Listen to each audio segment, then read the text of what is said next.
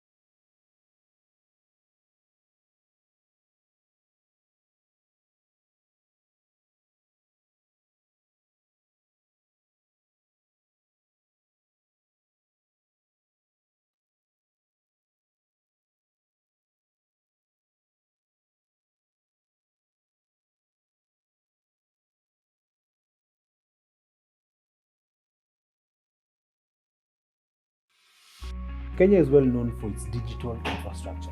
It's well known for its ICT acumen. So at the backbone of that is domain names. My name is Joel Karobi, the CEO of Kenya Network Information Center, KeNIC. KeNIC is the administrator, and we manage the country code top-level domain.ke, which is the allocated domain name for Kenya. And it's a two-letter wording, .ke, which symbolizes our country. And our purpose is to ensure that we have a stable registry that is up and running at all times, 24/7, and ensuring that anyone who's on our namespace is then able to transact, trade, communicate within the domain namespace. Just a couple of benefits that and value propositions that .ke brings to the table is the fact that you have that unique identifier. it is accessible, it gives you optimization, and lastly, it's the pride of our country. So it's one of those domains that it's something that every Kenyan should have. It's something that you would be proud to say, I am Kenyan, I have a Kenyan domain name. We are stable, our infrastructure is good, our infrastructure is supported. We've also instituted 24-hour support, so that if there are any registrars or registrants who have any challenges, then they're able to then reach out to us. So from a stability perspective, I think we are good. We now are looking at the registry from a futuristic perspective. What is the next stage for this registry? What else can we do in terms of supporting the internet ecosystem to ensure that we grow? And our vision is to be at the top in terms of a model registry that can actually show that we have put in place security measures that actually assist anyone to feel secure when they are online. We are looking for cutting-edge innovation. We are looking for cutting-edge opportunities for us to infuse within our business to make sure that the people who are dealing with us as a domain name and are dealing with the registry feel that not only am I coming to buy a domain, but I'm coming for other services that make me understand how my presence online looks like. One of the visions of the digital economy is digitally enabled citizenry, which means we want everyone to be digitally enabled. Domain names and the online presence is one of those digitally enabled, because then you dovetail from just having a website to actually having an e-commerce site that you can trade with. So we are part of this journey in Kenya that allows for people to actually make a living out of domains. As opposed to the registry, which is KeNIC dealing directly with the registrant, there's a halfway point, which is another ecosystem of people who are making money by selling domains. And we currently have about 200 of those registrars with us. So when we tick these boxes within the government saying that we are an employer of choice, and we've also created employment opportunities, KeNIC ranks up there. When you want to become a registrar, we have a very simple registrar application process, which you just fill in a form. You will submit that to the office. We shall then review based on some of the questions that we've asked in that form, and then we shall give our recommendation. You must also be recognized by the Communications Authority. And we're even encouraging that registrars come from different counties. We find that our business today, a lot of our registrars are in Nairobi based. As much as we talk about being a digital economy that is borderless, we also want registrars in different counties to also register so they can serve their own communities, because they know the challenges of their communities. Currently, KeNIC has about 9 extensions that we use. And depending on the kind of business or the kind of individual and what you want to do, there's an extension for you. So for example, if it's companies, we then give you the .co.ke. If you're looking to be a blogger, .me.ke, which is .me.ke. So it talks about you. If you're an NGO, you can actually do .org, which then signifies a non-profit organization. At university level, there's .ac.ke, which is for university. .sc.ke is for secondary schools. Very confident to tell each and every Kenyan that your information with KeNIC is as safe as gold. For us at KeNIC, we believe that through having a Kenyan domain name, it is that passport that you require. It is that great identifier that you have. So we are appealing that if you can, and we would want you to, is to register your own domain name, whether it's for your business or your personal interactions with people. Ensure that it's anchored on .ke.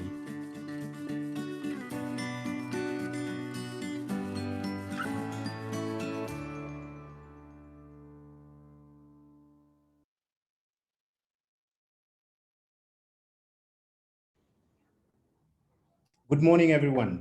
Good afternoon or good evening, depending on where you're logging in from. Thank you very much for joining us today.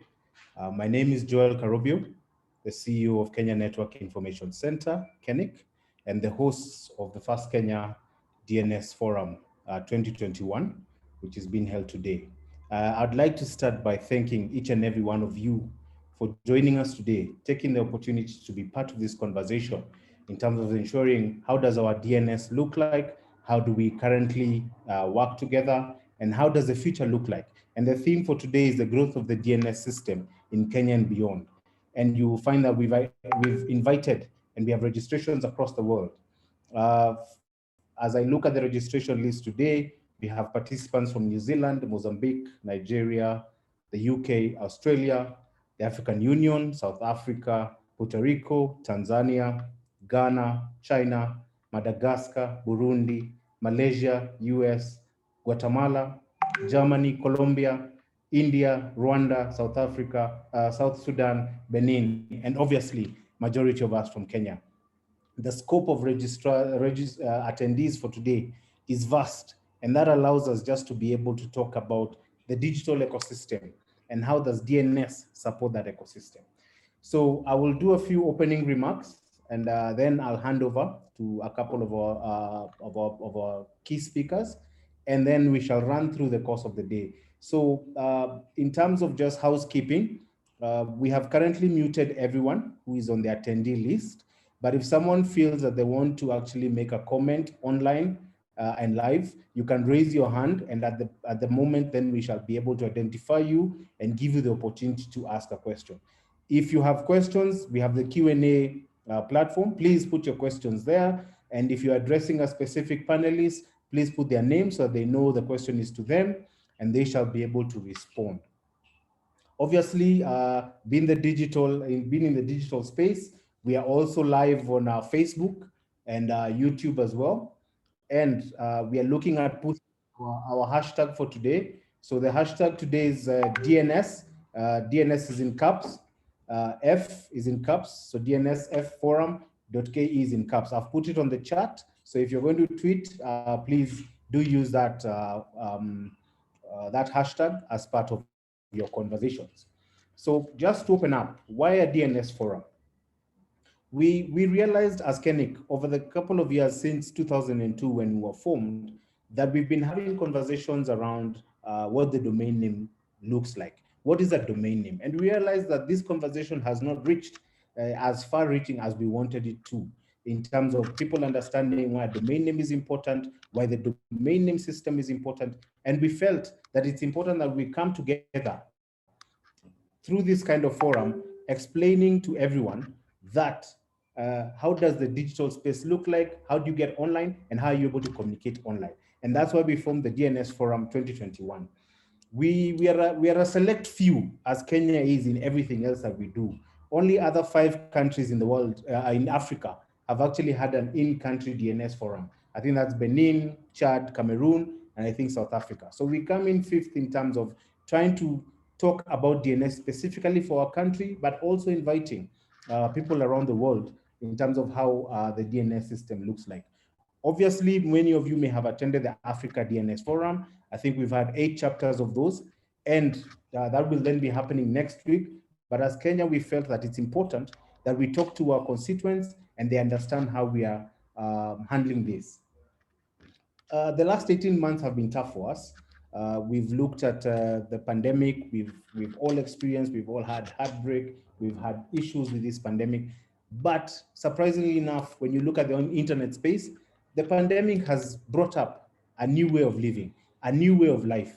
We are now on Zoom. This meeting would have been a live physical meeting, but now we are meeting on different online platforms. And this is what challenges in life bring up. So it is no stranger to any of us that things do change. And in that way, then we are also looking at how things change in our business, our digital ecosystem, and as a country as a whole. So mine today is just to welcome each and every one of you to this event. We shall try and shorten it as much as possible, but we look forward to having enticing and very informative discussions in the panels that we've organized today. So we shall have 4 panels, and the moderators will then introduce take the panelists through the various panels that we have. I will not tire to thank, and specifically one, the Ministry of ICT Innovation and Youth Affairs, represented today by our CAS, Maureen Baka, the Communications Authority, who is our regulator, who will be represented today by Mr. Matano Ndaru, ICT Authority, which will be represented by Dr. Catherine Getao, our board, the KeNIC board, will be represented by our chairman, Mr. Geoffrey Shimanyula, our registrars, who will be represented by Kimathi Kamunde, ICANN, which is our international body, which will be represented by Bobo Cheng, our Africa top-level domains organization, represented by Barak, and obviously the Internet Society, ISOC Kenya chapter, which will be presented by Dr. John Tarus. These are just a few of the panelists and speakers who will be joining us in the course of this morning. And we welcome you and we thank you for giving us the time to share your ideas, to share your views in terms of where the DNS looks like and how we can grow this forward. So with those few opening remarks, I'd like to welcome the chairman of the board of KeNIC, Mr. Geoffrey Shimanyula, to give us some opening remarks and welcome the guests. Thank you very much. Thank you, Joel, for those warm remarks that you've just made, and the chance that I have to make the opening remarks for this great day that we're having as a country. So I'll start off by, I think to be on the safer side, I'll say good day, because we have people from all walks of life in various destinations. So good day, friends, colleagues, ladies and gentlemen across the globe. And thank you so much for joining us today. My name, as Joel has indicated, is Geoffrey Shimanyula. I'm the chairperson of the KeNIC board. I'm honored and humbled to be making the opening remarks for this inaugural event, the Kenya DNS Forum 2021, hosted by KeNIC. I wish to say that when I ascended to the chairmanship of KeNIC, the organization was getting into its fourth gear. That was that is in terms of operational efficiency, with a view to providing this critical service to the internet system in Kenya efficiently. My pledge at the time was to sustain the momentum of advocating for a .ke domain for every entity by 2030. And crucial to this success was ensuring that we become a multi-stakeholder-led organization, one that incorporates the views of both the private and the public sector, including local and international organizations, through benchmarking with the best of the best registries around the globe, while pursuing the mantra of Buy Kenya, Build Kenya. It's through this vision, ladies and gentlemen, that today I'm proud to welcome you all to the first Kenya DNS Forum. In line with our theme, which is growth of the domain name system in Kenya and beyond, the DNS Forum's goal is to bring together DNS ecosystem stakeholders to discuss current concerns and help the CCTLDs thrive. Very quickly, please kindly allow me to highlight briefly on the DNS history and why it is being hosted by Kenya and KeNIC, KeNIC's input in realizing the DNS agenda. To begin with, I wish to say that as we're all aware, the DNS is an important component in the domain ecosystem. It is a system that provides stability and security to internet users, domain registrars, resellers, whilst also providing a platform for the .ke domain to enhance its penetration and footprint. The journey to having a robust DNS system in Africa has been slow, but pretty progressive, starting with the establishment of regional workshops by the Internet Society, ISOC, in 2008.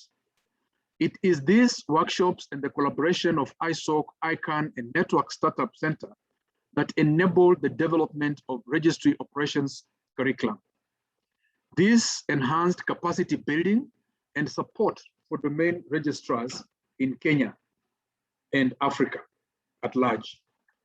While there has been a drive towards the uptake of domain names in Africa, the statistics still show large gaps as compared to other regions around the world. To improve on the numbers, the Internet Society and the Africa top-level domain collaborated and developed the Africa Country Code top-level domain and DNSSEC program, whose main objectives included, amongst others, one, to facilitate registry automation and improve operational sustainability of the registry services for at least 50% of the CCTLDs. Two, to implement new technologies in African country code top level domain registries to ensure that 90% of all African CCTLDs that have automated registry systems have IPv6 by the year 2020. 2, that 50% of all African CCTLDs that have automated registry systems have a DNSSEC again by the year 2020. That was last year. Today, and according to a desk survey that has been done recently, conducted by the African Top-Level Domain Organization Secretariat, we've discovered, or rather we found out that more than 95% of African CCTLDs have an automated registry system that can support IP version 6 and DNSSEC. But 90% of them have automated the domain registration process. That over 90% are currently in the process of assisting their registrars and resellers to develop capacities and competencies for connecting automatically to their registry systems.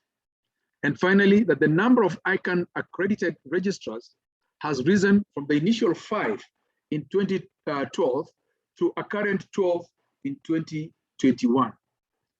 This is clearly a testament of the impact of having frequent domain name system forums. To date, there have been 8 Africa domain name system forums, with the most recent being held virtually as a result of the COVID-19 pandemic.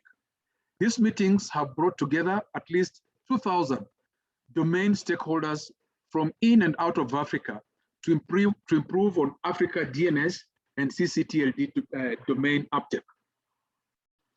KeNIC has obviously played a role in these achievements by providing a stable DNS structure and support to registrars in Kenya, including providing regional registry support and consultancy to the likes of Rwanda, Botswana, and most recently, South Sudan. We have further been able to support our local community through training domain users on core internet aspects, including DNS, DNSSEC, and universal acceptance. Our partnership and collaboration with local and regional internet communities on projects such as TESPOC, KENOC, ISOC, local internet hubs like iHub, NILAB, Drake, ICANN, Afrinic, just to name but a few, show that we indeed believe that togetherness is what brings domain stability and development. In conclusion, ladies and gentlemen, I wish to add that according to a study conducted by ICANN, our African content currently has slightly over 450 million internet users and less than 2 million domain names. Considering the role of the domain name system in adding to this statistic, there is need to bring other actors beyond the technical community to the table. This will help to articulate the social and economic impact of the domain name industry to the African community. I wish to pose a question to the audience here as I conclude. Out of a population of 50 plus, there are about Kenyans, and an active internet community of 20 million plus, with at least 2 million registered businesses operating in Kenya, why do we have only 100,000 domains on the .ke namespace? Where are these other people? How are they transacting? What sort of identity do they have? I trust that the panel discussions that will be held later on today will provide some answers on the growth of the domain name system in Kenya and beyond. As KeNIC, and through my board and the management team, we are committed to providing a secure, accessible, and reliable .ke ecosystem for this country. Thank you all for listening to me and for your continued support. May we have a fruitful engagement going forward. Thank you. Thank you very much, Chairman, for those opening remarks. And yes, you pose a very interesting question. In Kenya, we only have 100,000 domains. Where are the rest? But I guess in the course of this, they will be able to unpack that a bit more. I'd like to invite Mr. Matano Ndaro, Director, Licensing, Compliance and Standards at the Communications Authority, just to give us some quick opening remarks from the authority's perspective. Mr. Matano, karibu sana. Thank you very much, Mr. Karubi. Good morning. No, I'll follow suit by saying good day to everybody. I hope you're fine wherever you are. And thank you very much for inviting us to this important forum on domain name systems. I'm here to deliver to you remarks by Mrs. Mercy Wanjau, the Acting Director General of the Communications Authority of Kenya, who is engaged elsewhere this morning. She's actually sending her regards and best wishes and success to this forum today. So I will start off. Mr. Joe Musheru, EGH Cabinet Secretary, Minister of ICT, Innovation and Youth Affairs, represented this morning by Madam Maureen Baka, CAS, Mr. Geoffrey Shimanyula, Board Chairman, KeNIC, Mr. Joel Karubiu, Chief Executive Officer at KeNIC, distinguished participants, ladies and gentlemen, good morning.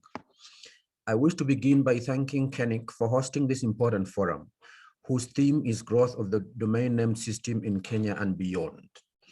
Being an inaugural forum on an area that is key to the growth of the local ICT sector, today's engagement sets the pace for an honest conversation among various stakeholders on how we can enhance the growth of the domain name system in the country. World over, it is now a fact that a robust DNS is essential for a successful digital economy, especially by providing the interface through which electronic commerce can thrive. A report by researchers from the Massachusetts Institute of Technology, MIT, released in March this year, estimates that the market value of the global DNS ecosystem to be about $8 billion, underscoring the centrality of this resource to the ICT ecosystem. In Kenya, data from the Communications Authority of Kenya shows that as of March 2021, there were about 95,201.ke domain names, down from 98,544 registered as of December 2020, signifying the need to come up with strategies to promote the adoption of the DNS system amongst our communities and businesses in Kenya.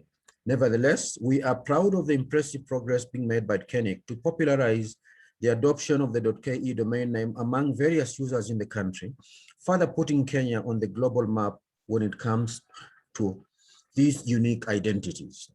It is also gratifying to see that Kenya is playing an active role in regional initiatives under the Africa Top-Level Domain Organization and globally under ICANN to ensure we are not left behind in terms of aligning with emerging trends in this area. Ladies and gentlemen, dear colleagues, the fact that the DNS ecosystem in Kenya is key to Kenya's digital economy cannot be gainsaid. Through this resource, it is easy to execute issues touching on intellectual property and marketing of products that are intricately embedded in the DNS. DNS also facilitates the registration of online businesses, in effect spurring e-commerce as well as opening immeasurable avenues for content creation for our people. It is also an incredible avenue to support the growth of the local small, micro, and medium enterprises. It is therefore imperative that for our people to leverage the transformative power of the DNS in the sector, we must make deliberate decisions to ensure we narrow the divide in terms of connectivity to the internet. That is why the Communications Authority of Kenya, through the Universal Service Fund, has scaled up the rolling out of infrastructure that can enable our citizens in previously underserved and unserved areas to access broadband and other ICT services so that they can play a meaningful role in the digital economy. But as we reflect on the immense possibilities, we are called upon to be alive to other emerging challenges within the DNS ecosystem. These include, among others, taking measures to improve the security of the DNS, to stem off malicious attacks, prospects of internationalizing the Kenyan domain names, as well as responding to domain name errors that may hinder the leveraging of the full potential of this important resource. With those few remarks, I wish you the very best in the deliberations ahead today. Thank you for your kind attention.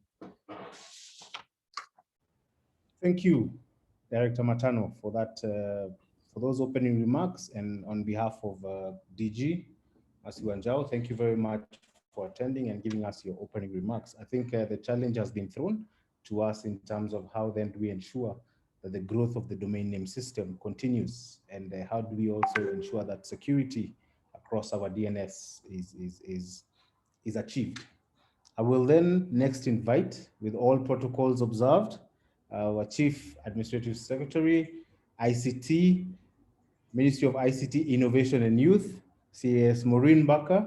Thank you so much for accepting our invite, and we're looking forward to your opening remarks. Karibu sana. Thank you.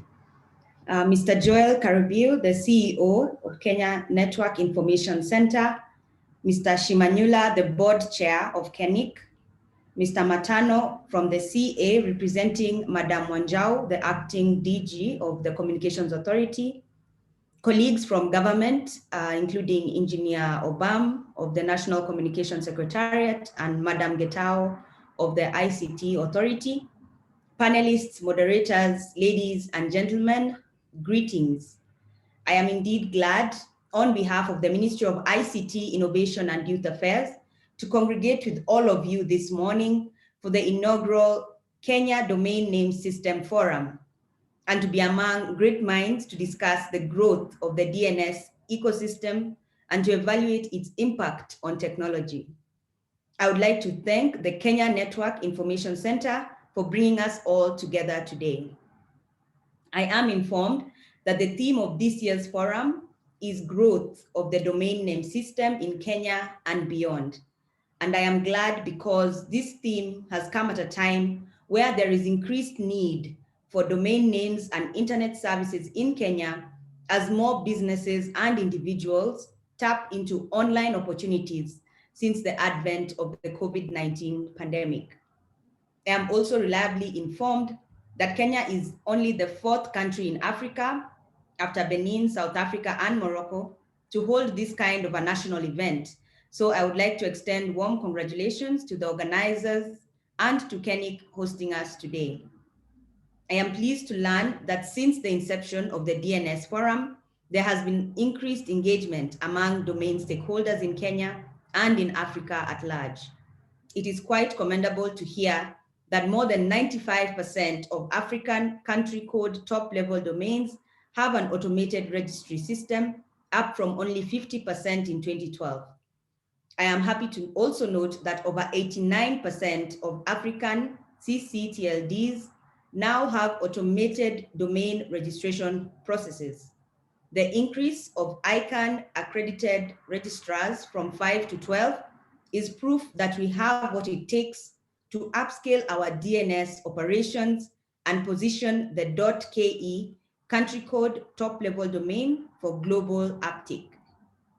Ladies and gentlemen, the ICT Ministry is at the forefront of ensuring that Kenya realizes the full potential of the digital economy by creating an enabling environment for all citizens and stakeholders, and by enabling Kenya become a more prosperous participant in the global economy. Through the implementation of our national ICT policy of 2020, the government has created the infrastructural, policy and legislation conditions that enable the use of always-on, high-speed wireless internet across the country.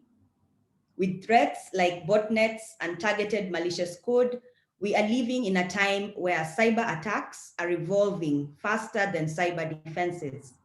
As a result, the DNS functionalities offer numerous opportunities for exploits such as DNS hijacking, DNS tunneling, DNS spoofing, and man-in-the-middle attacks.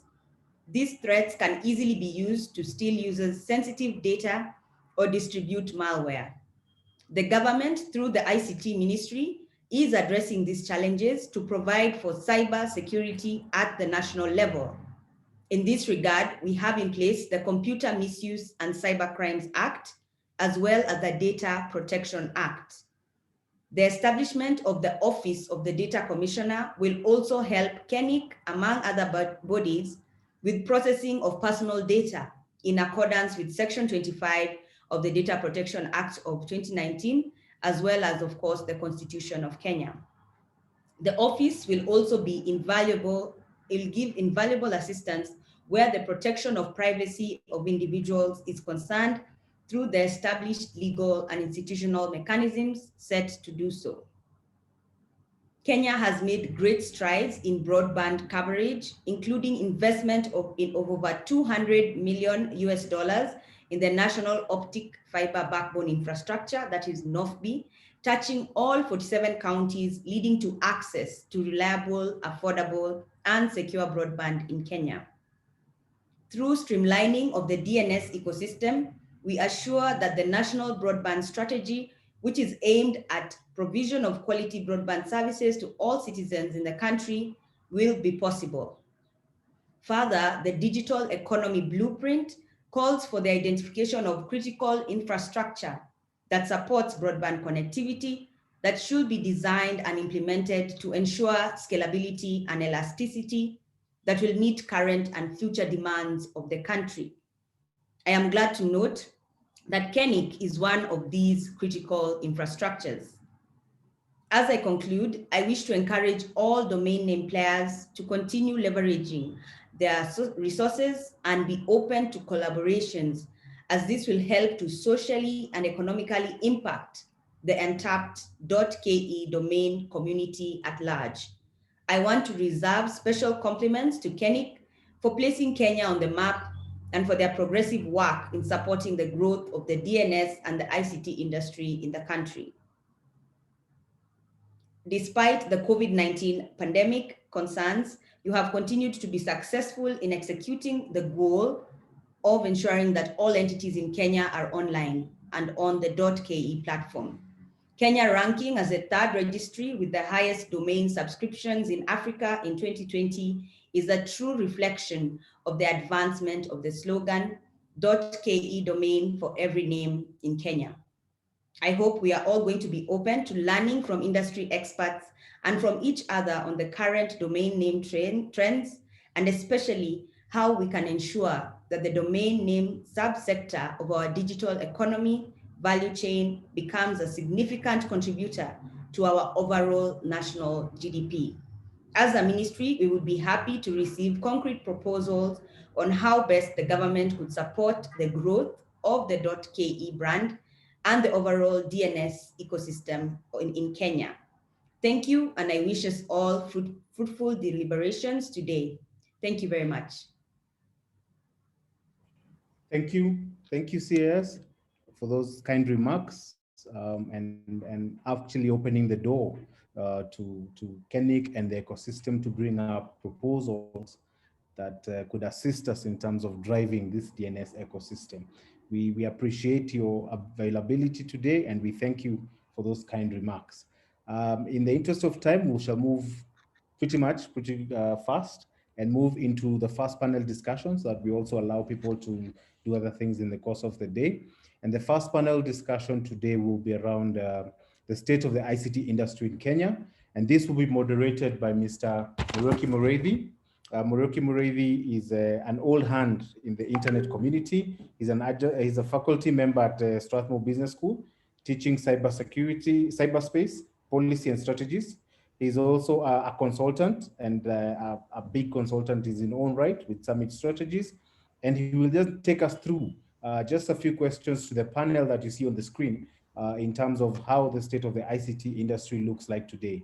So Mr. Muriuki Mureithi, I'd like to invite you to take over, introduce your panelists, and we can start this panel discussion. Thank you very much. Joel, thank you very much for the introduction and for this opportunity to share, to facilitate this this high-level forum, high-level panel. With that, ladies and gentlemen, I'll follow the thread. Good day from wherever you are across the globe.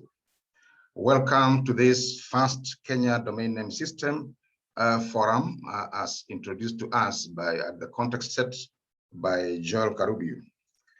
The forum provides a unique opportunity for us to collectively reflect on the journey to and the experience we have in the cyberspace.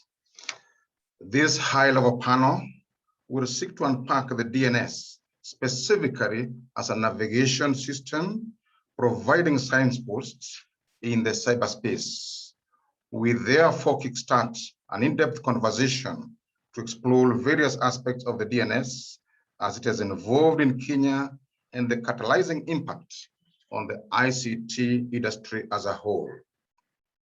The conversation includes exploring the policy and regulatory framework that anchors DNS in Kenya, its evolution, and the pathway for increased growth. In this panel, we shall engage a key stakeholder and driver of government in DNS applications in e-governance. Importantly, the default manifestation of DNS is global, and we shall explore the global and regional context and lessons for Kenya. To help us in this journey, we are deeply honored and thank KeNIC leadership for reaching out and bringing eminent personalities to share their unique experience and immense institutional resources and goodwill to the DNS ecosystem for its growth. For the eminent personalities in this high-level forum, please help me to welcome the panelists who are already presented on the screen. And this is the Chief Administrative Secretary, ICT, Broadcasting and Telecommunications, Ministry of ICT, Innovation and Youth Affairs, Ms. Maureen Baker. She comes from a background of the legal profession, an advocate of the High Court with a master's in law and a certified public secretary. We also have, and we have met him, Mr. Matano Daro, long-time experience in the ICT sector, in the telecommunication sector also, Director Licensing, Compliance, Standards and Communication in the Communications Authority of Kenya. One thing that stood out for Mr. Matano Daro is his passion to uphold the rule of law, public interests, and balancing stakeholder interests. And that has been exemplified in his work at CA. We also have the KeNIC chair who has just talked, Mr. Geoffrey Shimanyura. Is a commercial director at the digital division at Telecom Kenya, where he joined from Liquid Telecom as chief commercial officer. He has been in the industry for over 2 decades and still counting strong. We'll also have the CEO of ICT Authority, Dr. Catherine Getao. Dr. Getao served as the ICT Secretary at the Ministry of ICT. She has held other senior appointments in government, such as ICT Secretary, e-government at the Presidency, and also served the UN as a member of the group of governmental experts on security in the context of ICT. She holds a BSc Honours in Combined Sciences from the University of Brighton, UK, an MSc in Intelligent Knowledge-Based Systems from the University of Essex, a PhD in Computing from Lancaster University. This is some of the skills she's going to share with us as we unpack the DNS. We also have Bob Ochieng is a telecom engineer with 15 years experience in the multidisciplinary telecom and ICT industry, internet governance, public policy, as well as project management. Bob joined ICANN in 2013 from PricewaterhouseCoopers, where he was a senior consultant in technology in East Africa.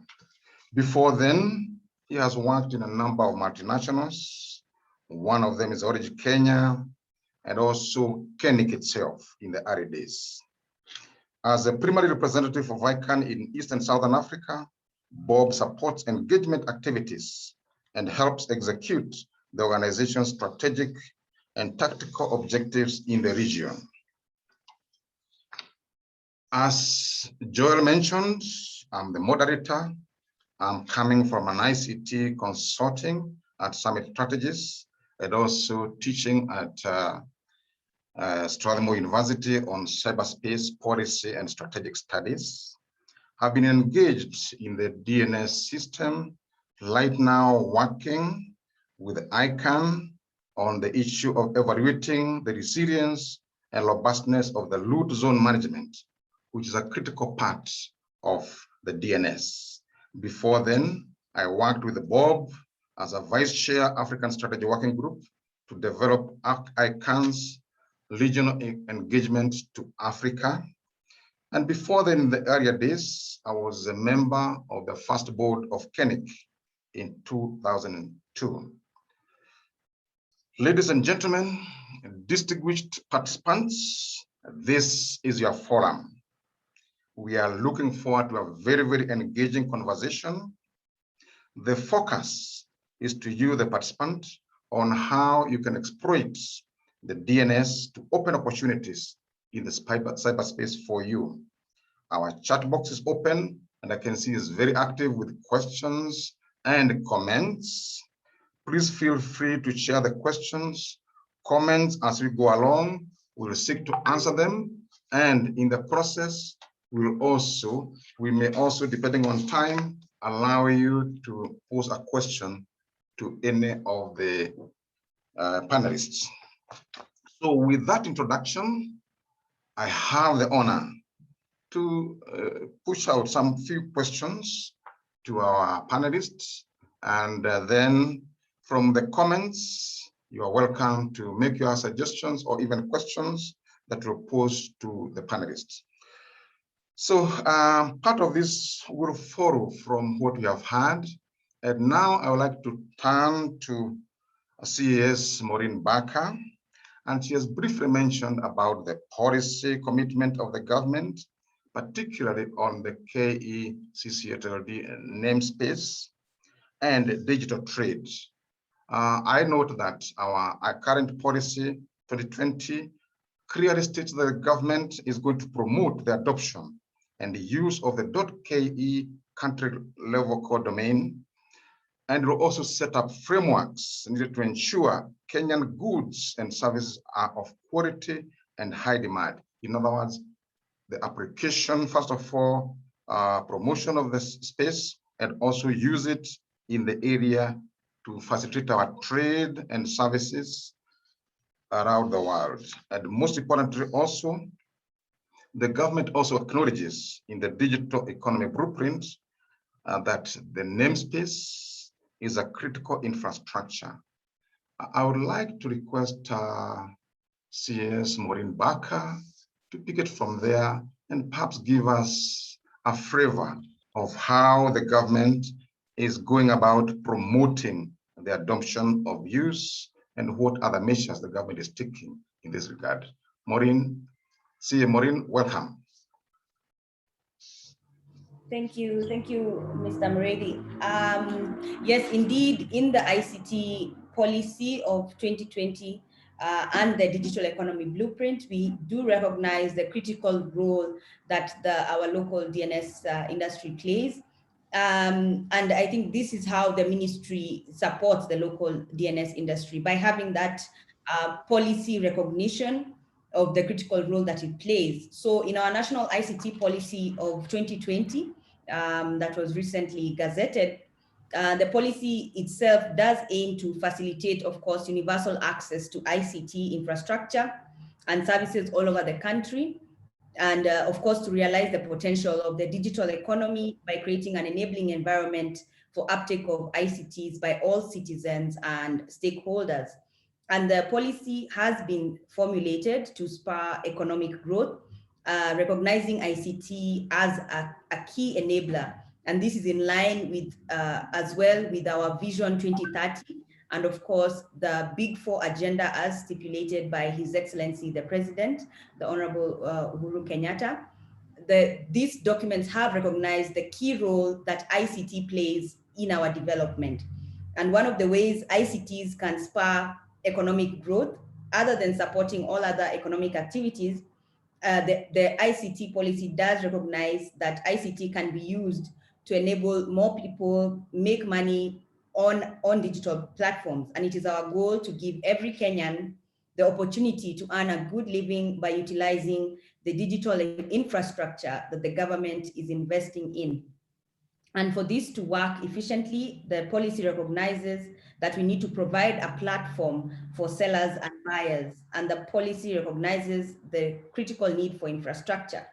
And in this regard, it states that the .ke domain, as you have stated, is critical, and national and county government websites will exclusively use the designated government domain, and the CA, the Communications Authority, who are present today, and KeNIC, as well as other stakeholders, will take measures to proactively promote the .ke domain. So this is explicitly set out in the National ICT Policy, and this is reiterated in our Kenya Digital Economy Blueprint, which is our framework towards moving our economy to a digital one. And the blueprint seeks to provide that conceptual framework. And one of the pillars towards transforming our economy to a digital one is, of course, having the right infrastructure in place. And within the digital economy blueprint, we have again recognized that the country's top level domain operated by KeNIC is critical infrastructure to support broadband connectivity and universal connectivity across the country. So the ministry does support the local DNS industry by having that policy recognition of the critical role that it plays as we move towards the digital economy. Thank you. Thank you very much. Thank you very much. I can see the DNS in Kenya is in very good hands. Very, very clear environmental support from a policy perspective, and also the government being out there, the ministry being out there, promoting the use, and particularly in government and the county governments.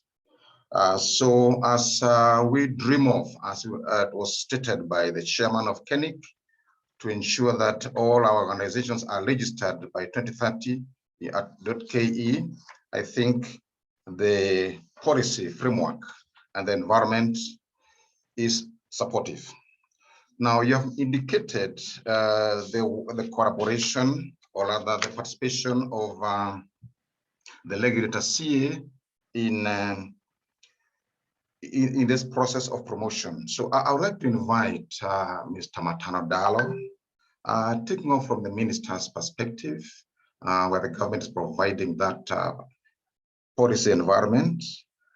We notice also in the policy that CA will have a very, very important role, first of all, in the regulation of the domain namespace, as for example, KeNIC, and also ensuring, for example, proactively protect Kenyan names that have historical, cultural, and intellectual value on the internet. And coming from your perspective as one of balancing stakeholder interests, perhaps you can help us unpack how are you helping this process of regulation in the DNS space. Mr. Matano Dalo, welcome.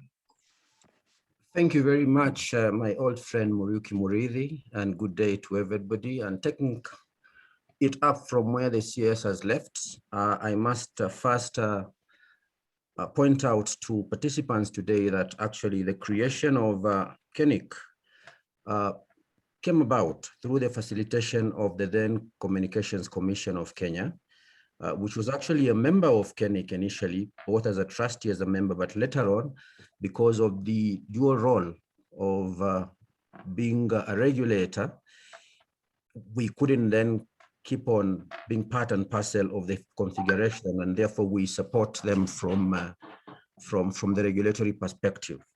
Now, in terms of what we have tried to do, we come in from not only the core regulatory aspect, but also from the security aspects of making sure that the domain name system is secure. And to that end, we have been able to develop a framework that facilitates investigations and prosecution actually of cyber crimes, working with the key governmental agencies that are involved in investigation and prosecution, including the DCI and the Office of the DPP. And in terms of creating awareness amongst the population on the importance of our ICT ecosystem, we have been able to promote trust and confidence amongst our people by ensuring that our networks, our infrastructure are secure, and working with other governmental bodies as earlier on highlighted, we ensure that not only Kenyans, but also whoever else wants to use our infrastructure is assured of that security in terms of data. Of course, there are other frameworks as mentioned by the CAS, including the Data Protection Act, that makes sure that that people's data is secured, and also confidence and confidentiality is enhanced within the ICT ecosystem. Specifically speaking of the law, section 27D of KICA mandates us as an authority to develop SIM card regulations. Now, because of the wide adoption of ICT services by both government and the private sector, including the citizens, we have started actually enforcing these SIM card regulations, which ensures that whoever seeks to acquire a SIM card is registered through a meaningful process. We have also enhanced recently these draft regulations, and we're in the process of sharing them with our parent ministry to ensure that these regulations are taken through public participation in order to provide for further enhanced security features and processes within the registration process, including where possible the adoption of biometrics. And in terms of further developments, we ensure that whatever equipment is going to be used within our system, that has to be type approved. In fact, now we are part and parcel of the KenTrade TradeNet system, which brings together all regulatory bodies involved in facilitation of export and import trade, so that whoever wants to import any equipment in the ICT sector lodges the application there. Those applications are then visible to our end, and once we are satisfied that all the required regulations and processes have been fulfilled, then we approve for them then for KenTrade to facilitate through customs release of such equipment. And we will continue supporting KeNIC. We also, I must add, that we host KeNIC, and we are proud that we were the parent to KeNIC, and we will continue supporting them in terms of not only hosting them, but whatever additional frameworks that need to be developed within the ICT industry that relate to the promotion of the domain name system, will continue doing that. I thank you. Thank you very much, my friend, Mr. Matanadaro. We have been on this journey for quite a while. I'm so touched by your passion always in driving ICT, and especially for those who would ordinarily be excluded. You are always out there ensuring that they get good services and good quality services. Thank you very much. You have set the context on the regulation on around the ICT, the KE domain. And I'm happy to hear that you are proud as an institution hosting the KeNIC in your premises and also supporting that institution. Thank you very much. Now, where the rubber meets the road, it's at KeNIC. And with that policy environment, that regulatory support, it is now KeNIC as administrator to go out, convince Kenyans and bring them onto the .ke namespace by also setting out what is the value proposition for them. And they have been doing a lot of work. We were told they have up to 100,000 connected. But I also heard from the chair that the dream is by 2030, all our organizations in Kenya will be on .ke. We have some way to go. I would want to invite Geoffrey, also my friend for a long time, perhaps to give us a flavor. How has the journey been, perhaps the last few years? Why we are at 100? And you pose that question. What are the key blocks that you see we need to touch for us to go close to that vision 2030, where all our organizations are at .ke namespace? Geoffrey, welcome. Thank you, my senior. For us, it's been an interesting journey, whereby we've been jogging so hard, but jogging on the same spot. Why do I say this? We've been registering new domains each and every month of the year. There's no single week that passes without us registering several domain names. But unfortunately, in the same spirit, we are losing these same domains when the anniversary comes. Our biggest challenge has been deletion of domain names. So we sat down and asked ourselves, what could the reason be? What will make this entity register a domain and come the point of renewal, they don't renew? Instead, sometimes you find the same entity registering a completely new domain name. So we embarked on a journey of engaging our registrants just for them to work together with us to enlighten our customers, for lack of a better word, on the essence of retaining that domain name for a long while. But at the same time, we also consciously decided to revise our charging regime so as to lower whatever you are charging for the renewal of a domain name. And today, as I speak to you, I'm happy to note that we have actually noticed a significant reduction in domain deletions. And also, which is an oxymoron for us, when this COVID pandemic hit, whereas lots of organizations took cover, went under, they decided not to grow as they waited to see what happens at the end of the COVID. Unfortunately, we don't know when the end will be. We've been able to see some growth. We've been able to see some growth in terms of new domain registrations, besides the reduction in the deletions. So our hope, as we look at the growth from January until now, is that by the time we exit this year, we should see for the first time a significant increase in terms of not just retention, but also growth of new domain names from the Kenyan entity. And what are we doing to ensure that there is this growth across the board? We have engaged various stakeholders, starting with our partners in government.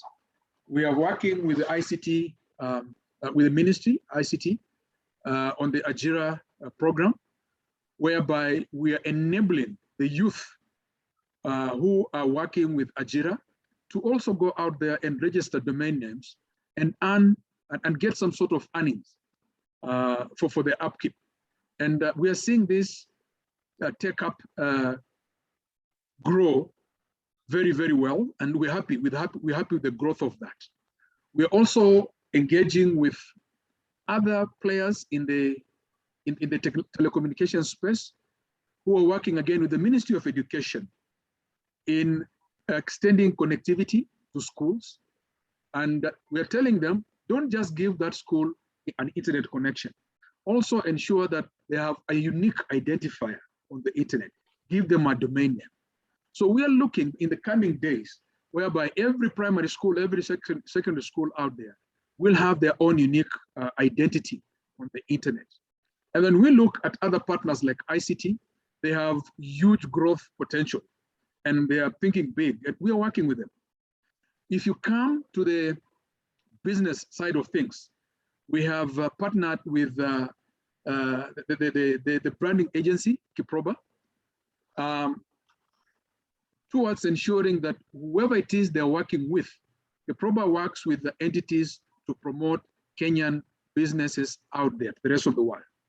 And this year, they have an exhibition in Dubai, a very big exhibition in Dubai.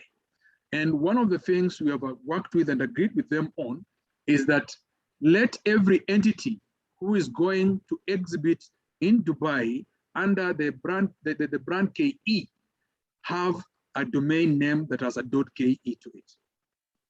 So what are we looking at here? We are saying there's no way you're going to push a Kenyan brand without the .ke being beside you. And we've gotten a lot of support with all the people we're working with, and we're hoping that in due course, we will actually move away from this 100 ceiling, 100K ceiling that we seem to be struggling with towards the million. If we look at the lots of businesses that have been registered in this country, we look at the government institutions, including, government schools and whatnot, including government institutions.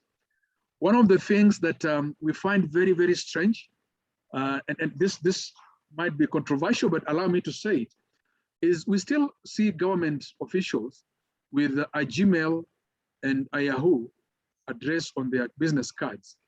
That sometimes doesn't augur so well for us if we truly want to be proud of that .ke, the country that we belong to, the +254. Let us have only a .ke email address on the business card. I'll stop at that, Banamoli. Thank you very much. Thank you very much. I'll be coming back later to you, and also pick your brains that for some regions, COVID was a blessing in the growth of DNS. Like in South America, the growth was very fast, reflecting on that most of the businesses had to go online for them to be able to continue in business. But from the data that we got, for example, from Mr. Matano, the numbers seem to have come down from 100,000 to about 98 by March of this year. What are the challenges and how can we be able to address this? But this is in the next set of questions.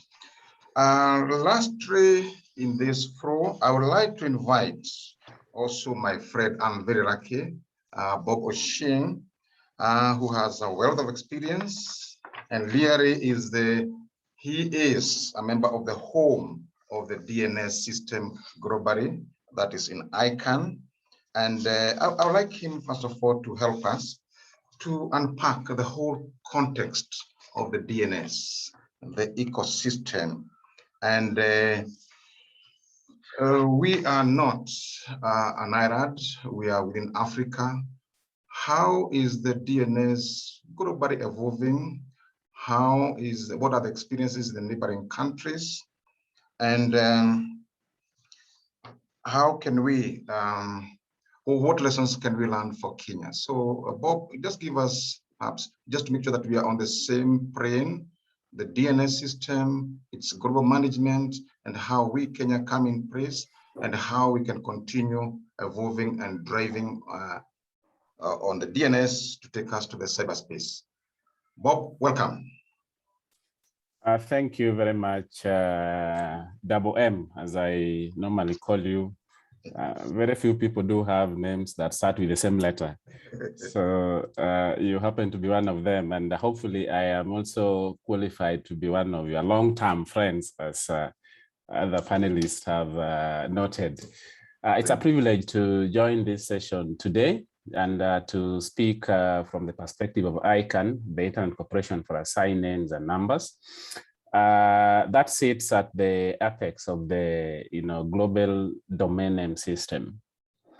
And today we are talking about domains and the domain name business from the context of Kenya. And you are right. Probably it is important to have a sense of how does it look like globally. How about regionally from an African perspective? Then we shall see, or then we shall be able to say that Kenya is either faring on well, or we are doing very poorly. And as they normally say, depending on how you look at a glass, it could be either half full or the other way around. It could be a big opportunity, or we could be doing very poorly. But before I do that, I want us to also, internalize the two-pronged roles of the DNS system. The first very critical part or role that the DNS does is technical role. All of us are online in this platform. And somehow you have gone to, or you have accessed services online. You could have sent an email, gone to a website, you have interacted online today from wherever you are, courtesy of what we perceive or what we know as the internet. And interesting that you can draw the internet, side by side the DNS or the domain name system, because at the core of that internet is what we're talking about today, the domain name system. So it performs a silent but very critical technical role that most of the time is taken for granted. It is like electricity that we only notice when power goes off. That's when we realize there's a KPLC somewhere. So the technical role of the DNS has been the most important thing over the years. And probably that is why the internet is and behaves the way it is today. One could always say, or could almost say, that without the DNS, probably we could still have the internet, but most definitely not the way it is today. And the reason we call it an ecosystem, and the word ecosystem, I am made to understand, originates from biology, but simply means a very complex, interconnected, system. So there are lots of players in the DNS ecosystem that collectively make the internet, behave as one. So the DNS is has a critical technical role to play. That is the one part of the DNS. The second part is what we are discussing today and what my colleagues in the panel have noted, the business opportunity that the DNS presents. From a global perspective, it is also two-pronged. We have the names part of the DNS, KeNIC.co.ke or KeNIC.or.ke or Bob.ke or Muriki.ke. Those are names. And then you have the numbers part, which we call, IP addresses. In other words, a name maps into a number for it to resolve online. And both are unique. But from a business perspective, they are fully fledged business opportunities. So from a KeNIC perspective, we then narrow down onto the names part, okay? How does this look like globally? Today, we have, give or take, around 360, 370 million domain names registered globally, from .coms of this world to .nets of this world, .infos of this world. That list combined is today a total of roughly 360 million domain names, okay? Out of that, we have two broad categories of domain names, generic names and country code names. KeNIC operates what we call a country code name. That's what we call a CCTLD, country code name.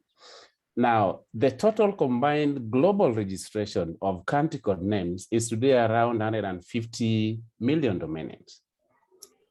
And if you look at the top 10 list of registrations, you will notice two interesting things, that there isn't an African country code name represented, yet 7 out of the top 10 most registered top-level domain names are country code names. So in that list of 10, you have 7 countries represented there, but none of them is an African one. Now, that's why I was saying it depends on how we look at it. That could mean there is a big opportunity for us, or we are doing very poorly, okay? But it also means that a country code actually has serious potential to actually, from a business perspective, represent at that level of the top 10. If you come back to Africa, and I see my very good friend Lucky on the call, today, South Africa is holding the bragging rights for, the most vibrant domain name industry in Africa. But even South Africa has barely scratched the surface, in my view, with a little less than 2 million domain names.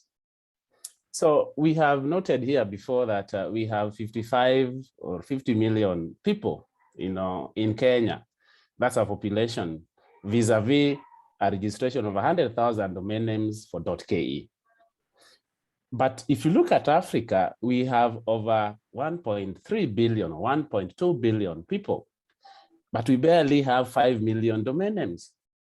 So in fact, the opportunity is bigger looked at from a regional perspective, even more than a national perspective, because as far as the internet is concerned, or as far as domain name business is concerned, I actually don't have to be a Kenyan to register .ke. So when I look at it, even from an African perspective, the opportunity is huge. Could we picture for a moment .ke at 1 million domain names? If you were to take one domain at $5, for example, 1 million domain names translates straight away to $5 million a year. And then you start to actually look and feel the impact of what that economy can contribute to our GDP overall. And I see CS Maureen on the call, and I'm tempted to to highlight a few things that I would urge from government side, because this is always a discussion that we do have. How can the government help? Because the government is trying to provide opportunities to ensure that, that there are jobs.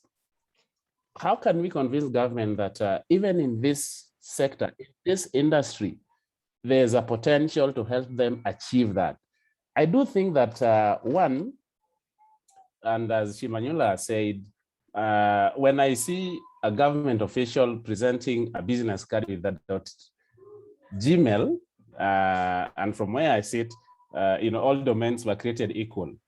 But when I see a government official, a Kenyan public servant with a business card on .yahoo, .gmail, well, it raises a question mark, because when I work for an organization, the first thing that I don't think I have control over is what my email address is.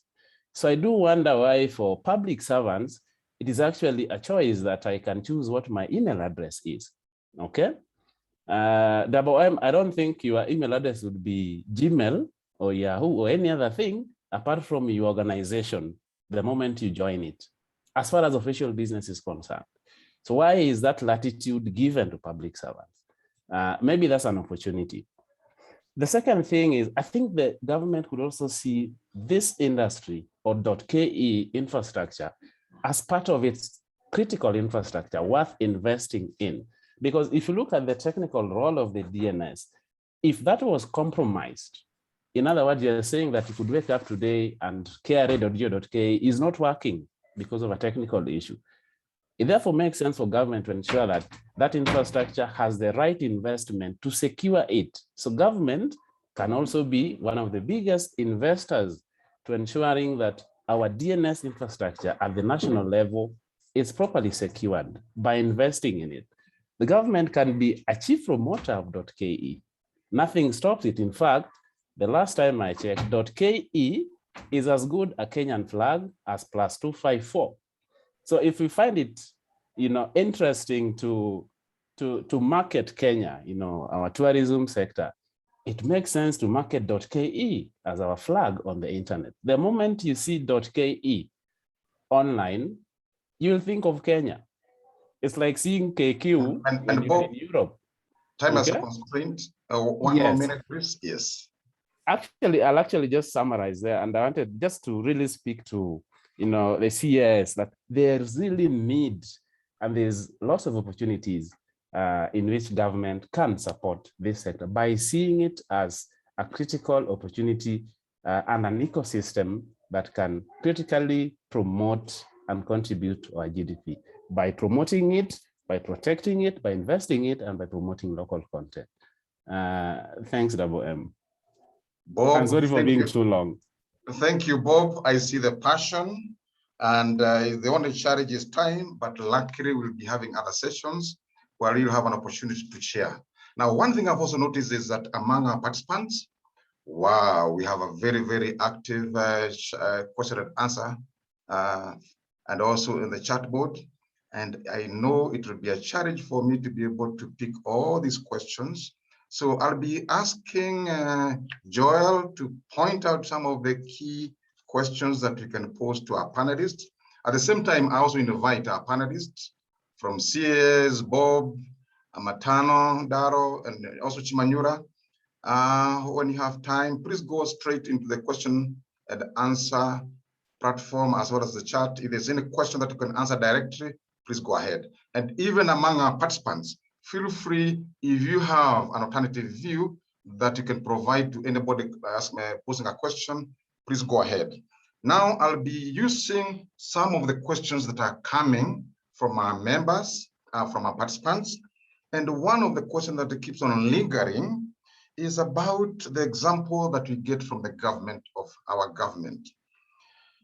I was so touched with the passion from CES Maureen about what the government is doing to be able to promote the .ke namespace.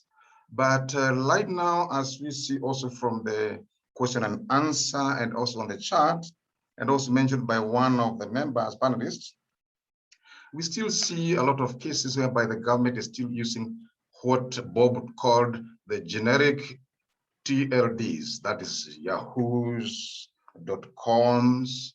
I remember passing somewhere, then I saw the address for the prisons is prison@Yahoo or Gmail and so forth and so on.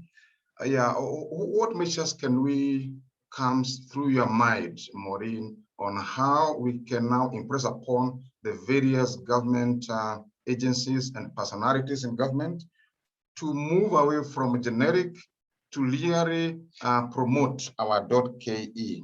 And the other thing perhaps along that is, this is a time for collaboration. Groups like Brad Kenya is out there promoting Kenyan brand, made in Kenya. Can we also work with them such that they also promote .ke in our cyberspace? And finally, some countries in the neighborhood have put some carrot and stick to support the growth of their domain space. And for example, and one example was mentioned by Bob, is in some countries, for you to get tenders in government or any government engagement, you need to have a .ke or the CCTLD of that country. Are these directions that the government, the ministry is considering? CS Maureen Baka. Thank you so much, Mr. Muredi, for that question, and also thank you to Mr. Ocheng for those insights. Indeed, I've seen that question raised severally in the Q&A. I've responded to one as well on the use by government officials of the .ke in their email addresses. Indeed, that's I've seen that it's a concern that has been raised, and I have noted it, of course, for forwarding. And I think that is one of the benefits of having such forums. So thank you so much for that. And my answer to that was that indeed that .ke emails are available for uptake. And it seems that some individuals or some organizations have not taken it up. Perhaps some awareness creation around that should be taken up. For instance, my office, I do use the .ke in my email addresses, and I believe indeed that's something that should be taken up by government officials. So that is a concern that I've noted, and we will look on how to move it forward to ensure that government officials, government bodies take it up. One more thing that was raised by Mr. Ochieng as well is the .ke infrastructure, recognizing it as critical infrastructure. Indeed, this has been done in our policy documents, and as we move towards a digital economy, as we move towards universal access for ICTs across the country, we do recognize the role, the critical role that our .ke will play. And on the such suggestions as putting measures or incentives so that persons can have the .ke, use the .ke. Thank you so much for those insights, and these are the insights that we do look to get from these types of forums. And we do, as stated in my speech, we would be happy to receive these concrete proposals on how best the government could support the growth of the .ke brand and the overall DNS ecosystem in Kenya. Thank you so much. Thank you very much, Maureen, for that clarification and the commitment of the government to continue using and promoting the use of the .ke. I'd like to go to my friend, Mr. Matano Daro, and picking from the conversation he shared earlier, moving out, supporting the growth of the .ke space and the ICT industry. I've seen CA, for example, going out to support the growth of other aspects of the ICT sector. For example, those who are excluded in the rural areas or excluded by virtue of the affordability or by virtue of awareness. Now, looking at the numbers that we have for the .ke, you indicated 93,000 by March of this year. And perhaps, as mentioned by the chairman, they keep on going up, coming down. Could be some of the challenges could be cost, awareness, skills, literacy.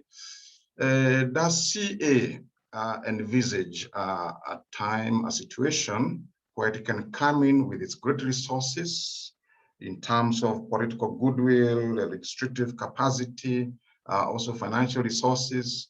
For example, the USF or an equivalent framework to be able to support the growth, first of all, understand the dynamics that impact on the numbers, and perhaps therefore to intervene in that area. See, Mr. Matano Daro. Thank you, Muriuki.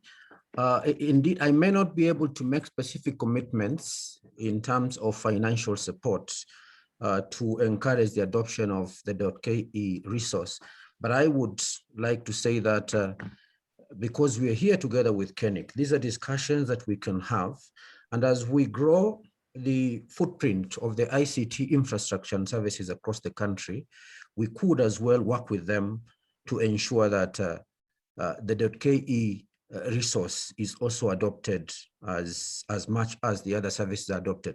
But I would like to bring in a different perspective from the point of view of where I sit. I think it is twofold. I know, as Bob has said, the .ke is much a resource, a national resource, as the 254, international destination code. But again, as we talk about, say, the public sector, for example, for officials to ensure that all their emails and perhaps all the agencies within government adopt the .ke resource. It is also incumbent upon KeNIC itself to go out there and market this product. It is a premium product, and perhaps with the support of government, and we're lucky we have our colleague, Madam Maureen Baka, CAS, on this platform, to perhaps encourage and make it perhaps necessary that for all public entities in Kenya and public officials, make it mandatory, if not encourage, for them to have a .ke. More importantly, perhaps for KeNIC, to have some liaison with the registration of business services at the Aegis chambers, where multitudes of businesses and business names are registered on a daily basis, to have some association with them so that they can market the .ke and other auxiliary naming systems with that body, because there's a multitude of entities that seek registration there, so that small and medium enterprises, including big companies, can also be encouraged to adopt the .ke resource. And perhaps it could even be made a requirement for any Kenyan business that is being registered to adopt the .ke domain.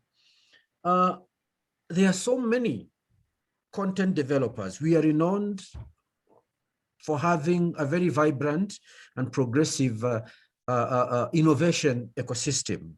And those who develop those, apps, those who come up with different forms of content, those are people that can be approached and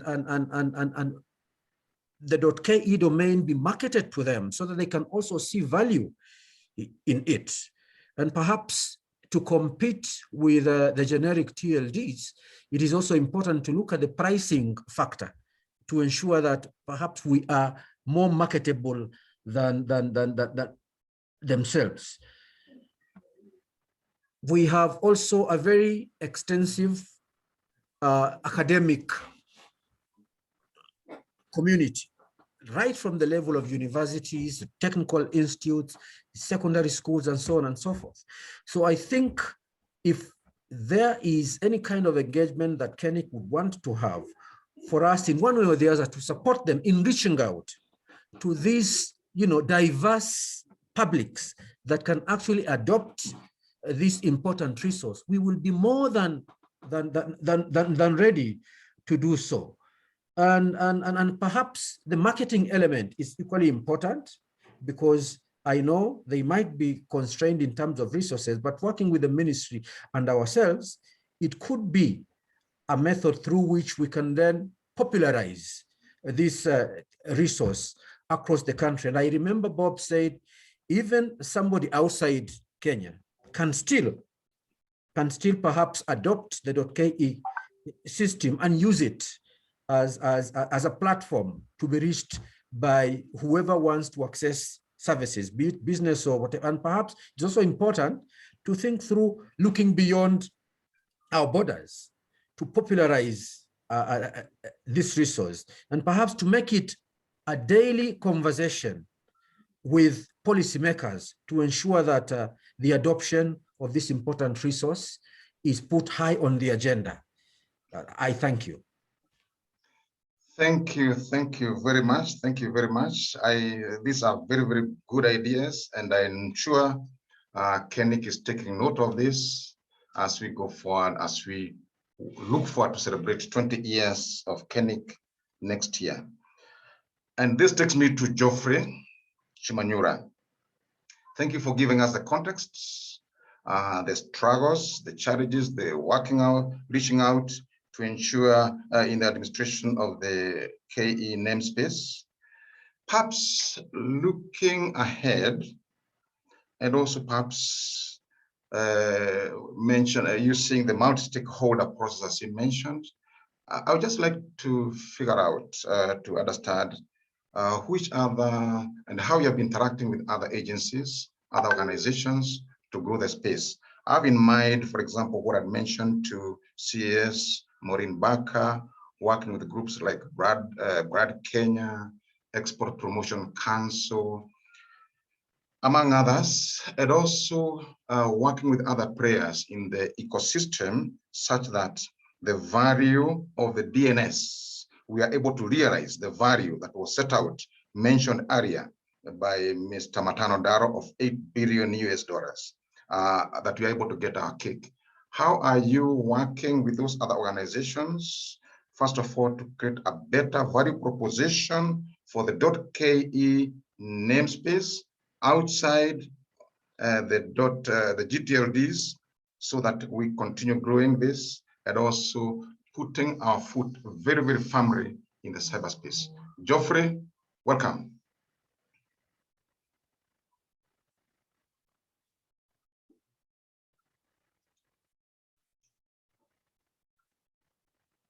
Geoffrey?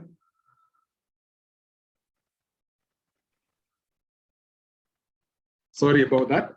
I'm saying that thanks for the question you've asked. If you may allow me, let me start with an analogy that I like making. A few years back, when this digital space wasn't as prevalent as it is right now, if you went to Gikomba, for example, to look for wood carvings, you'll move from one kiosk to the next, until you find that kiosk has the carving that you want at the right price. At that point in time, your competitor was that kiosk next to you. Fast forward to now. There are lots of people who have virtual kiosks online. Now, when you are thinking that your competitor in Gikomba is the guy next to you, you are so wrong. There is some smart guy in China who has established a kiosk just like yours, but designed it so well with items just like yours, and is selling those items to the whole world. All that he has worked towards, all that he or she has done, is to ensure that we have a system that can ensure that when an order is placed, that item is then picked from you, right, to be delivered in Switzerland or Australia. What does this portend for us when you talk about brand KE? There are certain things that we are known for as a country. For example, Kenyan tea is known the world over. In terms of technology, we have something called M-Pesa, which has its origins in this market. What other items can we bring to the fore? What other items can we be known for as a country by pushing the brand KE, or leveraging the brand KE name? We have lots of young people who are producing very good technical solutions, very good products out there. But you know, they're limited in their space because they're thinking, okay, I need to call this customer or the other customer to go and pitch. If they could get their presence online, then the space as to where you can sell your software is unlimited. As KeNIC, one of the things that you've done is to actively engage all the stakeholders. This year specifically, or actually let me say for the last 1 year, when this Rona thing showed up in town, we decided that we need to engage all our stakeholders through webinars. And we've been very, very active in preaching the .ke DNS. We've also actively engaged the likes of brand KE, as was mentioned earlier by my colleagues, whereby you are telling them, okay, there's no KE without brand KE. You're not going out there to push any Kenyan product without it having the brand KE to it, so that we can actually associate our products with ourselves. We eliminate anybody taking advantage of making something close to that Kenyan product and calling it a Kenyan product, and yet it's from Malaysia or wherever it is. That then is giving our producers the leverage to push more of their products to the global market. We are also looking at the registrar. Okay, where businesses, where people go searching for names when they want to register business registration services, when you want to register a company or a business.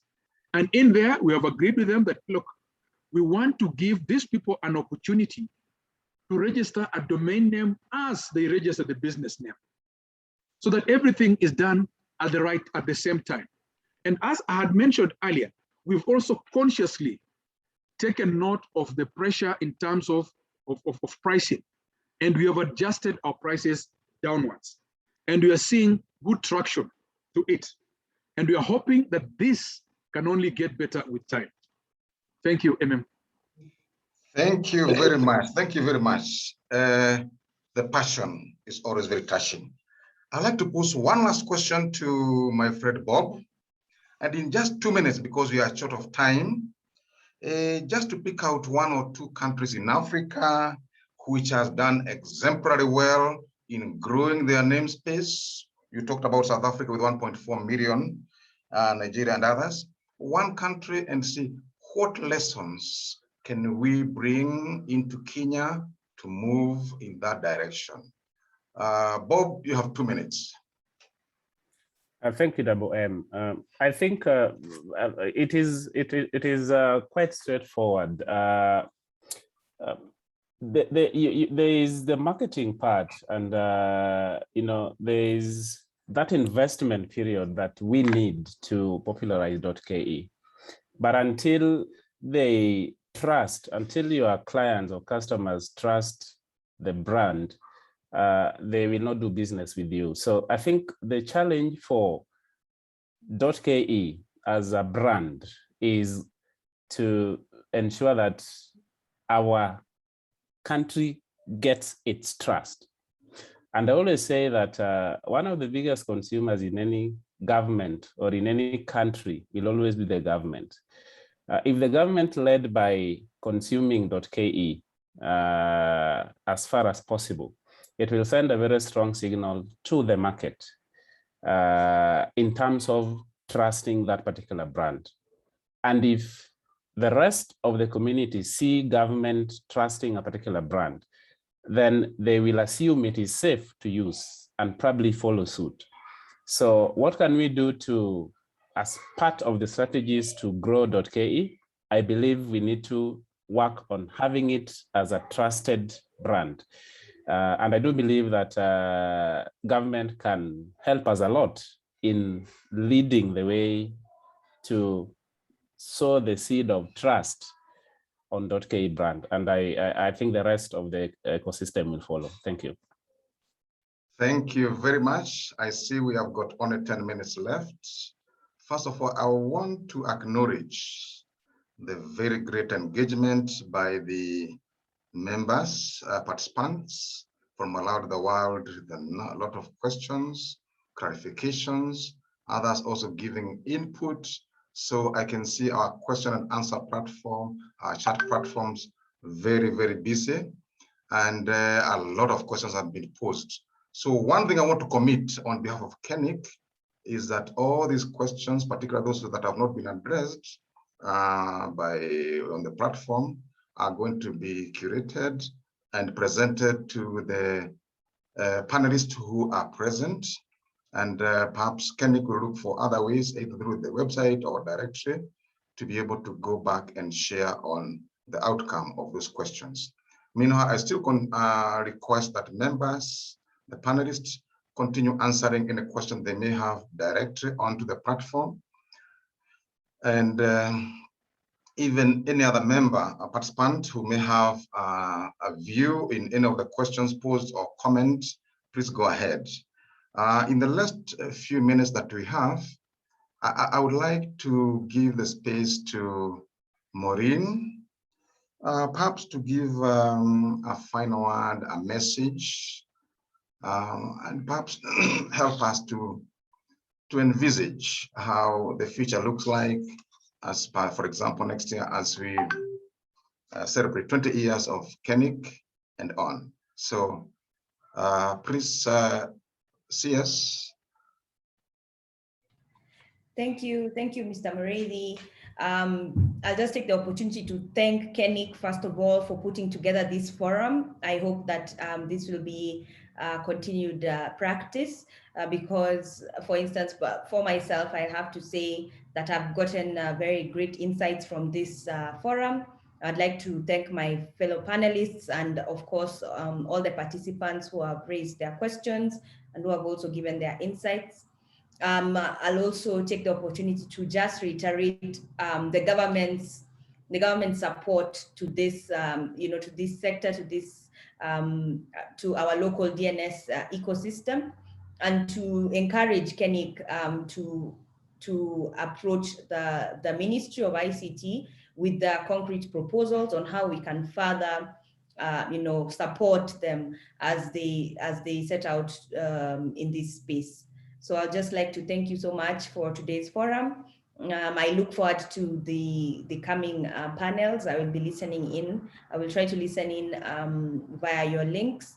And I wish you all an insightful forum and a good day ahead. Thank you. Thank you, Maureen. Very much appreciated for you creating time to be with us. With that assurance, at that level, we see our government being party to help us realize the dream that was espoused by the chair of KeNIC, that we get all our organizations on .ke. And as we market Kenya in markets around the group, let us also look at how to market Kenya in the cyberspace with .ke as the driver. Now, I would like to reach out to KeNIC Joel, and Joel, just help us. There are many questions that have been posed. Some of them have not been answered. Others are still coming through. There's a lot of comments. I was not able to track all this. Perhaps you can give an assurance as you take over for the next program, an assurance on how you wish to handle this, and a commitment that you are going to answer this, help get these questions answered. Joel, welcome as you take over for the next session. Thank you, Mr. Muriuki Mureithi, fondly known as MM, for moderating that session. As you've rightly said, there have been quite a number of questions asked on the forum, and we've tried to address a lot of them. Some of the questions will actually be answered in the next panel sessions. So if people are patient, then they will be able to see some of those. I know a lot of questions have been asked as to what KeNIC is doing. I shall be giving some thoughts around that in the next panel session, so we'll try and answer some of those. As our CAS has mentioned, the door is open. The door is open for conversation. I see some questions around making things mandatory. As a country, we try to be as liberal as possible, as democratic as possible in terms of how we do our work. You mentioned, and I think also Bob mentioned, in terms of countries such as Tanzania, you have to have a .tz as you do business with them. It's some of the considerations that are being made, and I'll give credit to the Ministry of ICT. I think we see a lot of chats sort of like trying to bash government, but government is actually doing some work around how to ensure compliance, especially around government domain names, ensuring that the staff are using those, and the ICT authority is also supporting us in terms of that conversation, as well as CA. So there is some work happening in the background. May not look as fast as people may assume, but yes, there is work happening to ensure that the domain name space is growing. There is more compliance. When you see agencies being formed, there are conversations we're having those agencies to ensure that their online presence is on a .ke, and we continue to support as we go along, as Mr. Matano had mentioned. So a couple of these questions will be answered as we go along, but we've tried as my team to be able to answer as many as possible on them on the platform, and we'll continue, and we shall give also feedback once we share the recording and the feedback on this forum. Those questions again will be elaborated and answered. But I'd like to thank CAS Maureen Barker for giving us this opportunity to hear what the government is doing, and again, giving your commitment that we shall work together to be able just to grow the domain name space. It's critical infrastructure. It is something that people use. It's where our government has placed its information on. And you mentioned the Data Protection Act when we began. So we look forward to more interaction. We have interaction with other agencies such as the Business Registration Services. We have interaction with ICTA, we have interaction with CA, and even at the ministry level, we have interaction with various officers in terms of making this work. So we'd like to thank you just for giving us the time, giving us your thoughts, being part of this occasion, the first DNS Forum in Kenya. Your name shall be in the record books as being the keynote speaker for the first ever DNS Forum. I'd also like to thank our chair, Geoffrey Shimanyula, who pushes us hard.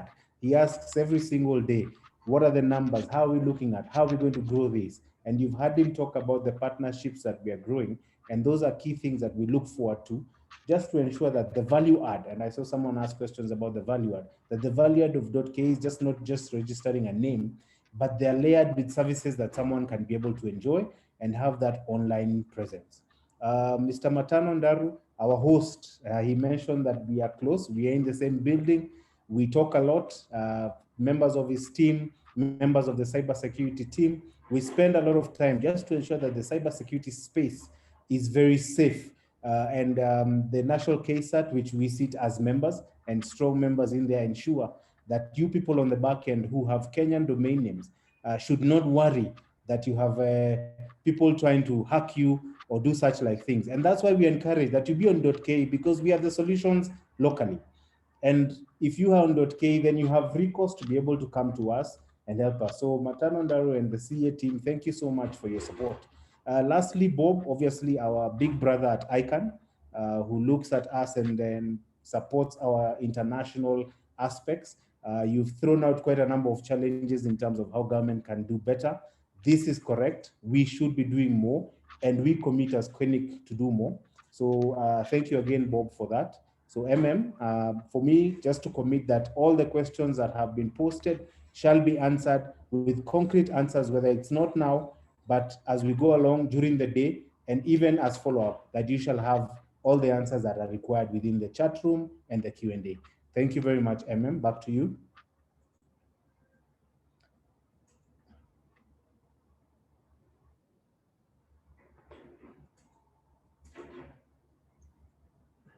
Sorry, I had unmuted myself. I muted myself. Yeah, with that commitment coming from the CEO Joel, and of course backed by the KeNIC framework, we look forward to the next sessions and also continue answering the questions that have been posed. And I all want to wish every one of you, the participants, and hope that you have got, you are already part of this process and you are getting value out of this, and we continue in the next session. So over to you, Joel, and thank you very much. Thank you, and thank you to the panelists today. Please feel free to stay on. Looks like we'll have more exciting conversations and more questions will come up, and we can take the learnings and see how do we move forward with that. So thank you, and thank you for moderating that session. We appreciate you and the work that you have done. The next session will be a session on emerging trends.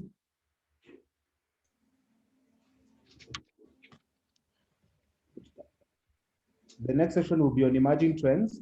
But before we go to that, we'll just play a video as Barak just checks that his voice is in order in his video.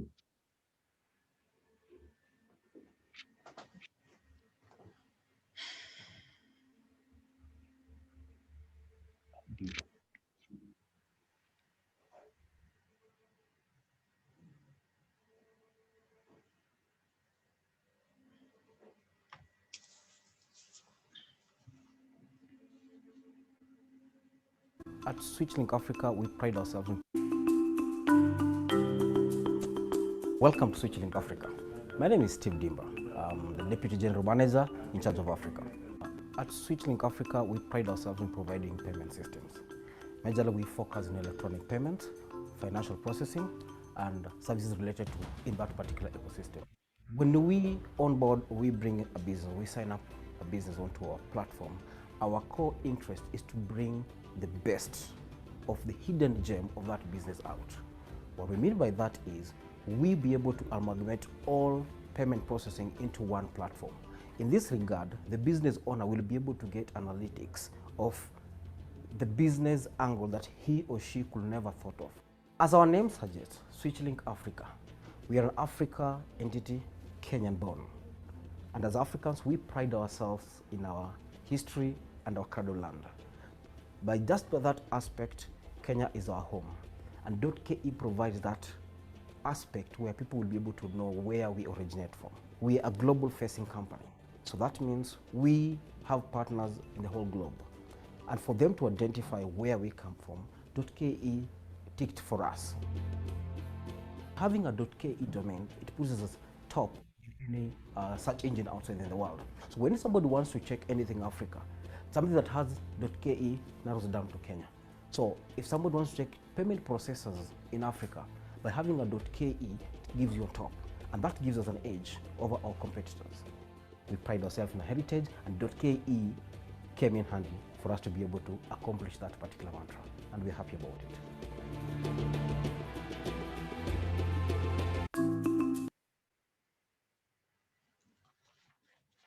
Thank you. As we were going through that interlude, I saw Barak, his video is on, ready to take us on. So I'll introduce Barak as a moderator, and then he'll introduce the panelists for the session. So Barak serves as the General Manager of the Africa Top Level Domains Organization, obviously the big brother to KeNIC, where all Africa top level domains are housed. He's also the chairman and board trustee of .Africa. He has been in this internet space for probably more than 20 years, founding president of the Internet Society chapter in Kenya, former secretariat of the Africa Regional at Large organization, and many, many more organizations. I find him in every other meeting that I go to. And I'm sure that Barak will give us some insights and some good questions around how we see this panel going. The panel is about just understanding what the other registries are doing and how we are adapting to the ever-changing demands, both before COVID, now through COVID, and after COVID. So Barak, I welcome you to introduce your guests in summary, and we can go ahead with this panel. Thank you very much. Barak, over to you. Thank you very much, Joe, for this opportunity. Distinguished panelists, distinguished participants, all protocols observed. Good morning, good afternoon, good evening from wherever you are joining us in this meeting. I will start the panel without wasting time. Now, this panel is going to look at how registries are adopting to emerging trends. And I would like to paint a picture of what I refer to when I'm talking about the registries. So as Joe has rightly introduced me, I manage the Secretariat of Africa Top Level Domains Organization, which brings together all the country code top level domain registries in Africa. And I'm glad to see colleagues from different registries listening in because this DNS Forum journey is a challenge that as introduced earlier on by Joe and by the KeNIC board chair in their remarks, it is something we would like to see in each and every African country. And just for those who may not be technical, of course, the domain name industry or the CCTLD is just the other side of, most of us are familiar with Safaricom because of the numbers. And we use the numbers to make phone calls. But the domain name, just like the domain name system, just like the phone system works, is simply the way you add a name to the number on your phone book so that you can be able to memorize and remember it very well. So I posit that just the way Safaricom has maybe more than 30 million subscribers, if managed well and with proper understanding, we should also have 30 million .ke subscribers. And I think having 30 million .ke subscribers would be great for the internet community in Kenya, because as we all know, KeNIC has always been at the heart of internet development, supporting various activities. like the Kenya Internet Governance Forum, just to name a few. So with me on the panel is a distinguished slate of speakers. I will give them an opportunity to introduce themselves. We have Joe Karubio, who is the CEO of the Kenya Network Information Center, who are hosting this first edition of the Kenya Domain Name System Forum. Just to remind us that in 2015, KeNIC was also the third country to host the Africa Domain Name System Forum. And we are going to have the 9th edition of the same forum next week. You can check out more details on dnsforum.africa. But for purposes of this meeting, he's going to give a perspective on how KeNIC has been able to adopt to some of the emerging trends from the time we started facing the COVID-19 challenge. And I like one of the statements that has always been made by Ali Hussein, who most of you know, the chairman of the Kenya ICT Action Network Board of Trustees. COVID-assisted digital transformation. So many businesses have had to embrace the internet because probably they could not serve their customers in the usual way by opening their doors. And so registries have had to adopt to the emerging trends with mixed results and mixed approaches. In some of the countries, especially here in Africa, we've had a bit of challenges compared to some of the countries in Europe. And we are going to just hear from some of the registries on the African continent on how they have faced or dealt with this challenge. So we have Joel Karubio, who will go first, and I'm going to give him 1 minute to introduce himself. We have Mrs. Edith Udeagu, the Executive Secretary of the Nigeria Internet Registration Association, or NIRA, the managers for .ng. We have Giovanni Sepia, the External Relations Manager for URID, the .eu managers. They manage it on behalf of the European Union Commission. And finally, last but not least, we have Mr. Lucky Masilela, who may not join us at the moment because he has an emergency, but we hope that he will be able to come in before we come to the close of the meeting. So without further ado, I would like to give the floor to Joe, just in a minute to quickly introduce yourself the way you deem best, and then I will move to Edith, and then we'll have Giovanni in that order. Joe, you have the floor. Thank you, Barak. I think this will be my third time to introduce myself today. I am the CEO of Kenya Network Information Center, KeNIC, the administrators of the .ke. Just in terms of some quick feedback, and I know you mentioned around where we've been in the last couple of years. So we were formed in the year 2002, and the panelists before us mentioned that we are going to celebrate 20 years next year. We've had a slow rise in terms of how KeNIC has grown. We are around 100,000 domains now. I think it was mentioned that we've just dipped below, obviously because of COVID. But in terms of our milestones, we're looking at a robust, reliable, and secure ecosystem that we provide for Kenya, whereby we are then tasked to ensure that the online presence, ensuring that our registry is up and running, and then we ensure that the public are able to trade, transact, and communicate within the .ke domain name space. So that I'll just leave it there for now, and I know a couple of questions will come up where I'll be able to expound on what we've done, especially in the last 18 months since the COVID pandemic hit us. So thank you very much, Barak. Back to you. Thank you, Joe. Edith, you have the floor.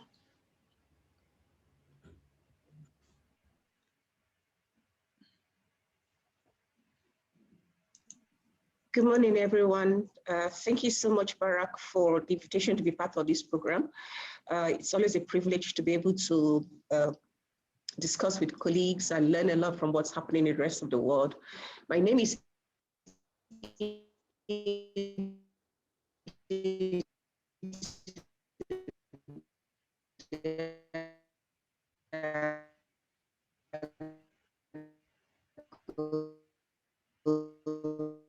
I work as the Executive Secretary at the Nigeria Internet Registration Association, Mira. We are million people, but the level of those angels domain name registration. But we look forward to improving the numbers. We look forward to everybody participating to improve. It's always a pleasure to be part of this program and any event that we give one the opportunity to share knowledge and to impact knowledge and to share knowledge with others. Thank you, Barack. Thank you very much, Edith. Giovanni, you have the floor. Thank you, Barack. Thank you so much for this opportunity. It's a great pleasure to be part of this very first DNS forum in Kenya. And I'm looking forward to an interactive discussion, and I'm looking forward to share our experience with quite a lot of emerging trends we have been managing in Europe with the .eu registry. Thank you so much. Thank you, Giovanni. And I will straight away move into the panel discussion, and I will start with Joe. Joe, what are some of the legal and regulatory issues that KeNIC has encountered since the onset of the COVID-19 pandemic, and how has the Kenya Network Information Center responded to these issues?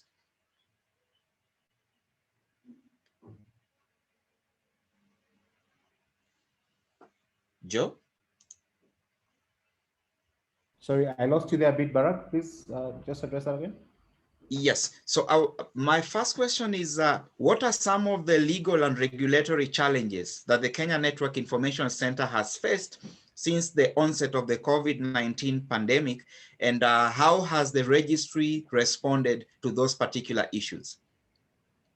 Thank you, Barack. Maybe I may not use the word challenges per se. I think for us, challenges have turned into opportunities as a registry. With the onset of the pandemic, we found that, especially in Kenya, we found the advent of lockdowns. And with lockdowns, then you find that people had to close their businesses. And in that way, then the challenge came around in terms of who are trading and how they trading. So that was the first challenge. And that was, if you say, regulatory in nature, because then the government had to make a decision on that. But on the other hand, then the challenge became an opportunity because it allowed people to go online. It allowed people to start looking at their e-commerce platforms. It allowed people to start looking at what does the online space look like. So the first challenge we faced was the conditionalities around the pandemic, but then those turned into opportunities for us, and we started seeing registration of domains happening. We started seeing people actually keeping the domains that they had. So instead of the attrition rate that we have in terms of deletions, we found that now more people were able to renew their domains because they saw the value of actually being online. The other thing that we've seen in the last 12 months, 24 months is the onset of the Data Protection Act within the country. And at the moment, we are dealing with the regulations around it. But that portended for us a good opportunity because we face a challenge as a registry today in terms of the information that we face, the information that we have on our registrars and registrants. So with the advent of the Data Protection Act, we have seen that we are cleaning up our database. We're ensuring that we have more cleaner information and ensuring that people then, if they have any challenges in terms of their domains, then as KeNIC, through our dispute resolution mechanisms, we're able to support them a bit more. So we find that in terms of regulation, we have not faced too much regulation, but then we have seen with the pandemic a growth of the domain name space. Obviously, my fellow panelists may have better numbers than I have in terms of how that growth has been. But for us, growth is growth. So we've seen probably about 10 to 15% growth in terms of our domain names, and especially around the deletion rate where people are now renewing their domains. So that is good for us because then people are seeing the value of keeping their domains for a longer period of time and actually using them. Because we also find when we do our desktop research, is a lot of people have registered domains, but they're not using them. So they have the domain name and it looks good that we have a good number, but what are they using to do? So those are some of the things that we are thinking as a registry. How do we ensure that everyone who registers a domain is actually using a domain? Thank you, Barack.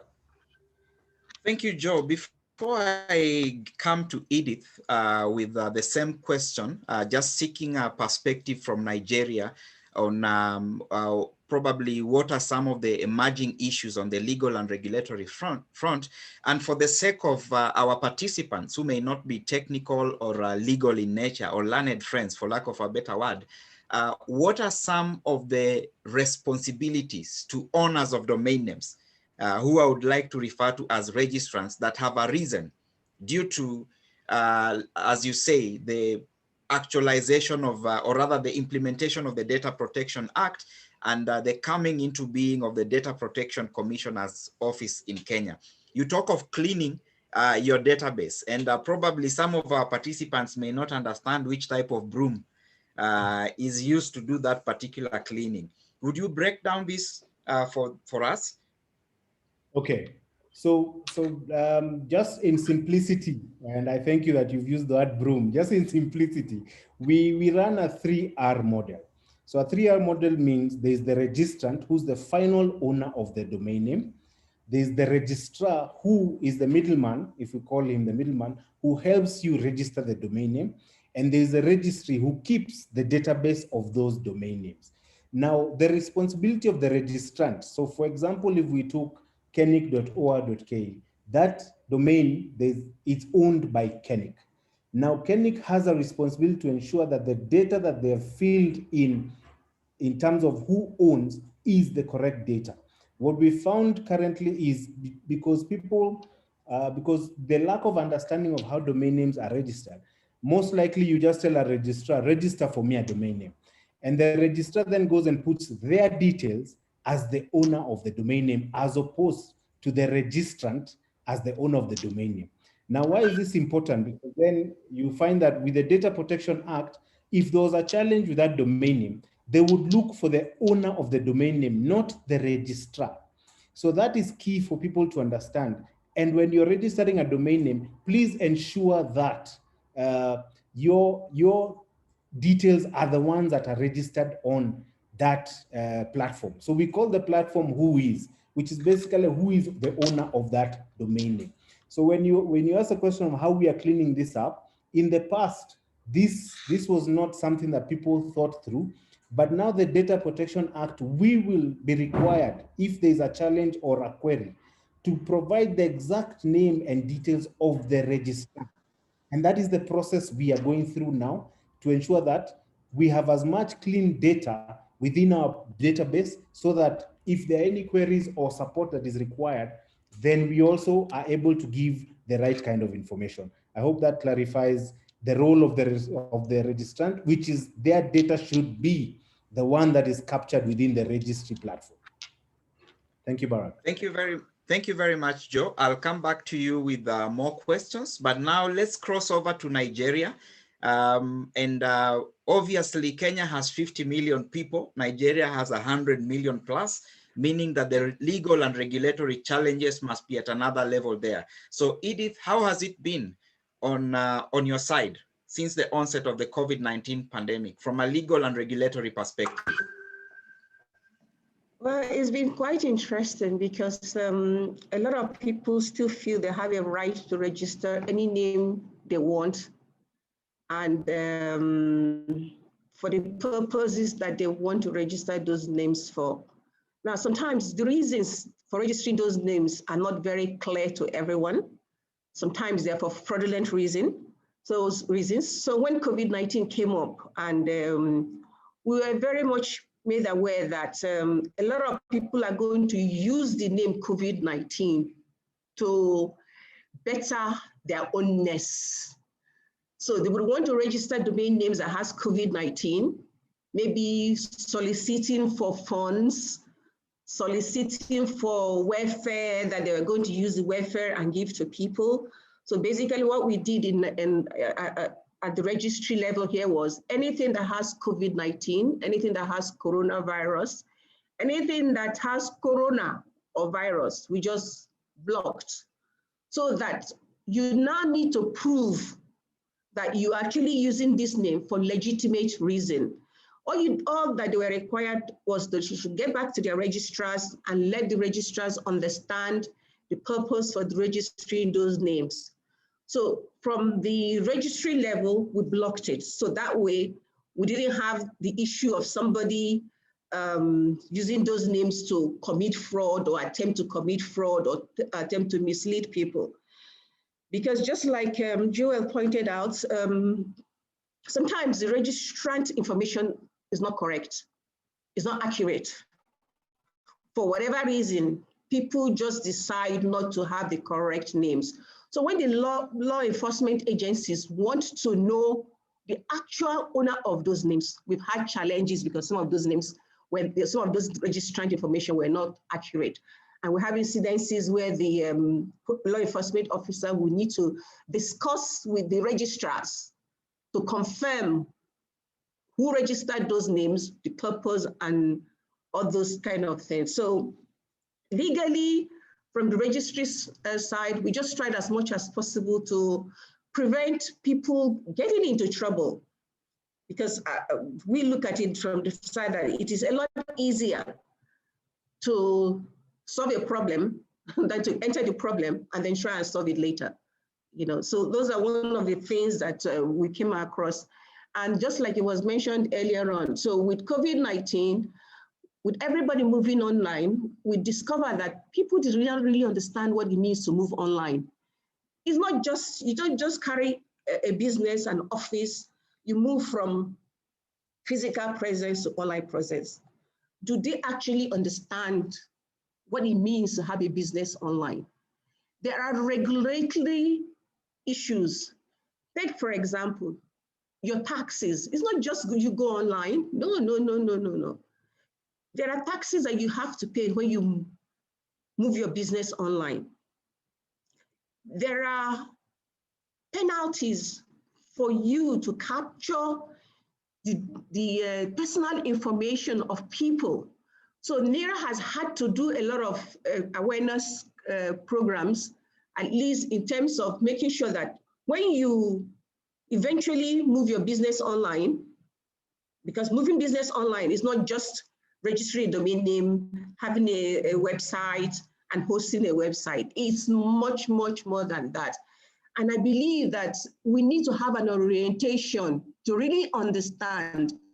Now, the Western world, they understand a bit more, not a bit more, they understand more of what it means to be online, to carry on an online business. So it's easier to say somebody to the Western world, go and register a domain name, and go and get a website, go and we'll host it for you. Already that orientation has been in their mind. But in Africa, we're just starting to understand that having an online presence is not just get a domain name, have a website, and then host the website. So these are some of the few items that, you know, that has helped or that is still helping. And we're still trying to see how we can make people understand there is more to just an online presence than just having your business domain name and a website. Thank you, Bara. Thank you very much, Edith, for those opening remarks. And you raise interesting issues. You talk of digital taxes, and you talk of how to handle personally identifiable information, which is squarely under data protection. I'll be very keen to hear when I come back with the next round of questions, how the issue of taxation has affected the registry, because in Kenya, we are also in the process of just having the digital tax implemented. I'm not sure if we have a true picture of how this has impacted on the growth of the domain name industry or the growth of the electronic commerce industry, but it would be something interesting to hear about.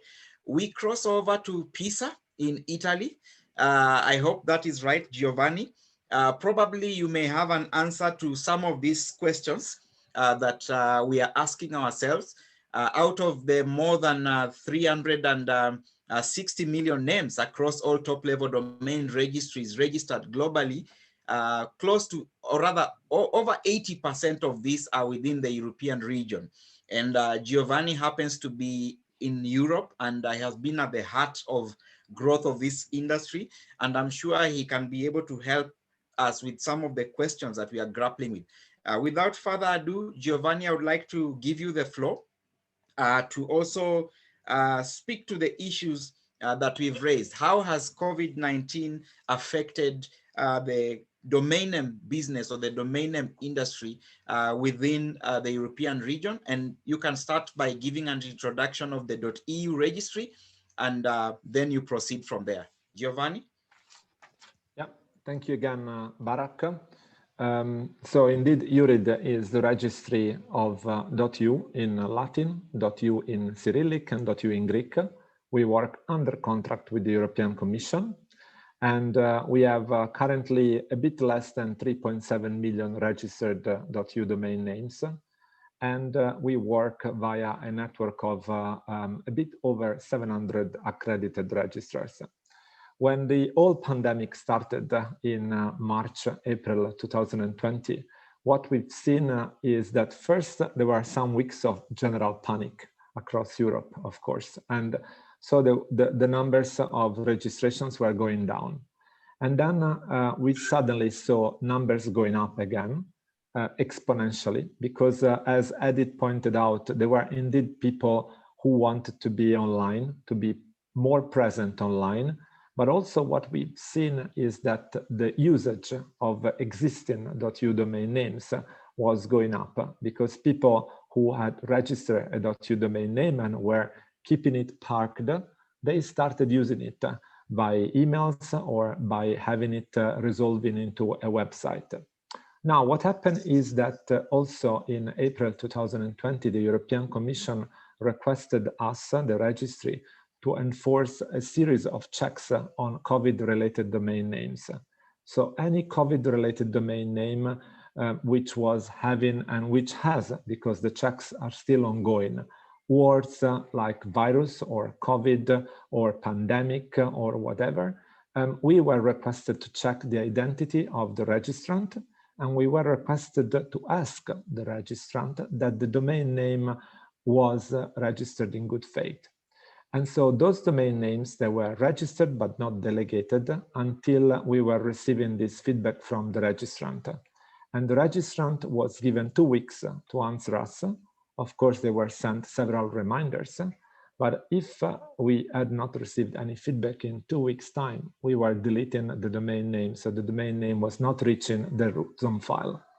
And we had performed those checks for about, to date, over 50,000 domain names. And out of the 50,000 domain names, we performed the checks. About 35,000, they ended up positively. For 15,000, they were never delegated because at the end, they never saw any certificate of good faith or any registrant correct data. At the same time, because the pandemic was hitting hard on Europe, we decided to support SMEs who, SMEs that are using .eu, and they wanted to be more online, and they also wanted to use their .eu online presence. So we partnered with SMEs that are having a .eu website, and we helped them to build an online campaign to profile themselves, to brand themselves. And by branding the SMEs, we were also branding their .eu online identity. So it was a win-win, let's say, success for us, a win-win scenario. By introducing those checks, at first we thought that we were going to somehow hit negatively the .eu brand. But at the end, we hit positively the .eu brand, because now people know that if there is a COVID-related domain name that is under .eu, there's been a check of the registrant data, and there's been a sort of certificate that this domain name is used in good faith. So there is a sort of label of trust that is assigned to COVID-related domain names under .eu. We have been, let's say, experiencing a very positive growth over the past 12 months with over 2.5% growth of the .eu domain name space. We have been working a lot with SMEs, and we have been also and mainly working a lot with our registrars to make them understand the importance that the data of registrants are good, validated, and regularly checked. This is something that we have been doing for over 10 years. And more than ever now with the COVID pandemic, we have had the support of our registrar community to make sure that the registrant data are validated and they're real data, not fake data. So whenever we are forced to delete a domain name that has no valid data, we are happy to see that there is a great support of our registrars, because they also believe that the data should be properly checked and they should be real data. So that is what we have been doing in the past 12 months. On one hand, we have enforced some checks on COVID-related domain names, but at the same time, by doing that, we have enhanced the security of the .eu top-level domain space, and also we have supported SMEs that are using .eu, because again, that is quite important in terms of making people use not only registering a lot of domain names, but for us, it's also important that those domain names, they translate into active websites so that people can see .eu websites around. That's it for the moment. I'm happy to answer any question. Thank you very much, Giovanni. I'm certainly coming back to you, but you give us an interesting picture. I think enforcement seems to be working really well in Europe, and you bring to fore the partnership that the registry and the registrars have built. And it also seems that the registrants are cooperating in a great way. Let me move further south. And I see Mr. Masilela on the call, the CEO of the .ZA Central Registry, ZACR, and also Registry Africa for .Africa. Lucky, if you can hear me, I hope you are on board. I know that South Africa has faced unique challenges and was one of the places that was heavily hit by the COVID-19 pandemic. But most importantly, I saw at some point a requirement that every website posts a COVID-19 alert or a COVID-19 message. I know it was not easy, but it was an order from above. You know, in Kenya, we say that you respect the crown. So when you see a policeman, doesn't matter if he's shorter than you, but when you see the crown, you have to respect the government. So Lucky, I don't know, how has it been in South Africa? If you can hear us.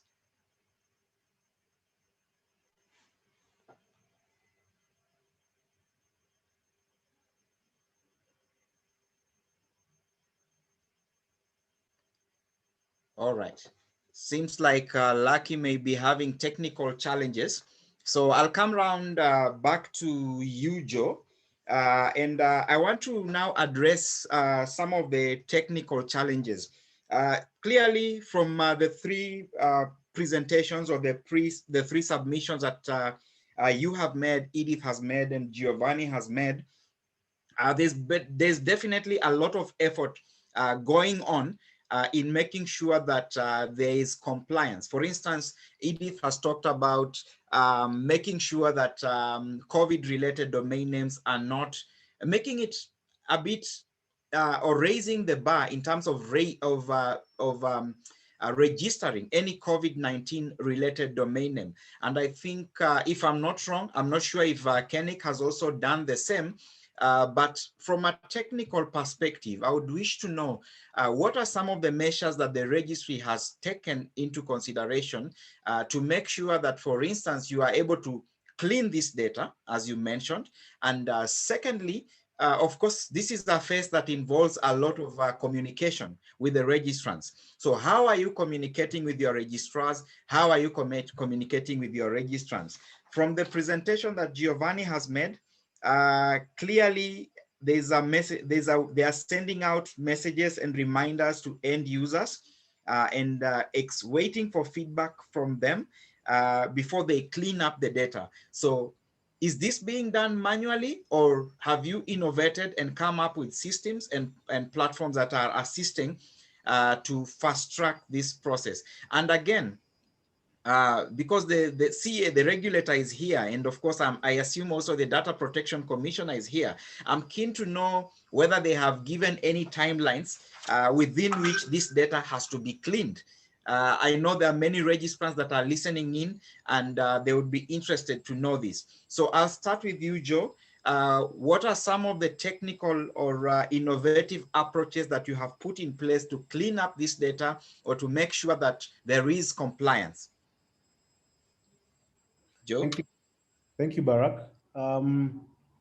Maybe I'll start with, fortunately, we've not had too many incidences, especially during the COVID time. As I probably mentioned earlier, we have a very liberal system where the registrars are the ones who do the registration of the domain names. But at the back end, the registry, before approving those domain names, actually just does a manual check in terms of what is this domain name being used for, and who has registered in terms of the data that we have. So we've not gotten to Giovanni's level of technical. We are still slightly manual, because then our numbers are not as big as his as well. So in that way, then you find that we are doing internal checks on the same. For us, we found a few domain names that were trying to mirror government processes and government interventions in terms of the COVID-19 pandemic efforts. So a couple of the announcements that the government made and the websites that were created for the same, some people try to mirror them. And our process, in collaboration with the authority, which is the Communications Authority, we have a complaints mechanism where if any of those complaints do come in, and people feel that the websites that they are getting information from are not correct, those are lodged within CA, and then CA, in a collaborative effort with ourselves, will investigate and handle those concerns. Some may come directly to me and the registry, but then our partnership with the KSAT is very in tune to assisting the citizenry not to be duped or to have any challenges with who they are communicating with. We did not have, as you mentioned before, and Lucky was unable to mention the same, we did not have strict regulations to say that we must have COVID conversations or we must have COVID posts. Those were individual organizations that felt the need to do that. So from a compliance perspective, we do our checks. We ensure that when someone is registering a domain name, we try and get some more information as to how that domain name is being registered, who's registering it, and possibly how that will be used. We also find that a lot of, and I mentioned this, a lot of domain names are just registered, but as Edith has said, what does it mean then after that to go online? So we find a lot of names have been registered, but then they have not progressed thereafter. And those are now where, as KeNIC, we're moving towards how do we support progression to getting online? How does online look like? And how do you operate on a safe online environment? When I look at the data protection regulations, I don't have the exact timelines, but as KeNIC, we've already taken a step to have a data protection officer in place, which is someone we've trained to be able to understand what the regulations are, what will be required of us, and how then we shall be able to handle this critical information that our domain owners give us. So we've taken the right steps in terms of getting ourselves ready. Secondly, is cleaning up the information to ensure that then the information is the right information in place, so that if there are any challenges or any queries in the near future, we then are able to do that. Within the Data Protection Act, they have asked that each organization has a data protection officer. So that is something that I would encourage anyone in business to start thinking, anyone who handles information, to have that in place to be ensure that they are then complying with some of the requirements that are needed. When we look at, and I saw a chat and a question earlier around trust and privacy, we as KeNIC can assure you that we are trustworthy in terms of we keep your information safe, we keep your information private, and we cannot share your information unless the necessary steps are taken, which is either there is a court case in place or there's a complaint that has been investigated and to a point where then that information is required and can be given out. So the trust issue, and I always tell people, the trust issue from KeNIC should not be a question. It should not be someone should be worried about that my information will be handed over to law enforcement agency, or we have a process. And that process is robust and it ensures that we are doing the right things. At that point, then we make sure that all is right. So I think for us, from a compliance perspective, we are happy with what we are doing. We can actually do more. We did an exercise at the beginning of this year where we partnered with an organization from Canada to sweep all our domain names in terms of checking for any child online abuse. And we found that there are no domain names in Kenya that are propagating child online abuse. So that just tells you that people are doing the right things with the right domains. Now, we cannot vouch for any other domain or TLD because that is not in our mandate. So from where KeNIC can assist, then we will assist. Thank you very much, Barak. Thank you very much, Joe. And I'll come back to Edith with the similar question.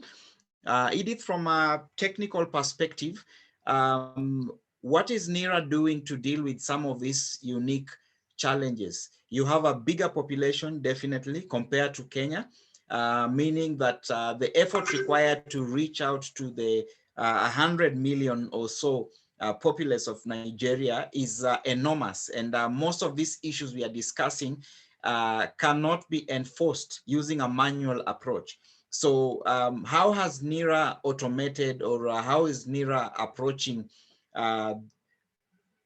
the process of making sure that, first of all, the registrants comply, but most importantly, those that previously had not been able to, for example, register domain names and now have to register domain names so that they survive, are able to do it in a very simple manner. Edith? Thank you, Barak. Luckily, we use the KOKA registry software. So within the KOKA registry software, there are strings that you can impute into the software, some configurations that you can do, such that when certain words are tried, somebody attempts to register certain words, it flags. It goes into what we call pending creates. It does not get fully registered. It just hangs there. And most of the time, because we operate the 3R model as well, the registrar has a responsibility towards his clients, because the registrant is a client of the registrar. The registrar is NERA's client. So it is for the registrar to contact the registrant and obviously obtain relevant information on whether that name is being used for good purpose or otherwise. Of course, if they get back to us and we're not satisfied with the excuses or reasons given, there's no way those names are going to be released. So it's not manual. After that first configuration that was done way back March, and NERA did a lot of communication and is still doing a lot of communication.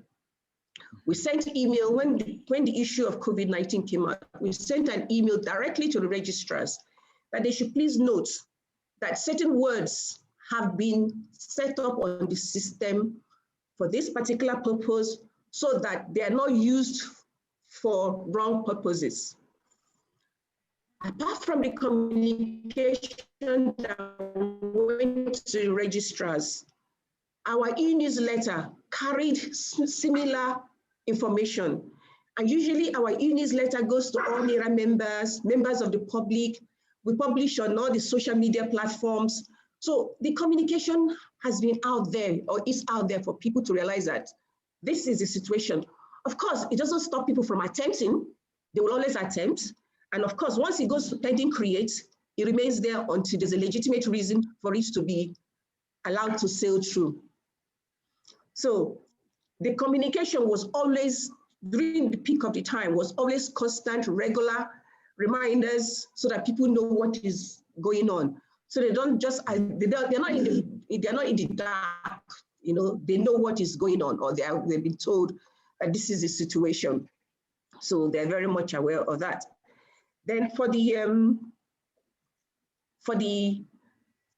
sorry, excuse me. Excuse me. So for the for the rest of the, so when the registrants go to the registrars and try to explain that, they need this name for this purpose. And we let them know that it's not possible. Another thing too that used to happen was that, of course, the law enforcement agencies would want to know who is the owner of those names.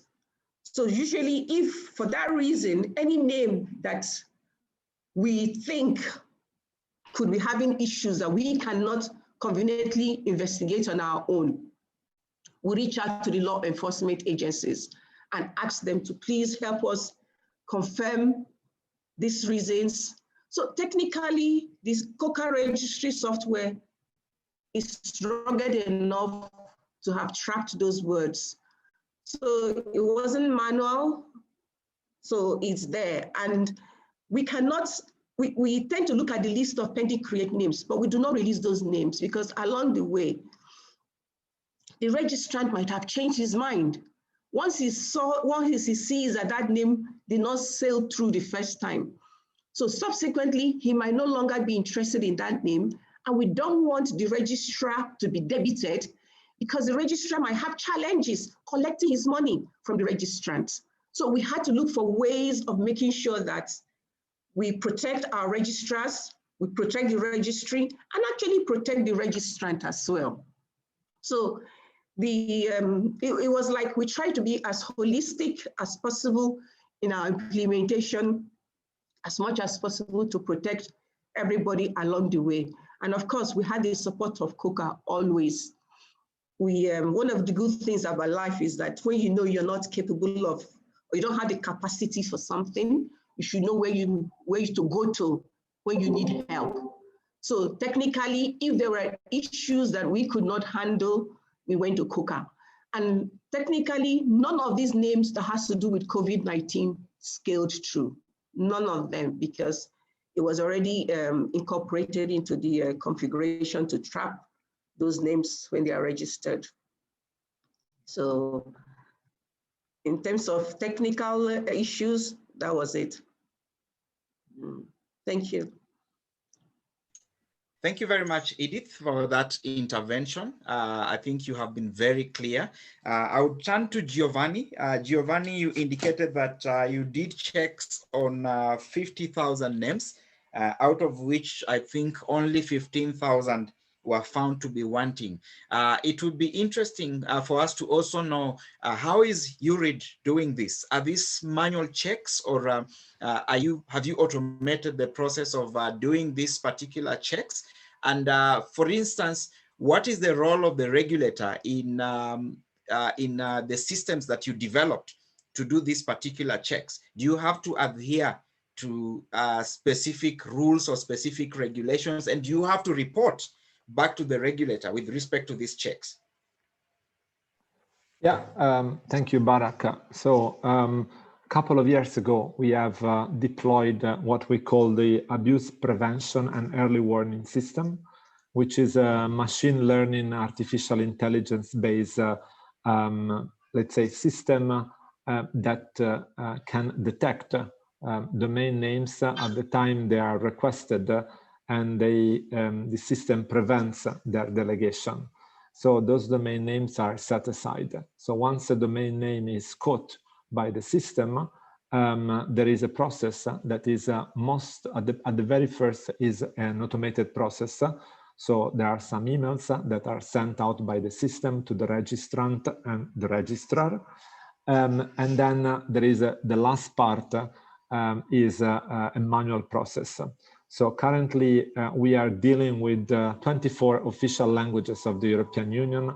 So domain names and registrants can be registered in any of the official languages of Europe. So we have a dedicated team of 10 people looking after the WIS data quality checks and also the COVID-related domain name checks.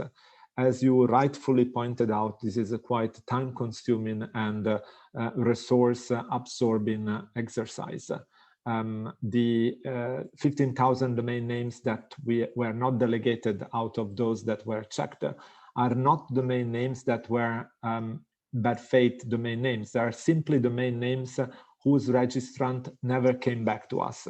And that's why the domain name was not delegated. We don't know if the domain name was going to be used in bad faith, because again, the registrar never came back, and therefore the domain name was never moved to the root zone file, that was never delegated. I must say that, again, it's a quite time-consuming exercise, especially from a language perspective, because registrants under the .eu, they have the right to communicate to us in their own official language of the European Union, which means that we can receive messages in any language of the European Union, and we have to respond in that language. So when we performed the domain name checks, the registrant data quality checks, what we have to do is that the message has to be sent out in the language of the registrant. And if we receive any feedback, we have to respond again in the language of the registrant. So that's the most time-consuming and also, let's say, energy absorbing part of the check process. I must say again that we did a lot of communication to our registrant and registrants about what we are doing. And the more you communicate, the more you educate your stakeholders, mainly registrants and registrars, the more successful you have, with your activities. So that's very, very important. Again, it's from a technical perspective, is partially automated and partially manual. At present, the checks, the regulator has requested us to continue the checks until the 1st of September. The regulator does not have any say in the way we perform the checks.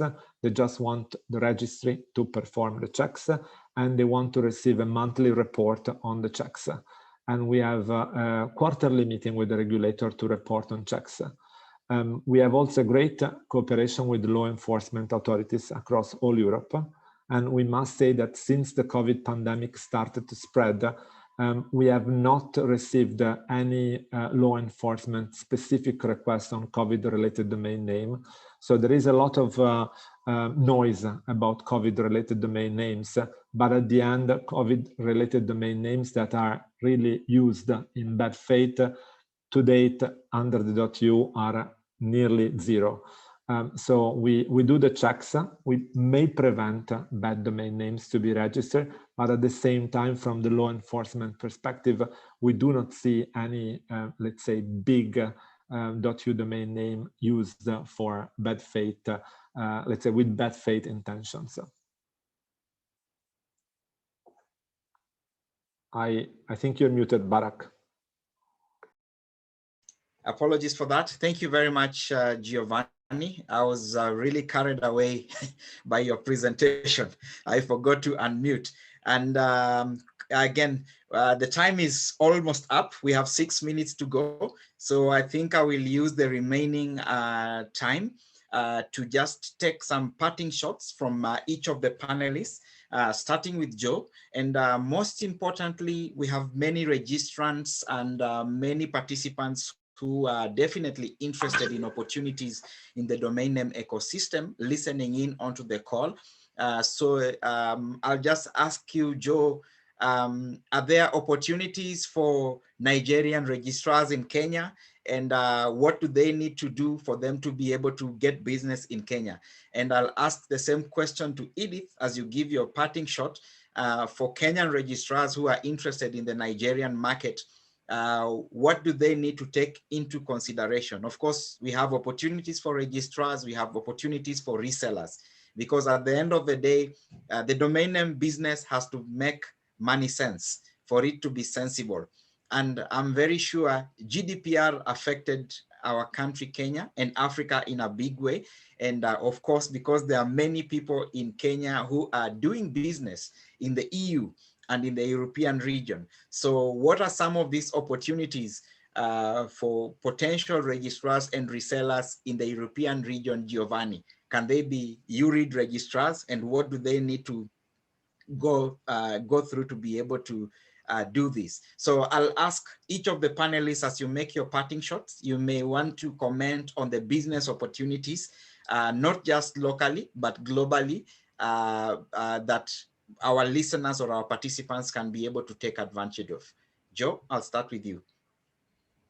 Thank you, Barak. Well, I'll start with the second bit of your question, which is the business opportunity. I think at the very first panel, the chairman of KeNIC posed a question and asked, out of a 50 million economy, 20 plus million people on the internet space, we have about 3 million businesses, and people are registering more. Can we do it on a .ke? There lies your potential. You mentioned at the very beginning in introductions, we have two systems. We have a naming system and we have a numbering system. So if Safaricom has plus 30 million subscribers, we should have plus 30 million names. Obviously, the science may not be the same, but it gives us and portends what the opportunity is for our market. Our market is everyone wants to get online. People are using different ways to get online. There are people who are on Instagram, people on Snapchat and all those things to get online. Now trade is happening on WhatsApp. Trade is happening on Instagram. Trade is happening on Facebook. We understand that, but when you want to professionalize your business, then a domain name comes into play. You want to have a website, you want to have an e-commerce site. That is where the opportunity for domain names is. That's where the business lies. That's where the future looks like. So we encourage people to say that the opportunity is there. It is how do you want to capture this opportunity? Do you want to continue staying on Instagram? Do you want to professionalize yourself? Do you want to be found? There lies the opportunity. Obviously, you've asked around what opportunities there for people. We are onboarding registrars every single day, local registrars, and I'll mention that maybe this might not be in Giovanni's market or Edith's market, but in Kenya, we had a conversation a couple of years ago where we said, let's support the local economy. So we locked out international registrars, meaning that you had to be registered in Kenya with a running entity in Kenya to be a registrar in Kenya. That conversation, I think, has now played its part, and we want to move forward. We want other markets to be able to buy domains. They would be able to trade with us. So there's a conversation happening on how can we onboard international registrars and how does that look like? So we look at aspects of where the taxation looks like for them, how they will be regulated by our communications authority. So there's a whole conversation happening, but we are clear that we need to open up the market a bit more and allow more. And maybe that's why we will see the scale. On one of the questions, someone asked, why can't we find .kes on GoDaddy? That is the question we are also asking ourselves. Why can't people register on Namecheap and the rest? So that conversation is happening. We think that we should be doing it. We have a very critical mass in terms of our current registrars who we want to make comfortable that with this happening, they will not lose business, but it will encourage the whole domain name space to grow going forward. So for now, you cannot register if you're we don't have international registrars, but that's a conversation that we see changing in the next couple of months. And probably by the time we hit 2022, we shall actually have seen a change in that. So yes, there's business opportunity as KeNIC. If someone wants to become a registrar, there's a process. It's on our website. Please, please, please register. Join us on this growth path. There is money to be made in domain sales. Thank you very much, Barak. Thank you, Joe, for those powerful closing remarks. Edith? Thank you, Barak, once again. We found COVID-19 experience very interesting. From the beginning of last year, from March to the end of last year, we realized we saw the increase in the number of domain name registration. And it has continued to increase at the second level. It has not gone down. The renewal rate has been on the increase as well. And because right from the beginning, NIRA opened up opened up the opportunity for foreign registrars to be part of the NIRA accredited registrars. And we found out that even in the midst of COVID-19, we had lots and lots of applications from foreigners. And as long as they met the basic requirements, they got accredited. Registrars from Kenya, registrars from Europe, registrars from all over the world. They were eager. And I keep on asking myself, what is it that these foreigners see that our local people do not see? I need to understand that. Then from what Joel said earlier on, I realized that most of the African registries seem to be having the same problem. The people are hesitant in trusting their own products. We've tried so much to let them understand that this is our own. We need to grow it. We need to accept that there's teething problems, and that these teething problems will can only be improved upon or resolved when we patronize it, and everybody puts hands together and ensures that the problems are resolved and we have the best policies. You can't say because it's easy for you to register some of the GTLDs, we won't bother by your own registry or your own .ng domain name. No, you can't do that. You should not do that. Why is it that Europeans are so proud, Germans, Chinese are proud to register their own domain name? I mean, it's amazing. And then you see foreign registrars coming into Nigeria, being accredited and carrying out the same business. And because COCA is GDPR compliant, so we didn't have issues with anybody, with any of the originally registered domain names. Automatically, it made the names registered under the, made them just compliant. So we didn't have issues. So as long as you're using the right solution, you have the right set of people manning the registry, and your prices are okay. And I believe the prices are okay. For foreign registrars, yeah, you can say, okay, because they're coming with dollars. For them, it doesn't cost much. But we found out that the foreign registrars sometimes even double the price at which they're giving these domain names by Naira. And because, like Joel said earlier on, we have to cater for our own registrars. So you can't just make the price match with whatever the foreign registrars are doing. So you have to make sure that you carry along your local registrars and make them as comfortable as possible to do the business that they're meant to do. So please, we do welcome everybody. On a regular basis, we look at our policies to make sure that these policies are compliant and that they're not to the detriment of any business, you know. So, of course, like we mentioned earlier on the issue of taxation, we've informed our registrars that there is taxation to be paid on the domain names. So they are expected to communicate that to the registrants, and they'll be doing that. Thank you. Thank you very much. And sorry for that.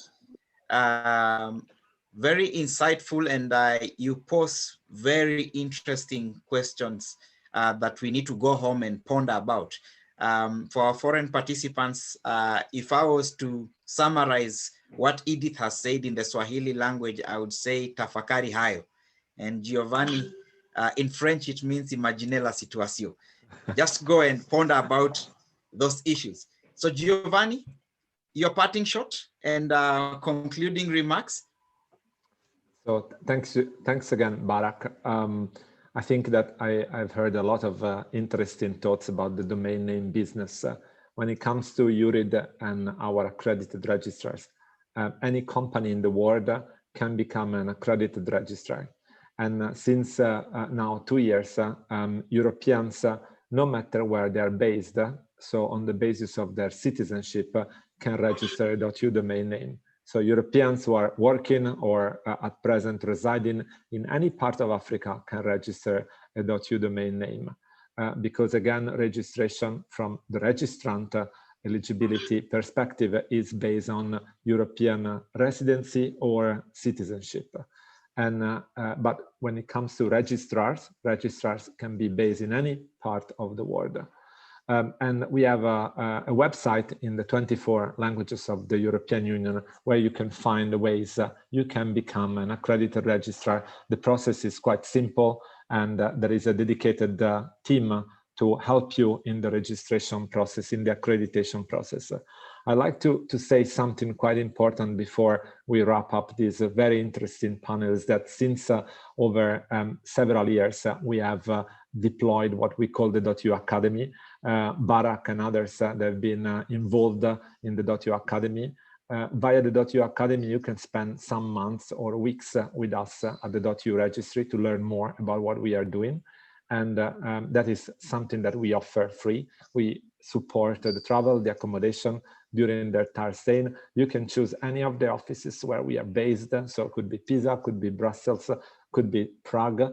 And we will set up a dedicated training program if you are a registrar, if you are a registry.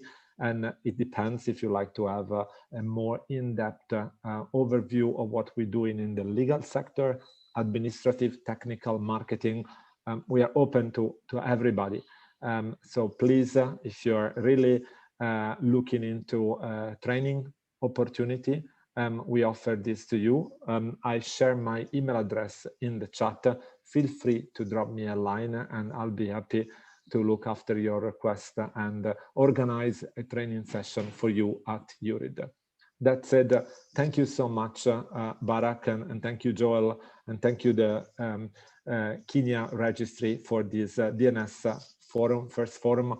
I wish you 100 million more forums to come in the future. So thanks a lot. Thank you very much, Giovanni, and apologies, colleagues, for running over time by 7 minutes. I hand over the meeting back to Joel so that we transition to the next session. And to Joel and to Edith. Edith, thank you very much for creating time, despite the fact that you are unwell, but well done. Thank you, Giovanni, as well, for being available. Thank you. We really appreciate the feedback that you've given. Back to you, Joe. Thank you. Thank you, Barak, so much. I think for me, it's first to thank Edith, Mira, for what you've been doing. As I call you my big sister in terms of the business of names. We are grateful for the insights that you give us. I'm emulating your numbers. I'm chasing you down for your numbers. So thank you for joining us today and giving us those insights and just showing that things are possible, whether it's local or international. A lot of my registrars tell me, no, international registrars is competition. It's not competition. It's actually growing this space. So we will look forward to also more of your insights on that. So Edith, thank you so much. And we look forward to having more conversations with yourself.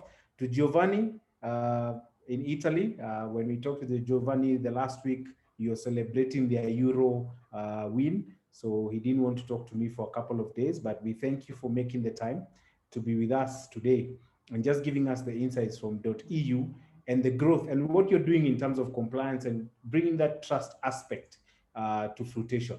Obviously from KeNIC, we look forward to engaging all of you more and more in terms of how do we grow the registry and ensuring that we are part of that journey and part of that conversation. So thank you to all the panelists, and last but not least, Barak, for driving this, for making sure that we are bringing out the insights as registries. What are we doing? How are we doing things differently?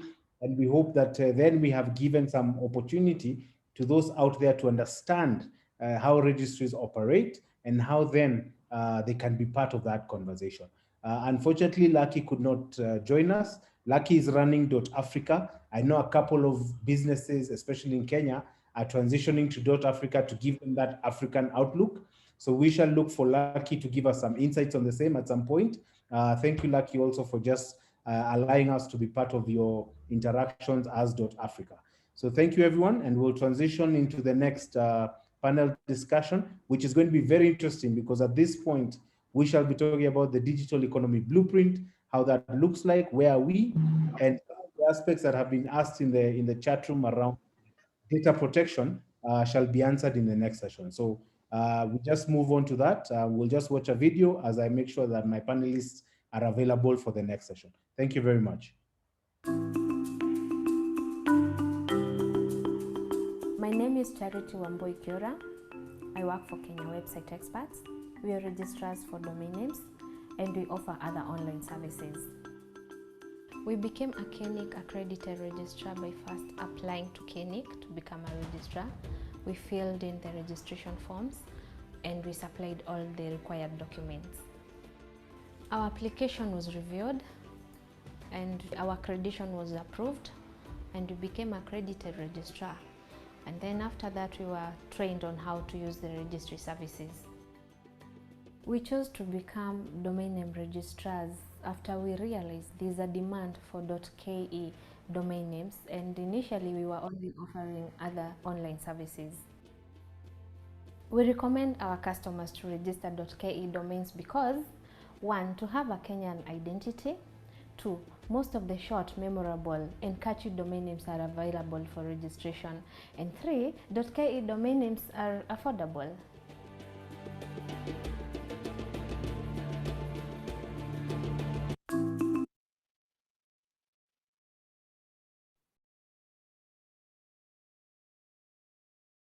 Thank you very much. We'll transition into the next panel discussion.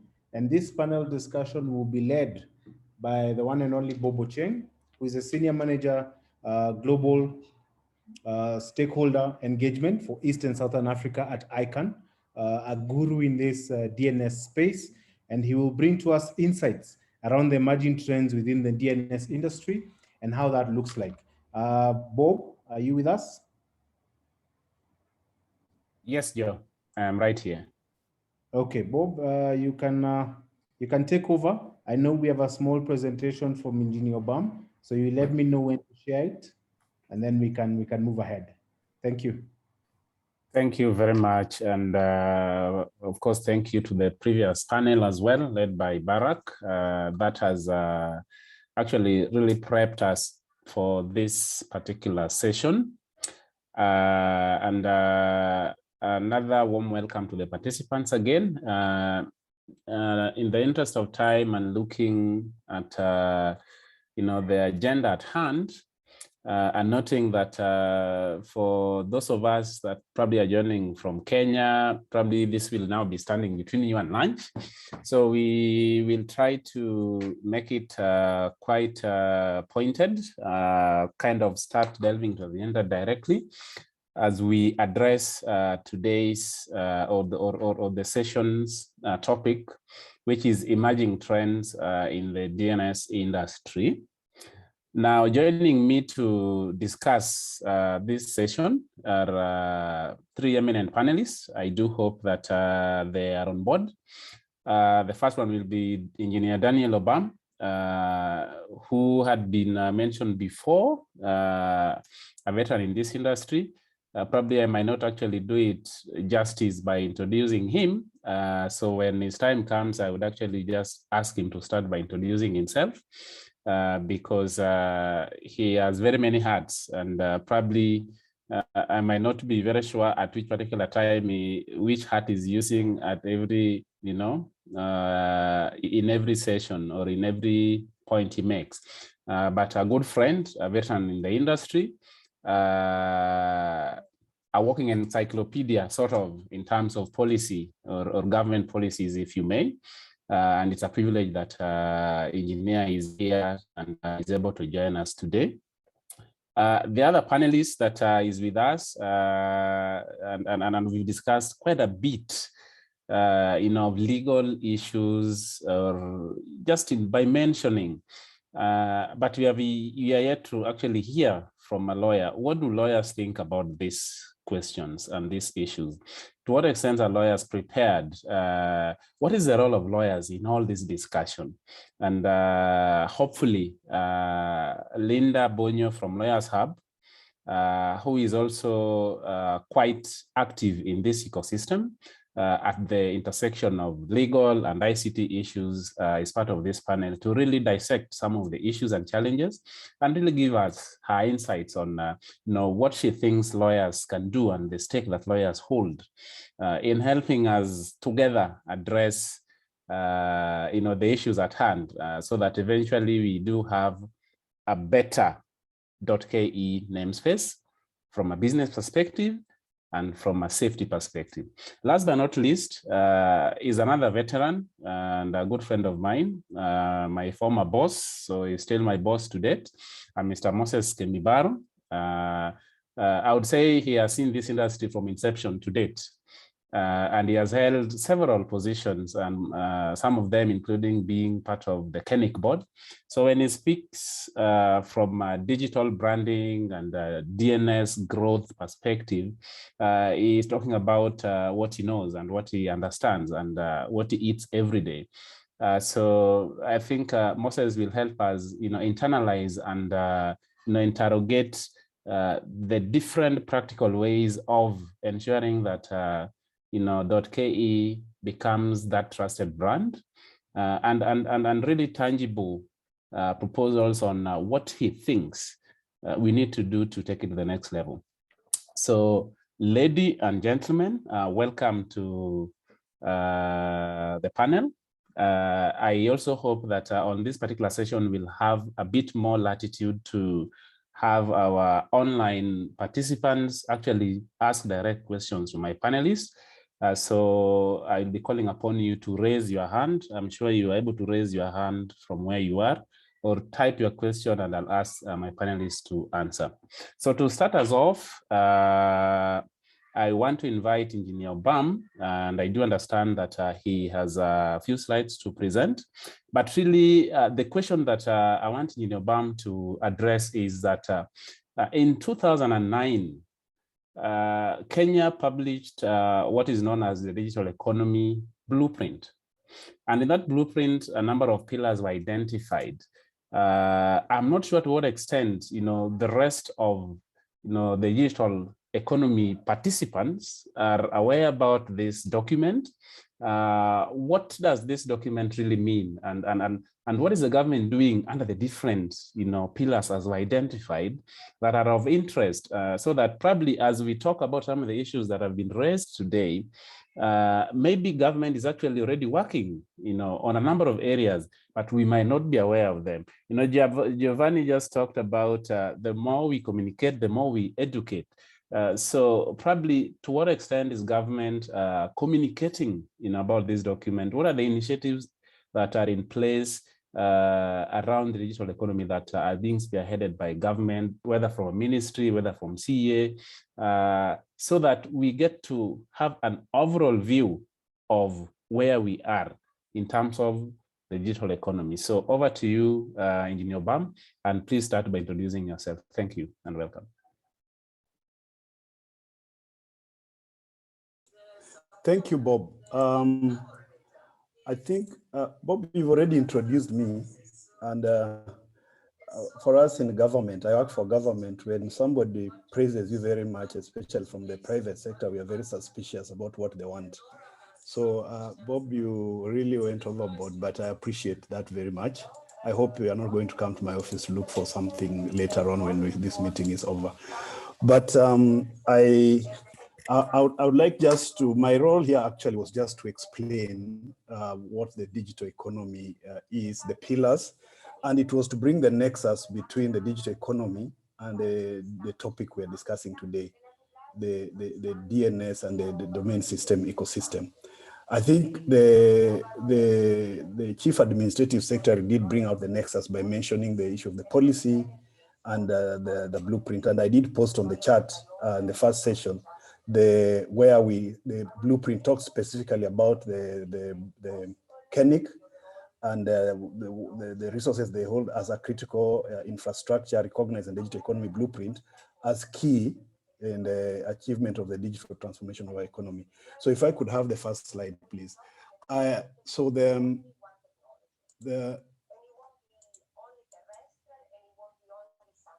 I have the next slide, please? Yes, there are several definitions of the digital economy, and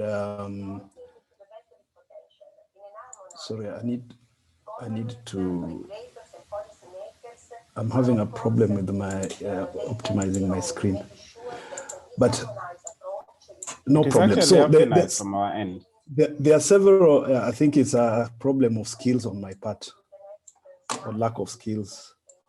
Yeah, the several organizations define the digital economy, but I wanted to pay attention especially to what it does. So if we move on to the next slide, these are just indicators. So for us, we defined in the digital economy blueprint, we defined the digital economy and we mentioned digitally enabled communication networks, leveraging internet, mobile, and other technologies. So you can see the nexus comes in here. This is where this has an opportunity to let economies, especially in a developing country like ours, to leapfrog and provide jobs for the millions of youth who are unleashed in the job market every year by transforming and also transforming the well-being of all our citizens. Next slide, please. So how does this provide an opportunity to leapfrog? Several studies show that from the World Bank to UNCTAD to the World Economic Forum, that the digital economy grows annually between 15 and 25%. If you compare with the normal growth of GDP, is normally in single figures. So this does provide an opportunity for economies to grow. Next slide, please. Next slide. So as I say, some definitions, we did our definitions, but there are some definitions and you can look at the slides later. So in come what we call the Smart Africa Lands. These are a group of 32 countries whose principles are to put ICT at the center of economic development agenda, and use access to ICT through broadband. And the main objective of the Smart Africa Alliance, which is supported by the AU and rhymes with the AU Digital Transformation Strategy for Africa, and also the principles of the Africa Continental Free Trade Area, is to use ICT to create a single digital market in Africa. When you talk about a digital market, it means there's connectivity. Next slide, please. So we started off by having individual markets, 54 in number.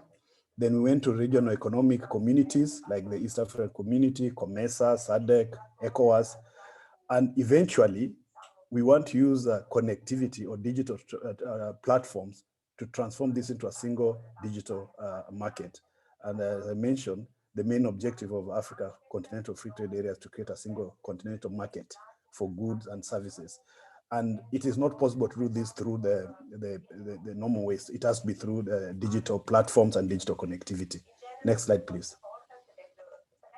So based on that vision of these African countries, Kenya was asked to develop a blueprint that will be used, can be used to inform based on best practices that we in Kenya. So government together with the private sector and got together and we developed this blueprint, and with the objective of looking Kenya's experience and sharing that with other African countries so that they can either use the identified pillars or develop their own pillars to start the journey of digital transformation of the economies. Next slide, please. So it was launched, Bob, not in 2009, it's actually closer than March, it was 2019 in May when this was launched. So my responsibility today was just talk about the 5 pillars, and then from the pillars, we can see how that relates to subject matter we are talking. So now I'll go to discuss the pillars. Next slide, please. So there are 5 pillars. And these pillars were agreed after about 1 month of intense discussions between ourselves, some of the key companies, and I know Safaricom, Telcom Kenya, represented by the chairman of the KeNIC board. I don't think he was chairman that time, and we didn't have COVID, but digital government. So I'll briefly talk about each of the pillars. The digital government pillar, state intention is to put government services online. When we do that, we bring efficiency, but to do that also we need government services to be digitized and be connected. So that was the first pillar that we agreed on, based on what we've seen in Kenya with the eCitizen platform. Bob, when I got my first passport, I had to go to the sub-chief, assist the chief, the DO1, the DO, the DC to sign the passport forms. And then I had to carry those to Nairobi, to Nyayo House, somebody to sign them. But today I can actually get my passport by just using my mobile phone. Then the next one is a digital business. And in digital business, we are saying how we can be able to promote our businesses using digital platforms. And within the digital business pillar, we have got 3 sub-pillars: digital trade, which looks at goods and services, financial inclusion, and digital content.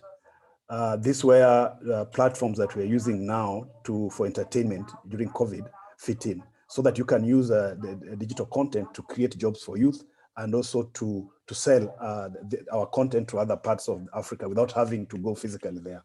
Then the next one, which is digital infrastructure, and Mr. Shimanyula was actually the chairman of this pillar, which looks at not just digital infrastructure, not just connectivity, which is pertinent for today, but we are looking at things like roads, addressing good addresses for e-commerce delivery, last mile delivery, for emergency services, ambulances, support, and all that.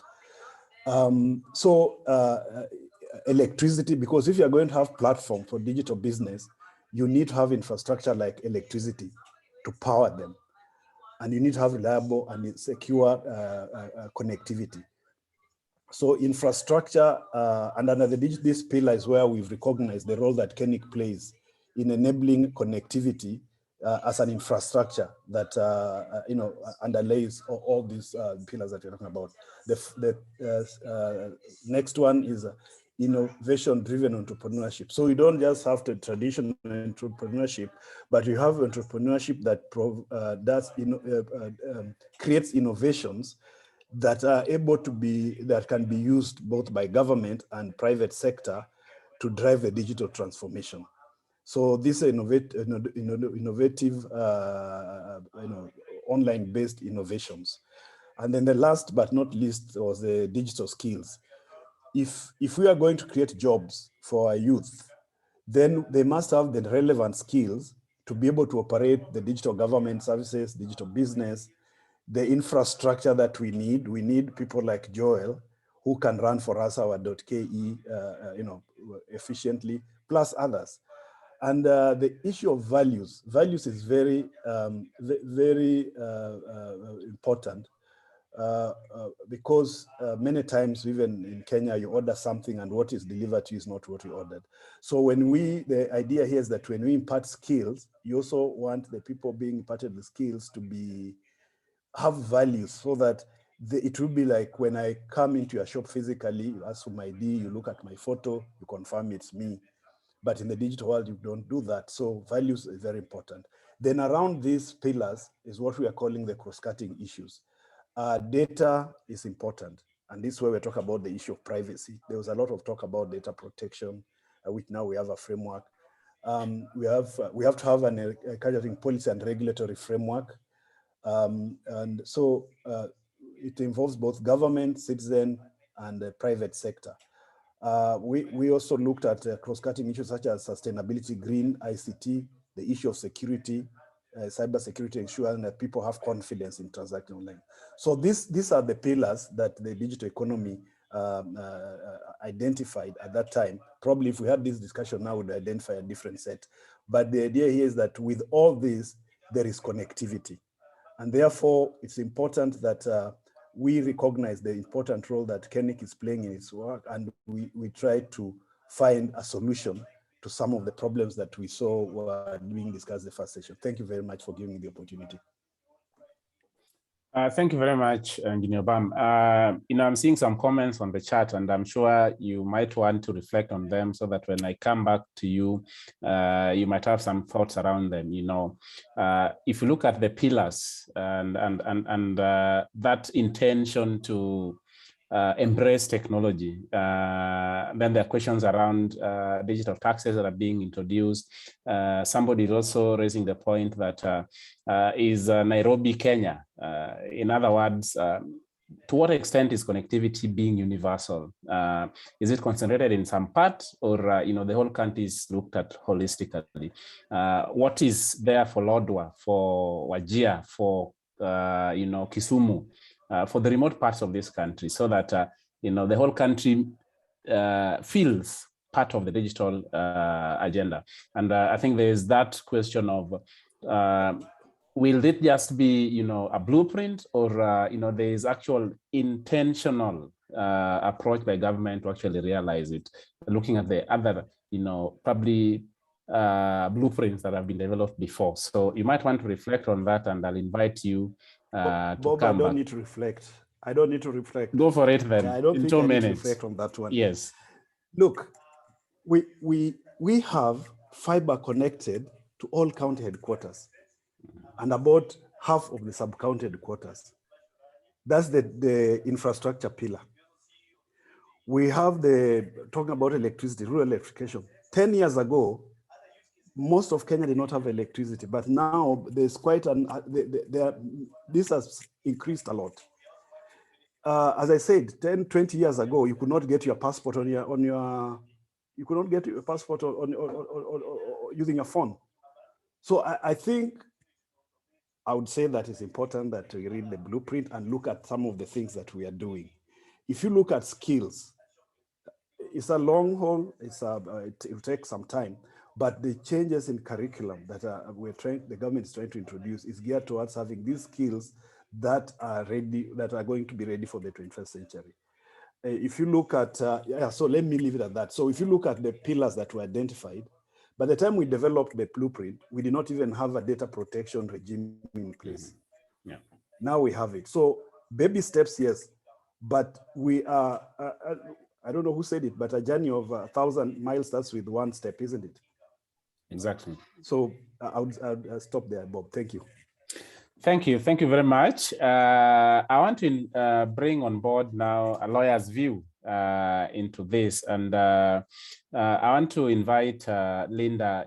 Linda, we have had a lot of mentions and talk about GDPR. I would be interested in really knowing from a legal perspective, what do you see as emerging trends that are today affecting I would say the digital economy, but by extension also the DNS industry specifically. For example, when we talk about GDPR, which I'm not sure all of us understand what it is or whether it is relevant, is it important for us? Is data protection relevant to this DNS industry?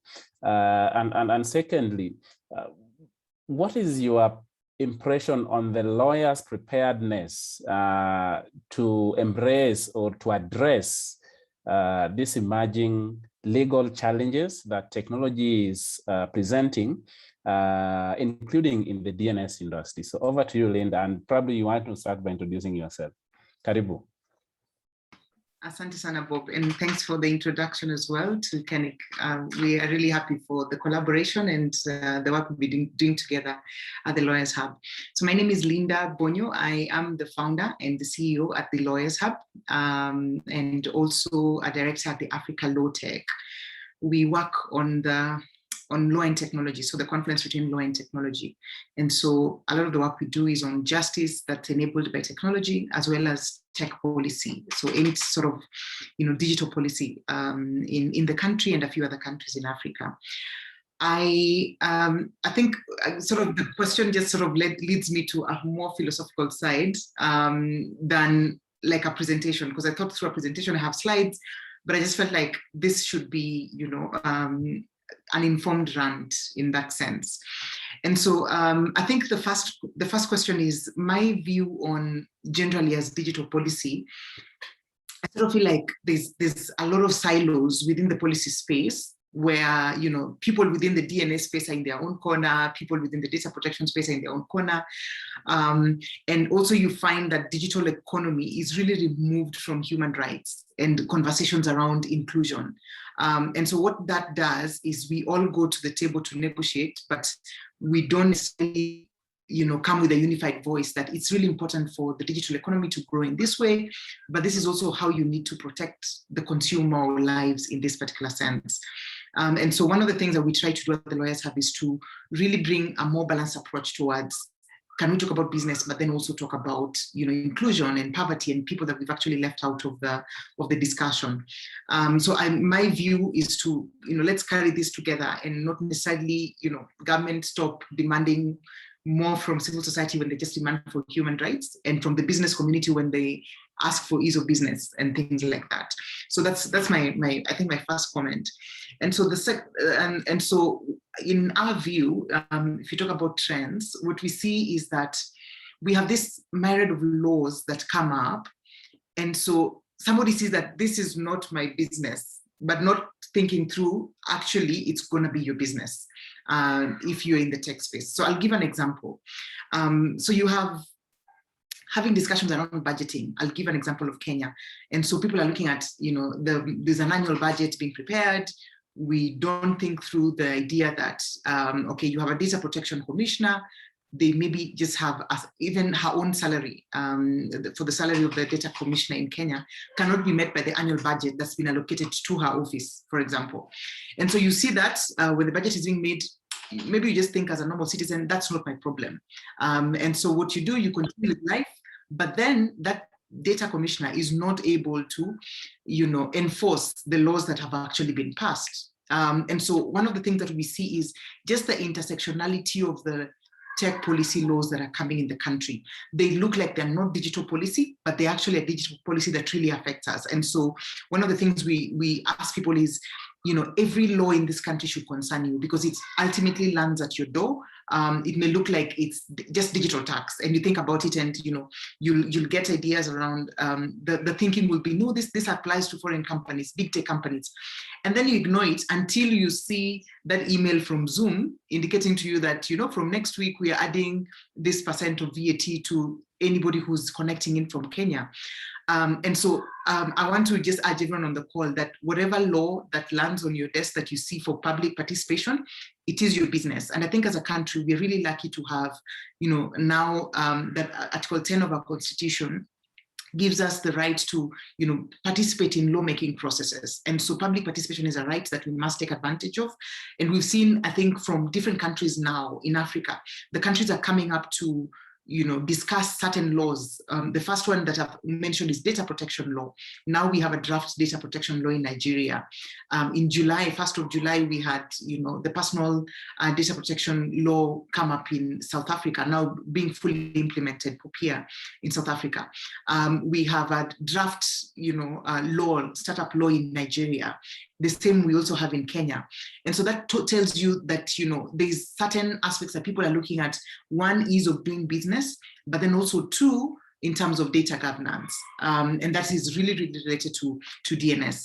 And so how do we get this into DNS? I think the discussions that have happened just before this panel on who is, initially, I remember registering several domains a few years ago.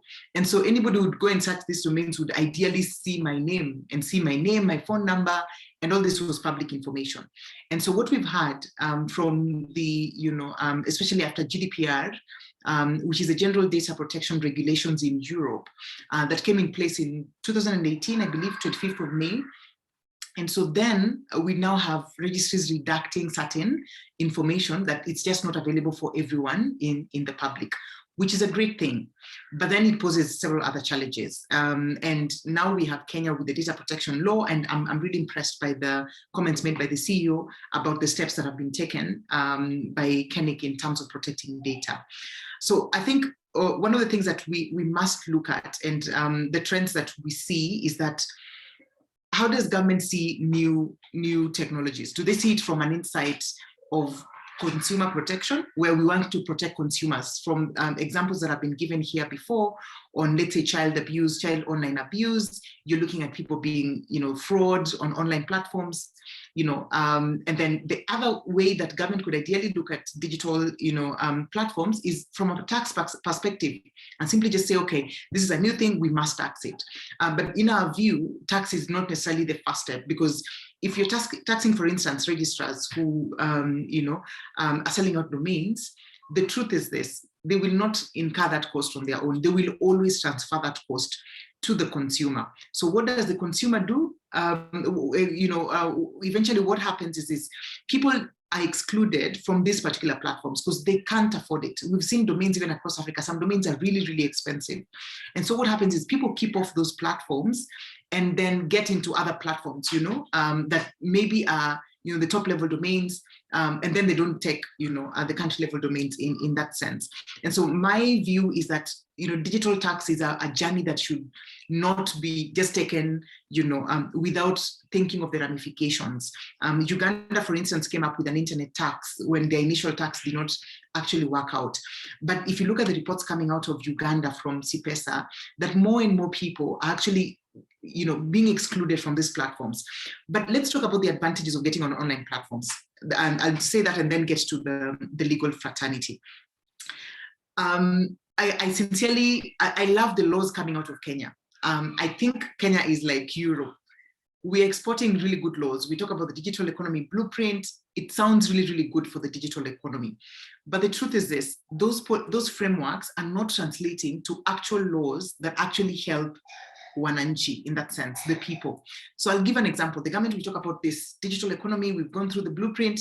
And then on the other hand, you have other bills in parliament that are seeking to regulate social media, that are seeking to regulate, that are seeking to regulate ICT practitioners. It was a private member's bill, we understand. But the fact is this, that a member of parliament does not understand what government is actually trying to work on to bring in a more, robust digital economy, and then come up with something and say, we are actually we're actually putting more barriers towards being a technologist. Meanwhile, other countries are exporting their skills. They are trying to be developers, they're remote workers across the world. So I think the blueprints are great, but we must keep our eyes on the policy framework. When we also talk about affordability of internet, and then we introduce VAT and more taxes just this past month in Kenya on digital platforms, our home fiber has gone up, our data rates have gone up, the cost of lending from banks have gone up. That tells us that we are actually increasing exclusion and we will not get more people online. And so if you're wondering why somebody's not buying a domain, it's because the cost of paying for somebody to maintain that domain is higher. The cost of paying for bundles, for them to access is higher. And so what do? They will go and get on Instagram or Facebook because simply it's a social media platform. There's more people on those particular platforms and nobody is still taxing for those platforms, And so I think it's important to draw, those parallels. The final thing I think I'd want to talk about is just the security of these platforms. We need lawyers, which is the work that we're trying to do. If I have a domain and it's hosted in Kenya, the whole data protection conversation now, and I'd want to just draw a parallel between Kenya and India, for instance. India is really keen on data localization and saying your data must remain within this specific country with their draft data protection law. And so companies will start thinking through, what if the government did not like us? What if the work that we are doing would be cracked down as civil society? Will our domains be safe with KeNIC? Will our domains be safe with, with any particular registrar in that particular sense? And so what people do then is to figure out what data they're willing to leave in your country and what else they can do abroad, And so I think as we have this particular conversation, there must be a balance, and that's how I started. There must be a balance between this is what is good for business, because we are in Africa, there's poverty, we must make money. But then also, what is really great for human rights in that sense, that people walk in dignity, users have a choice to consent, in that particular case. So then I wrap it up by saying this, what's the role of lawyers? We realized a gap about 3 years ago. I began the Lawyers Hub, and my view then was that there wasn't enough skills. Law schools weren't teaching lawyers to really understand the digital economy. And then also people were grappling, startups were grappling with the fact that, lawyers didn't understand the digital economy. At that particular point, we still didn't have the data protection law. And so what we've done in the past few years is to do convenings that would be able to empower the lawyers, do trainings. And in the process, we set up the Africa Digital Policy Institute to just make this knowledge mainstream and accessible for people to be, especially lawyers, to understand what this digital economy means for them. And this is why we think it's important. Lawyers are really key in this society. One of the things I realize is probably your member of parliament is a lawyer. Most probably within the policy space, those who are really driving policy issues, most of them are actually lawyers. And so we've seen the impact, that would come off of teaching lawyers and training them within this new digital policy space. It's new, it's evolving, but I think it's really important for lawyers to do that. What should lawyers do within the DNS space? I think one is first to understand how this ecosystem works. And then two, the issues that are coming up on data protection and access, on consumer protection, I think those issues are really, really necessary. And then also, I think in terms of enforcement and looking at how to curb emerging crimes on digital platforms, that is really, really necessary. We've done a program before with the Office of the ODPP and Director of Public Prosecution, together with Safaricom, funded by UNDP, which was just equipping prosecution to understand what are the new crimes that are happening on these platforms and how do we actually protect, the consumers. Also issues on prosecution, how do you bring in witnesses on platforms, how do we solve disputes for domains, issues that are coming up on branding, on trademarks. If somebody registers a domain in that particular sense, and the registrar doesn't give it to them because there's a trademark on that particular name or something like that. So I think there's such opportunity, and this work that has been done by ICANN, I think on this, there's a really great webinar that you can watch if you go to Lawyers Hub Kenya, and I think on the ICANN website as well, we did a conversation with KeNIC and ICANN and AfriNIC on this, which is really, really great learning. So I think there's really great opportunity. And for those that have been doubting that do they have help from the legal side, I believe that we're really trying to do this work, and we've been supported by different partners to really do this conversation across the continent. And my finally is the Africa Law Tech Festival just ended 3 weeks ago. And it's a really great platform as well to get in, multi-stakeholders to really discuss these issues. We don't believe in silos. The reason why we really suffer from bad policy is because policymakers don't understand the technical yet. And technical people don't understand the policy-making process. If we come in together, I believe that we'll be able to really have a better DNS ecosystem. Thank you very much, Bob. And sorry if I took too much time. Thank you very much, Linda. I think that was quite comprehensive. And I really hear you when you talk about operating in silos. You also allude to the chance that probably, government might mean very well, for example, with the digital blueprint. But is our members of parliament also aware about this? Could they be making policies that are eroding gains, through bills that they are passing? So while on one hand, we have this, a beautiful document in terms of the digital blueprint, while on the other hand, every other day, a bill comes up that goes through the House that actually effectively eliminates or erodes some of the gains that are in the document already. And probably Engineer Bam will reflect along those lines when it comes next. You also talk about, what we hear today about, the nexus of data governance, the new concept of data governance and probably data sovereignty. How is that possible? Such that it's important for a business person to really internalize whether my data will be safe in this jurisdiction, maybe 5 years from today, through the practices that he sees today. Let me, as you hold that thought, bring on board Moses, who will now speak from really a .ke perspective and really a domain name industry perspective. Moses, we've really been talking about the potential for, .ke as a brand, as an industry. And you've seen the numbers, thrown around, what is happening at the global space, 360 plus million domain names. We have 50 million people in Kenya, less than 100,000 domain names. From where you sit, do we really have a market? Do we have a DNS market in Kenya? Or probably would that market, in your view, only exist if certain prerequisites were actually put in place? We've seen from other markets, Europe, China, to what extent, even under COVID, actually, there has been tremendous growth in their namespace. What are we missing in Kenya, and how can we overcome that? So over to you, Moses, and you might want to introduce yourself as well. Thank you. Karibu. Thank you so much, Bob. It's always a pleasure to interact with you and once again on this panel.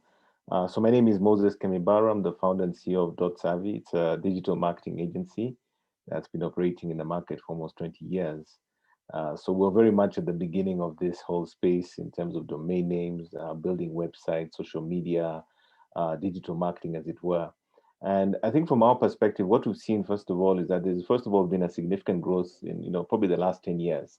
And even from the time when I sat on the KeNIC board, what we've seen, I think, change over the years is that, first of all, our domains locally are now significantly more affordable.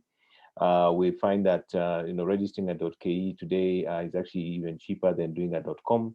And I think in the early years, one of our biggest pain points as registrars was this perception that .ke domain names were expensive, and potentially people saw them as possibly not as nice or as high quality as, say, a .com.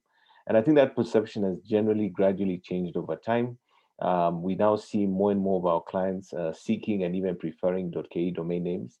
But I think probably the biggest challenge we face is whether people understand domain names inherently have to be utilized for something. So it's not just enough to register, but are you using it for your emails? Are you using it for your website? And I think the benefit then being that you need to see your domain name as an extension of a bigger value system of things that you can do as a business or a brand. So making sure that you then turn this domain name into a website that can do e-commerce.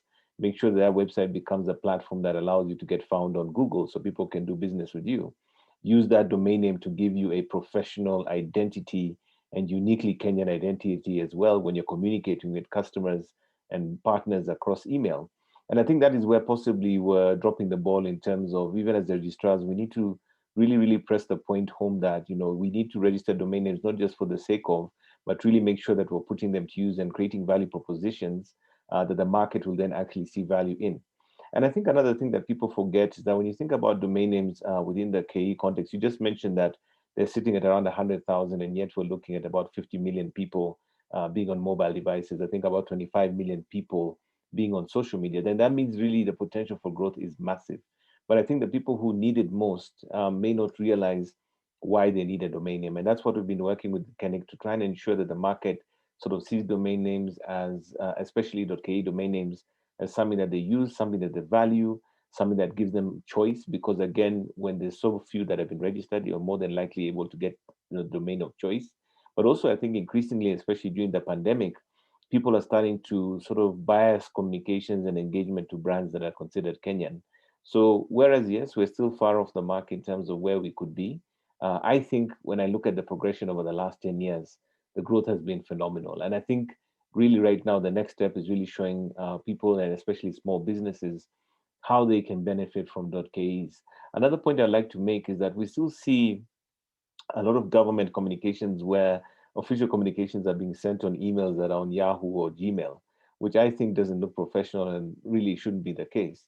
So I think if government can also mandate agencies and ministries and other arms of government to ensure that all communications run off domain names that sit under the .ke domain, and make sure that, first of all, we have a Kenyan identity, but it becomes something that is practically by law required, then I think we can see some significant uptick so that even we're able to socialize the idea of .ke amongst the stakeholders who are receiving those communications and also accessing those websites, making sure that they have .ke domain names. Thank you very much, Moses. That was quite precise. People who need the domain name most might not even realize that they need it. I think that's where Barak would say is tafakari hayo. But I would actually be interested in really knowing how we can overcome that, because I tend to imagine if that could be overcome, then the numbers we are discussing here will start to look different. If I need it and I don't realize I need it, how do I overcome that? Whose responsibility would it to be, to help me do that? Maybe in your closing remarks, Moses, as I come in the next round, you might want to just, talk a little bit about that as a way of really recommendations on what we can do. I'm talking about final remarks and recommendations. I do note that our time is really pressed.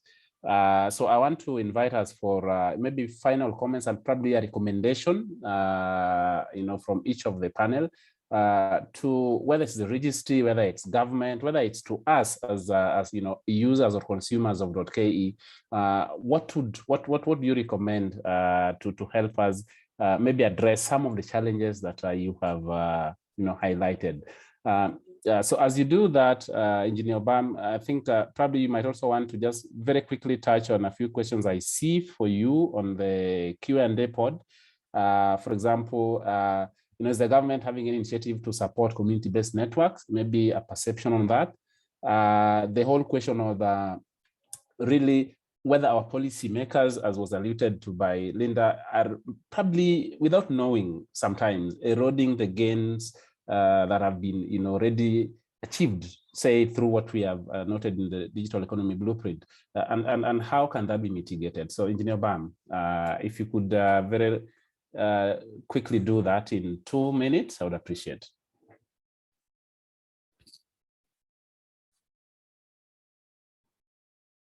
Is Obama still around? Okay. I don't seem to see him. Probably he's dropped off. So as maybe we try to get him back. Linda, on top of your head, what would be some of the key recommendations, maybe one or two, that you'd really want to put out there, whether to government or to us as stakeholders in the industry, or to lawyers, in terms of the emerging trends in this digital economy? What would be your recommendations that would go into helping us together, grow this industry? Because we are all stakeholders. That's true. I think my first recommendation would be to businesses that are here, is that, I think we, just talking about the future, I think we're in a really great place and time to be living in the digital age.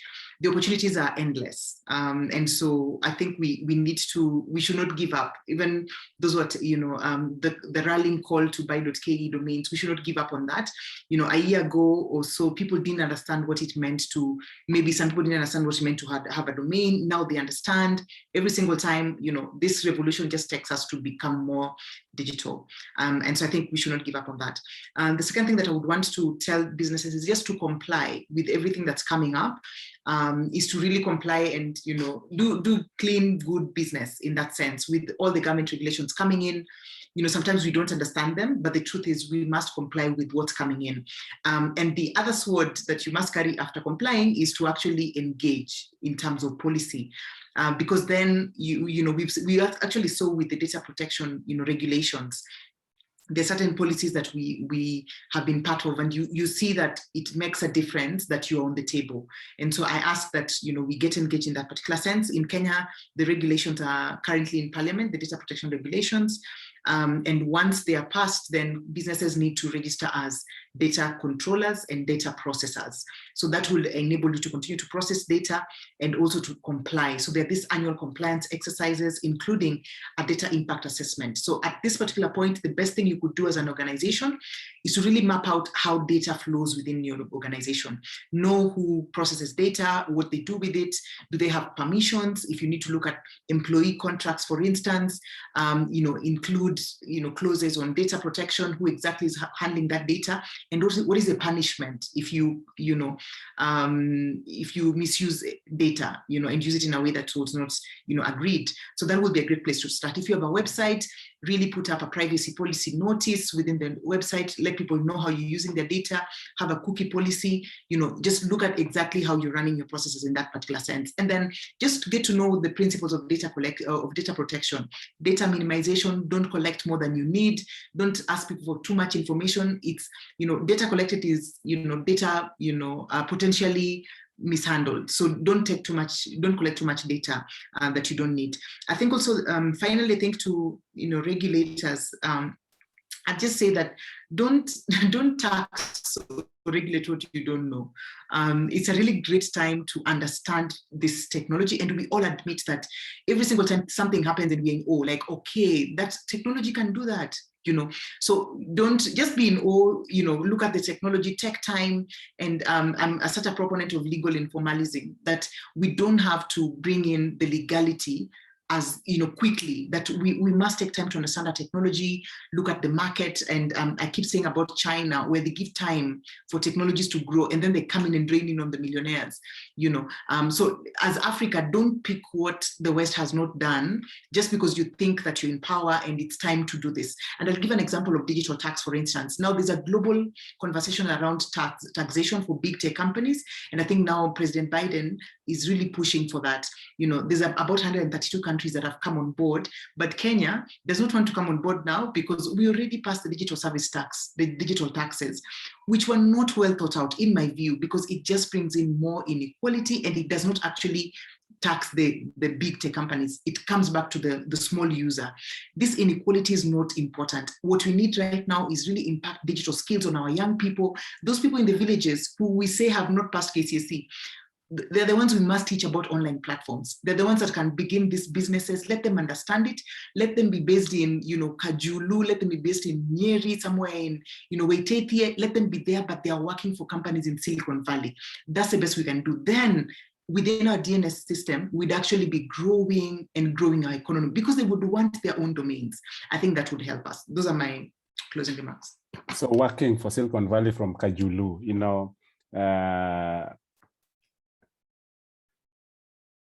don't be afraid, comply, engage, and not be in a hurry to regulate.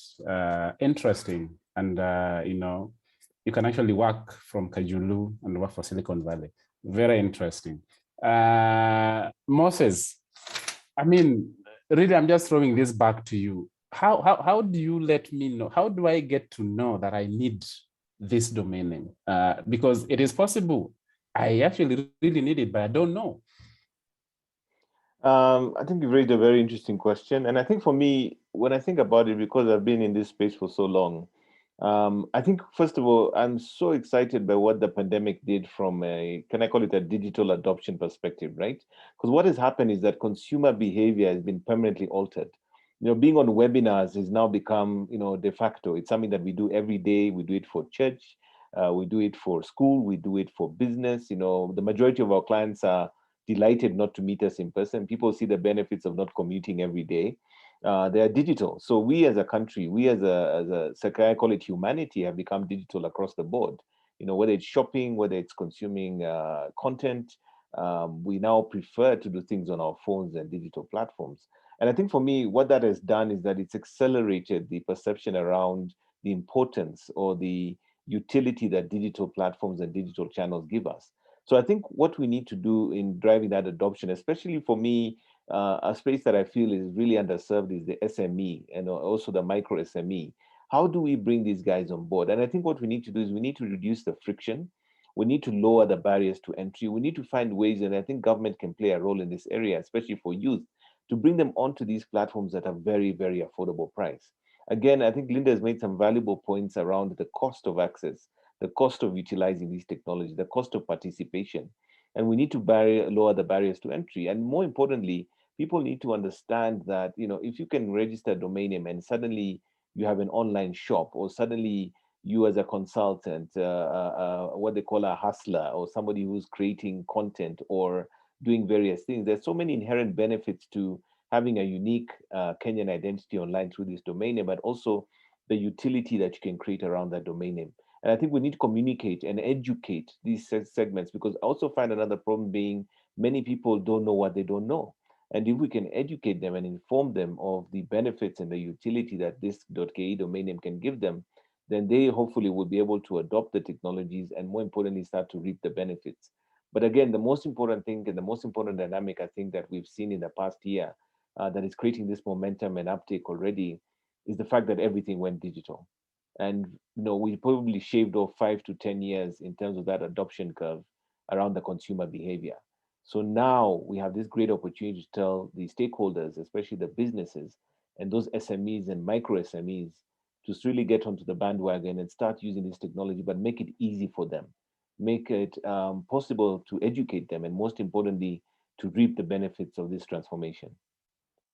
Thank you very much, Moses. Like Giovanni, you say, the more you communicate, the more you educate. Lower the barriers, reduce the friction. And here we are talking about digital friction. I couldn't have put it any better. And running because of time, I now want to invite Dr. Terus, who is the president of ISOC Kenya chapter, to give us a round of final comments, picked from this particular session before we wrap it up. So Dr. Terus, if you are there, please, over to you. Karibu.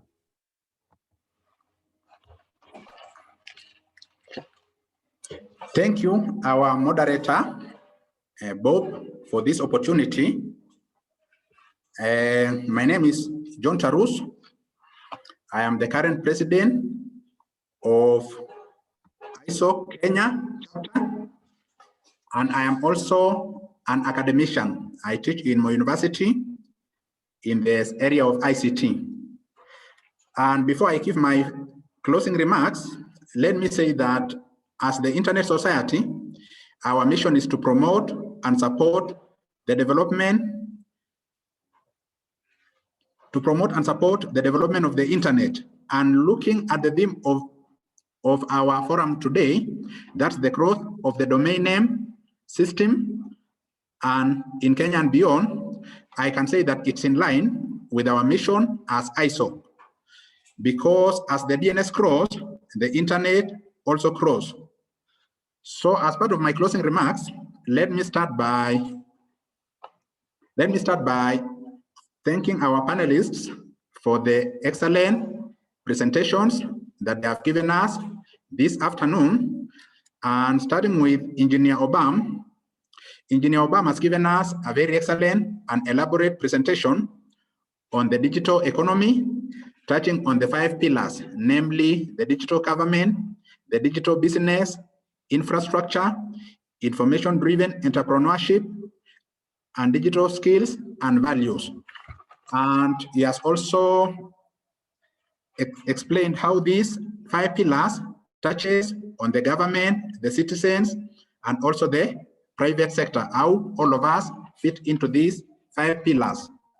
And our second presenter was lawyer Linda Obonyo, who has given us an exciting talk on legal issues and perspective in relation to digital economy. She has also touched on the data protection law, which has an impact on how our data is managed and presented. Our third presenter was Mr. Moses Kemibaro, who has given us an educative presentation on DNS and .ke domains. And if I may give a summary on the part of the DNS and the digital economy, what I can say is that the future trends, as far as DNS is concerned, is that we are likely to see better awareness on the issue of DNS. And this forum that we have had today is one of the many forums that can create better awareness as far as the DNS ecosystem is concerned. Number 2, another trend is that there is going to be more industry collaboration. There is going to be collaboration and knowledge sharing among the stakeholders in the DNS industry. And lastly, there is going to be better tools for DNS and data management. And if I may mention something on the digital economy, is that possibly the recommendations that may come out from our presenters today is that there is need for relevant and enabling legislation on digital economy. And number 2, there is need for secure networks. There is need to harmonize the cybersecurity policies, both locally and globally. And number 3, there is need for innovative and intuitive applications, which can foster the uptake of the digital economy by the citizens. And number 4, there is need for improvement in ICT literacy levels. And number 5, there is need for an enabling environment for digital technologies and innovations. So to wind it up is that I can say that the objective of the session was well achieved. And finally, let me take this opportunity to again express my appreciation to our panelists for their enlightening presentations, and more importantly, to our participants for listening to our panelists. Thank you. Back to you, the moderator. Thank you very much, Dr. Ari, for a quick summary and run through of the whole panel in 5 minutes. And I will not take any additional minute because I know Joel will be on my neck. So Joel, you know, I wish I could say a few words, but just to reiterate, you know, one last thing that Linda mentioned on engagement. You know, they say that sometimes you might feel that your voice doesn't really matter or it doesn't count. But if you have ever spent a night with one mosquito in your room, then you will know that sometimes it's not about size. That one mosquito might ensure you don't sleep across the night. So however small you feel your voice might be, please try to engage and see how that one goes. Thank you very much for your time, and back to you, Joel. Asante sana. Thank you, Bob. I will not even go back because Tarus has done a very good job of appreciating the panelists that we've had today. Mine is just to thank you, Bob, for moderating that panel session.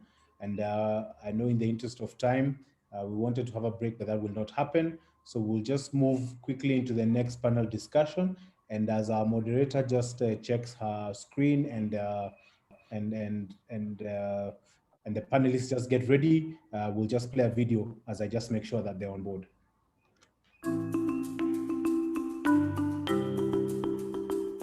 My name is Jackie Njue of Black's Nails Parlor. We are a dedicated nail salon business based in Nairobi, Kenya.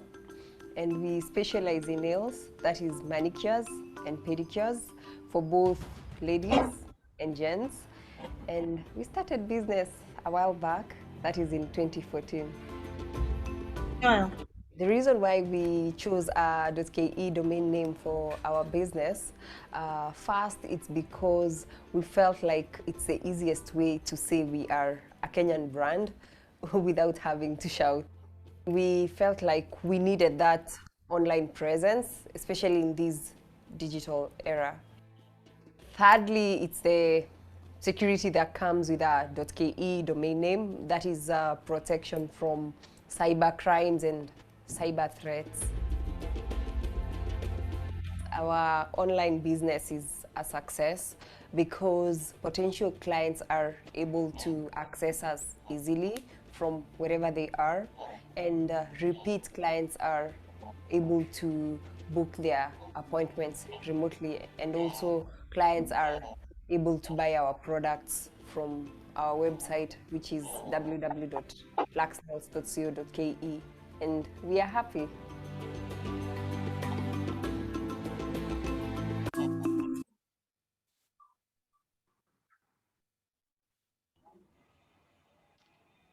Grace, I can see you're ready to go. I'll make brief introductions of Grace. Grace, I think, needs no introduction. A lot of us know who Grace is, or fondly known as Gigi. We've seen her interventions on TV. We've seen her interventions on certain blogs. We've seen some of the work that she's done within the Kenya DNS Forum in ensuring that we are aware of what the legal implications of what we do and how the ICT sector is. So, Grace, I've been told to read out your profile, but it's too long. She's the convener of Just one sentence is enough. So Grace Zaiga is the convener of KeNIC. She's a host and moderator. For those of you who know a show called Take on Tech, which airs on KBC, a weekly TV show, which just talks about the internet, demystifying the internet, making it as simple as the Mwananchi or the Wanjoko can talk about. And that's what she says, make this as simple as anyone who's watching is able to understand. She's an information communication global advisor. She operates within the C-suite space in terms of bringing around transformational impact and leadership. So Grace, I invite you to this last session for today. I thank you everyone for being patient as we go through the last session. And this will be a very interesting session. So Grace, over to you and to your panelists. Thank you so much, Joe, for that introduction. We are going to have a very short introduction because of time. We really want to make use of the speakers because they are very good in areas that they'll be speaking about. And so it would, for us to, to make sure that we have benefited from that, we'll have a very short introduction of them. So welcome to this session on understanding how the DNS ecosystem is set to evolve in the coming years as the DNS sector expands and consumer adoption of DNS security grows. In the panel, we have Rosemary Kimwatu. I start with the lady. Rosemary is a public policy manager at Safaricom. Karibu sana, Rosemary. She is joined by Joseph Nzano.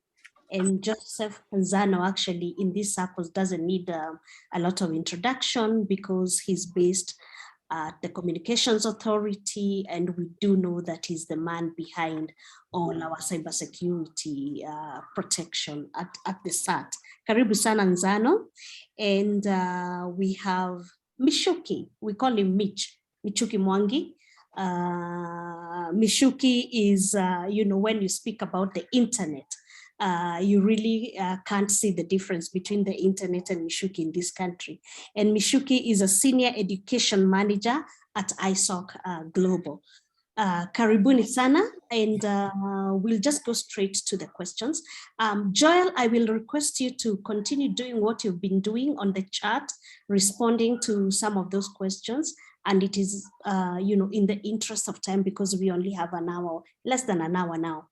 Now, ladies and gentlemen, I will ask you in 1 minute each. In understanding, somebody needs to mute their mic. In understanding how the DNS ecosystem is set to evolve, please tell us what are some of the issues to watch out for. Rosemary, I will ask you to speak about policies. Mishuki, please comment on content. And then Zano, please talk to us about security. What in your understanding, how is the DNS ecosystem set to evolve? So Grace, thank you very much for introducing us, and it's a pleasure to be here in this session. I think we're in a very amazing moment in terms of history, in terms of DNS in this country. So to begin with, in terms of policy, we'll see a lot of, I'm hoping to see a lot of evolution. We've had, I'll go back to where it all started. I think from the speech that was of the Communications Authority chairperson, Marcy Ndegwa, we were given numbers in terms of how big the industry is. And please allow me to quote the number. It was said that I think it is the market, the global market actually is about $8 billion. And if you weigh it against the country Kenya, where we have only about, say, 100,000, and even questions that I saw coming in and asking, how comes we have so many businesses registered, but only 100,000 of them have .ke? Now, policy becomes the switch button that will help us merge the two. And I'm happy that the CAS was here and that we even have representatives from various state agencies. The key issue is at what point now will support be offered to our DNS ecosystem to allow the leveraging of the market that is there in Kenya to improve. So we talked about how, like, even sad to say this, that a good number of even, say, government agencies, you find you get a card from somebody who treats Gmail. For us to evolve and to get to better places, we'll need a lot of policy support, coming right from not just policy papers, but policy directives requiring the adoption of .ke. And that for us, I think, will be a huge step in terms of policy development. Of course, there's been a mention of data protection.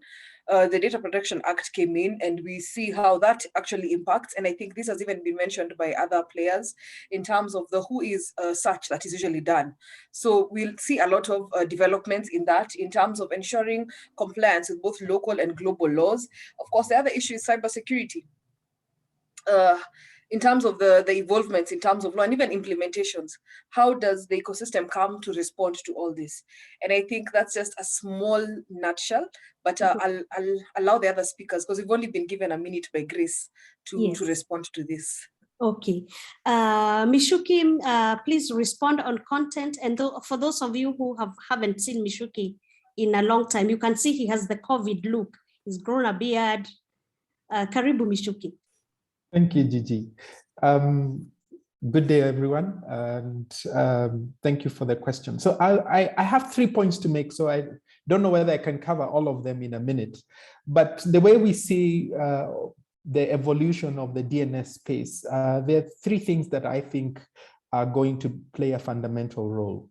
First and foremost is that we need, there's a role that needs to be played with respect to digitizing parts of the ecosystem or the market that are yet to be digitized, or because the ones that are digitized have been partially digitized, and those that have gone to a certain extent, it's not efficient. So we really need to see improvements in those spaces. So that's first. Second, despite having digital payment systems, we are yet to find ways of monetizing content and content production to make, so that we can encourage those investments that are needed in local content development, and also to make it sustainable and viable going forward. So the element of how to monetize content is going to be a key conversation that we need to take forward, because it's underlying really to the growth of the local content, which is directly correlates to the growth of the DNS space. And finally, and also most important as well, is achieving the economies of scale. If we are not able to achieve the economies of scale with respect to affordable local hosting and the development of content, then what will happen is that foreign organizations will actually come and take over the space, and we will just remain to be users and consumers of other people's platforms and content. So I'll pause there, and then we'll unpack that as we go through the conversation. Thanks, Michuki. And Zano? Thank you very much, Grace, and thank you for the opportunity to be in this forum, and more importantly, to be moderated by you, side in side with some of my great mentors, Kina Mishuki, Mwangi, and Rose. Great to be in the same panel. In terms of DNS and security issues, I think, initially when DNS was started, there was a lot of goodwill. There was a lot of willingness to have systems working, especially in terms of ecosystem. And as we have heard from earlier presentations, from that very technical presentation from Bob earlier, DNS is more of converting numbers, IP numbers into names. And to do this, you need a very solid database of which you keep on referring to make sure that the conversion happens in a seamless manner. But as time has gone by, and with the expansion in terms of commercial use, and with the expansion in terms of new domains and new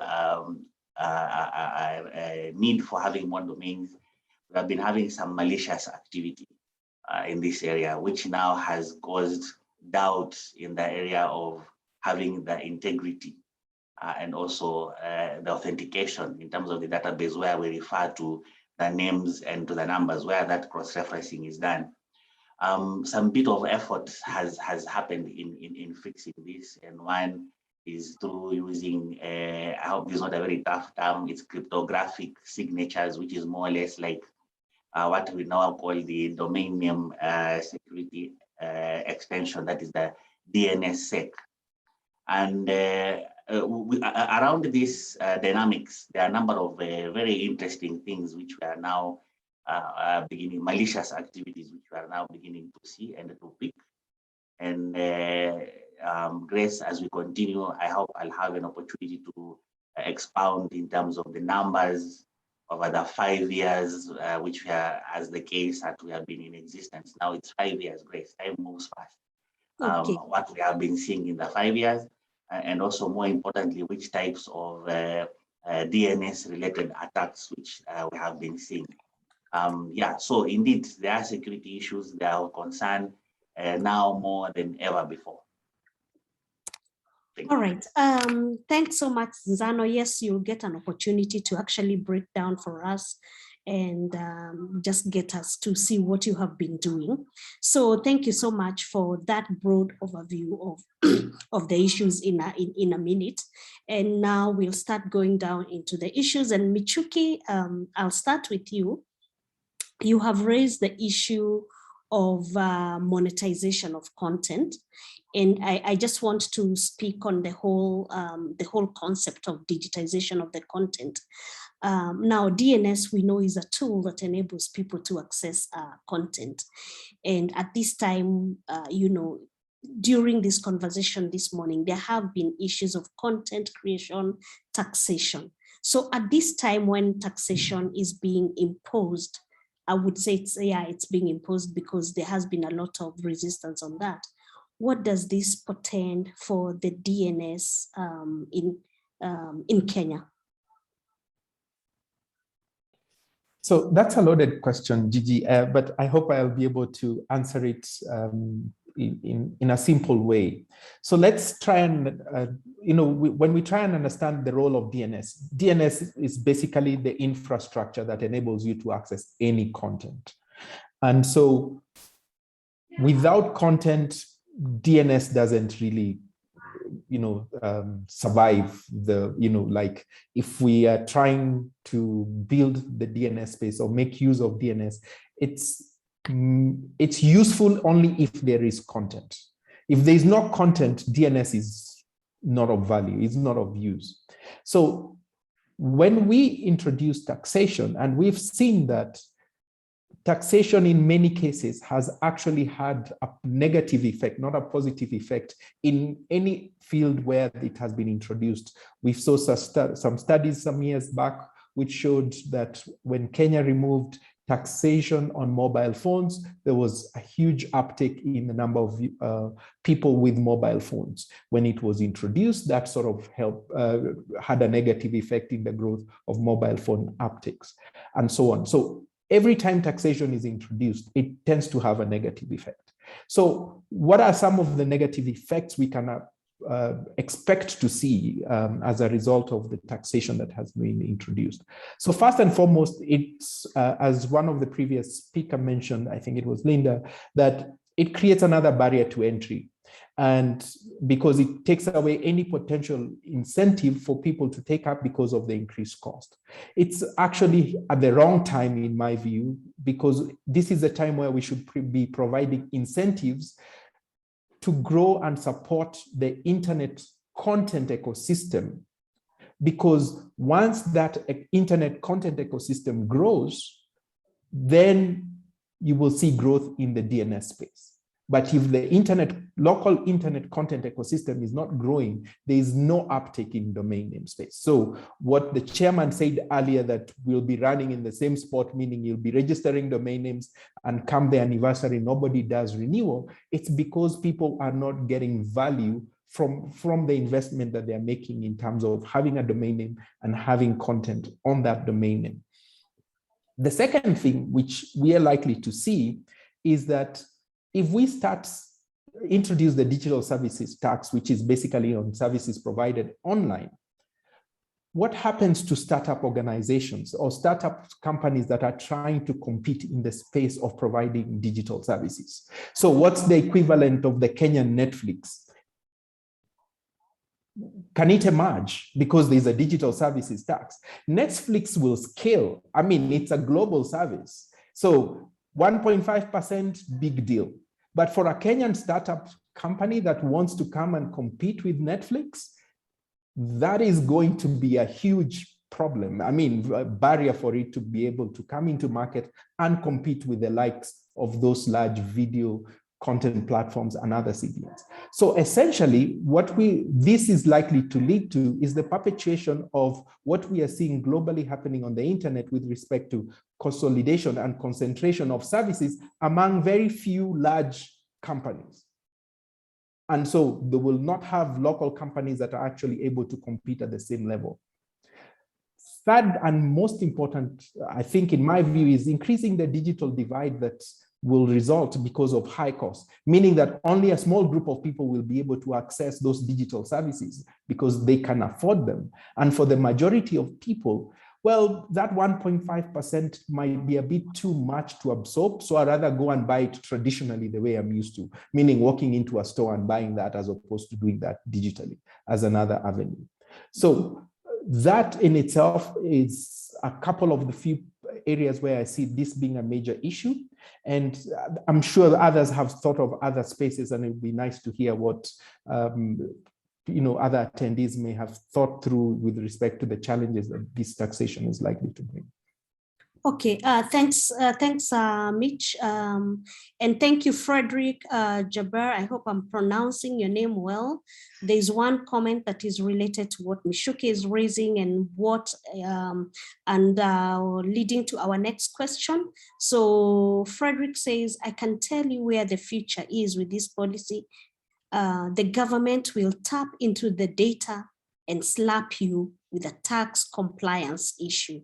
So Rosemary, just picking it from there, the regulator, and even from what Michuki has said, the regulator seems keen on this taxation issue of online products.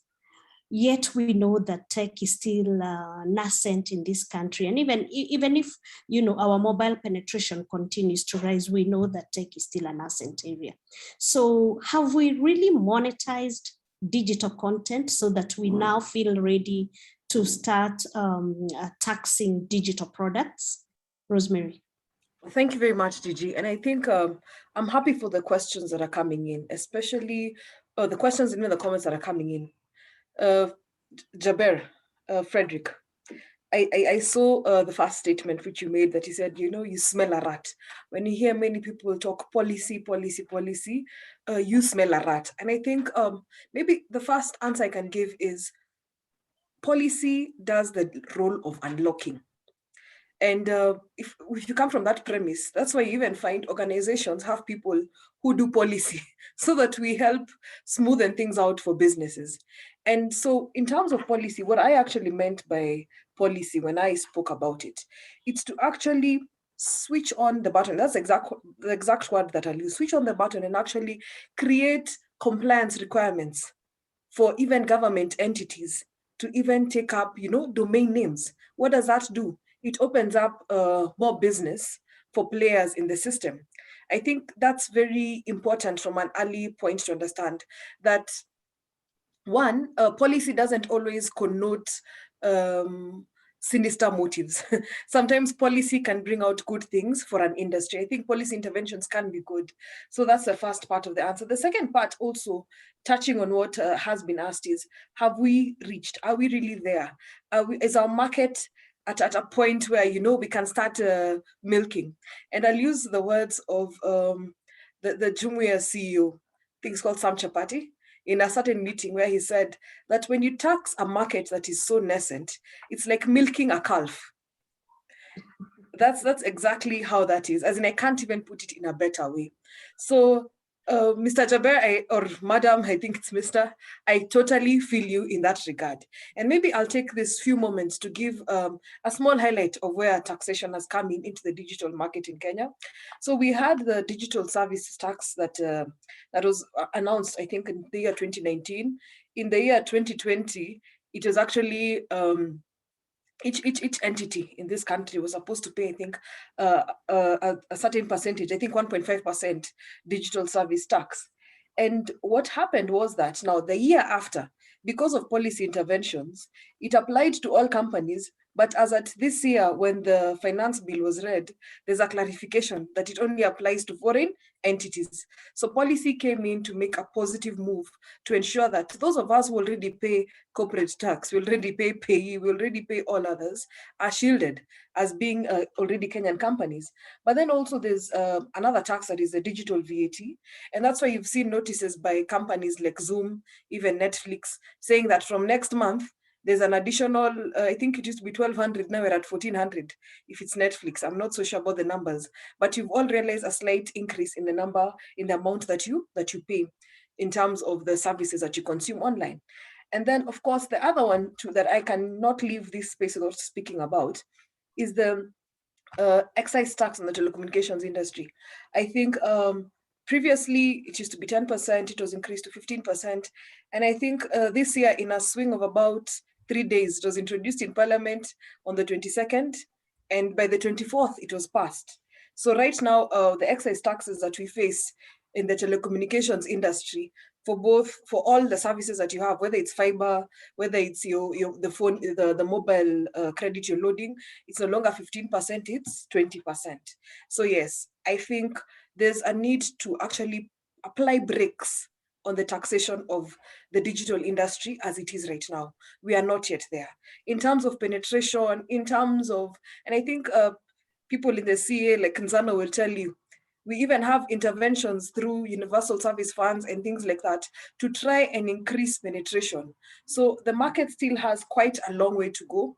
And I think taxation over rather a high level of taxation will stifle the growth of the market. So I think there's a need to rethink taxation strategies for the digital economy until when we have harvested the benefits. And I see the fear. Like if I have a .ke domain, will somebody spy and maybe see how much in sales I'm making? I don't think that's possible. But I think it's Joel had mentioned earlier, clarifying the security of the .ke domain system and even how they can only maybe do things based on court orders. But in terms of the query, in terms of taxation, I think we need to rethink it. We're at a point where we need to, before we can start getting value, like the 8 billion in the global market, before we start unlocking the true value of it, we need to create an ecosystem that allows a proper, exhaustion and a proper growth so that we move forward. And I think even and let's learn from other jurisdictions. We saw that in Silicon Valley, a number of the companies that are the biggest in the world today, the Facebooks and the Googles of this world, actually had serious tax breaks that allowed them to scale. So I think it should be the same even for the DNS ecosystem and the digital ecosystem at large. Thank you. Well, thanks so much, Rosemary. We hear your message that we need to rethink taxation of digital products because we are not yet there. And Akinbo, we hear you. I think your sentiments resonate with Rosemary's, and he feels that we kill our local content brands with taxation, while in the global competition, we should be looking at safe haven for local initiatives and startups. Can't agree more. Okay, Nzano, now we come to you. What are some of the security concerns that have to do with DNS?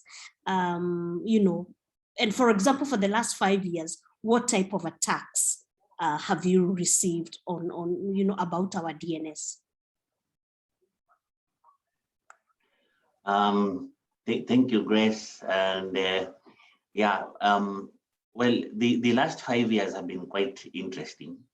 And because when we look at the DNS and the DNS ecosystem, we would relate what we would call web application attacks to DNS system. And in 2016, actually, we were looking at, we were detecting cyber threats at around 2.6 million.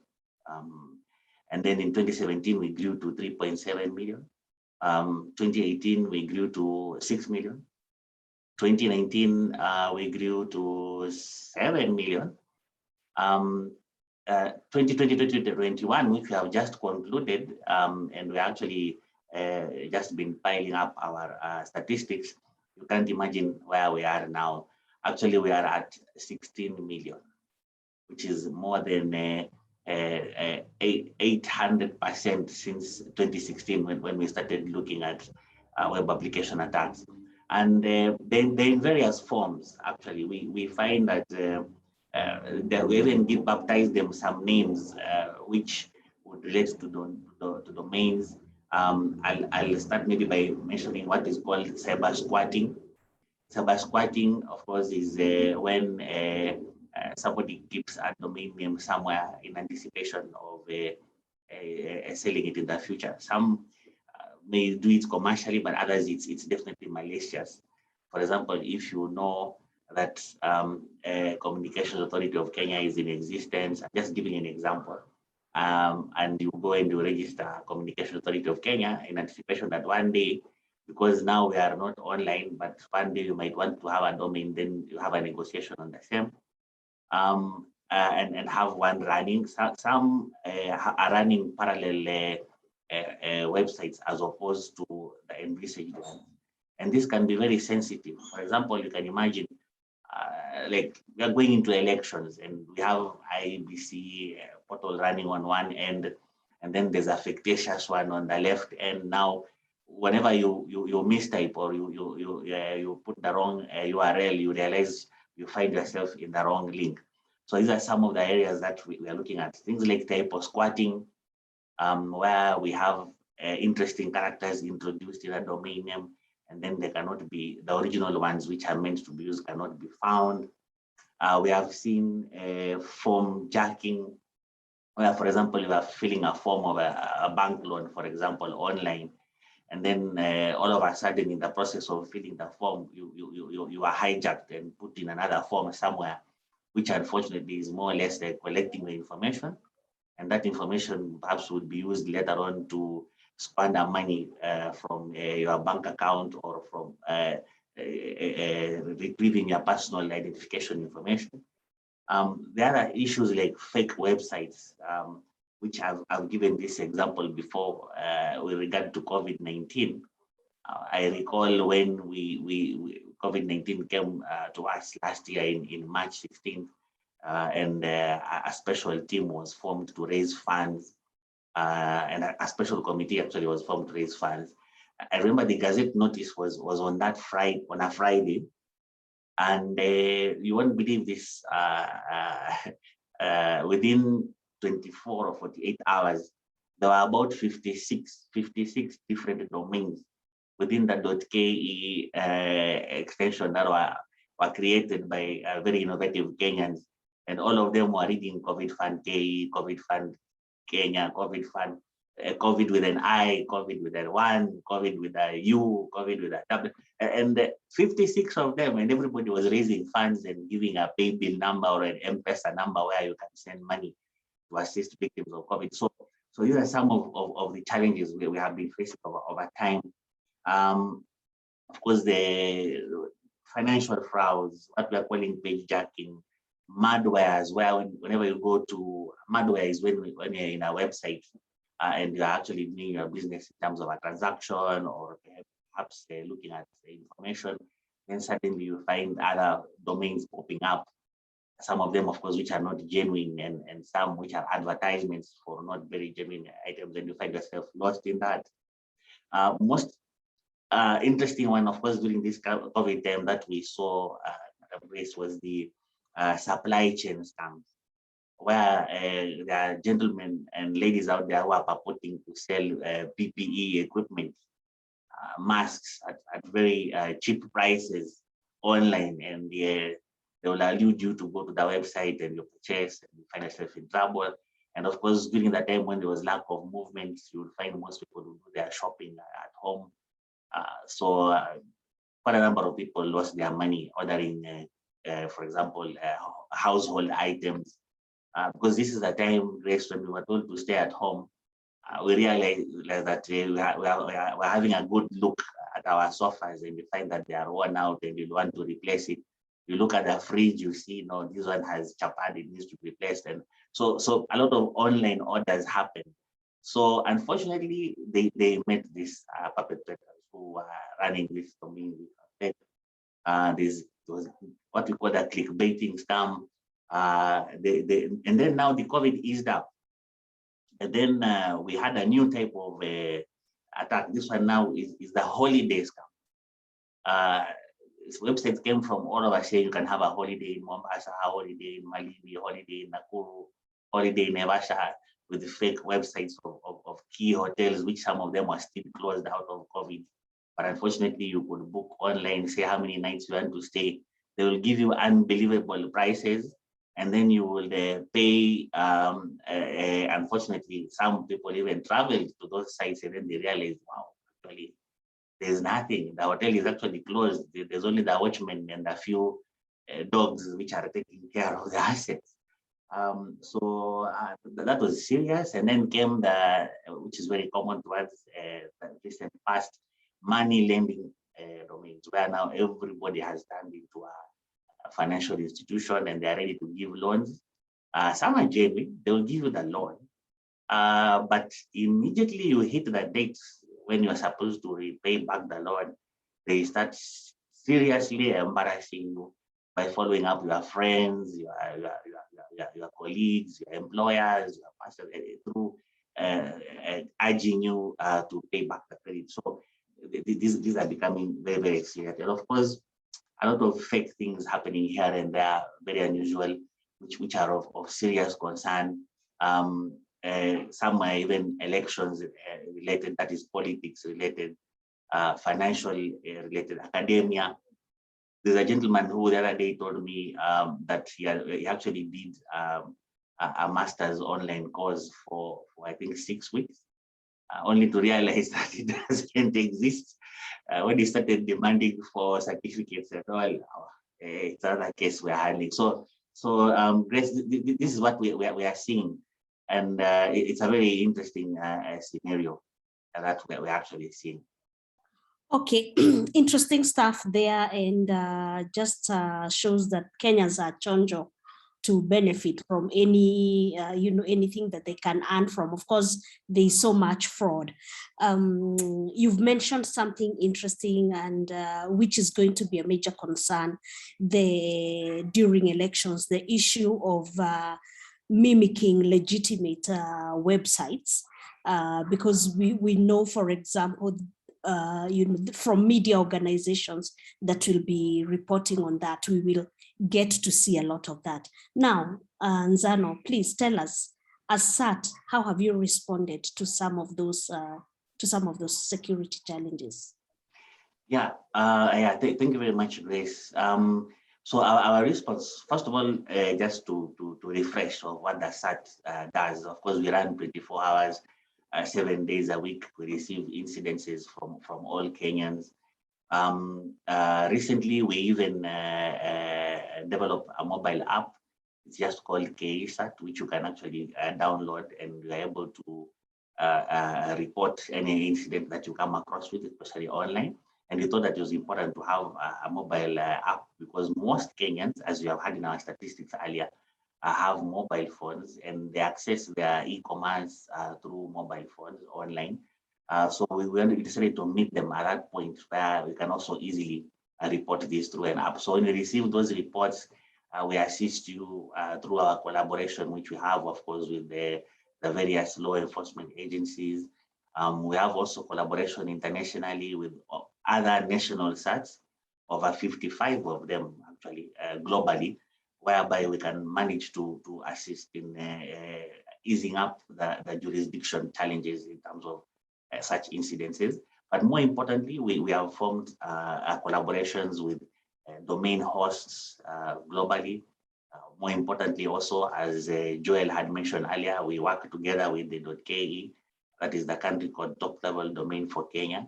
In fact, we do have continuous periodic sittings just to review what is happening within the .ke environment and to be sure that Kenyans are safe with whatever they are getting on .ke. We are very glad that a number of laws are now taking shape, including the Computer Misuse Cybercrimes Act, where some few prosecutions actually have happened, and some digital forensics collected even from our labs. I don't know if I mentioned this before, but we have quite advanced digital forensic labs here. of which we can assist law enforcement in collecting evidence, digital evidence, and a number of cases have been taken to court. And also with that, also we have a 24/7 team which actually looks at the domains, the critical infrastructure domains and systems that whenever we, like the sensitive one we just mentioned, maybe about elections and all, whenever we see funny domains coming our way, we alert the various responsibility critical infrastructures and have it managed in good time before Kenyans are deceived. But more importantly, Grace, which is the most critical thing, is to have awareness and capacity building of all users in terms of being able to identify what could be fake out there, what could be a fake domain out there, what could be a domain that is deceiving and not true. So there are some few bulletins or advisories which we have shared, which you can always check on our website, that is www.ksat.go.ke, which gives guidance on how to identify and to have a suspicion on a domain which doesn't seem to be correct. So we do this awareness, and more importantly, we also work with .ke in terms of reaching out to Kenyans, going out there. Before COVID, we used to have these Chukua Hatua campaigns. We would always make sure we have engaged the KeNIC team and traveled with them to various parts of the countries for road shows. But now it's gone down. Now it's more of Zoom shows, and but we also still involve each other and have a massive reaching as possible to as many Kenyans in the Kenyan jurisdiction as possible to create this awareness.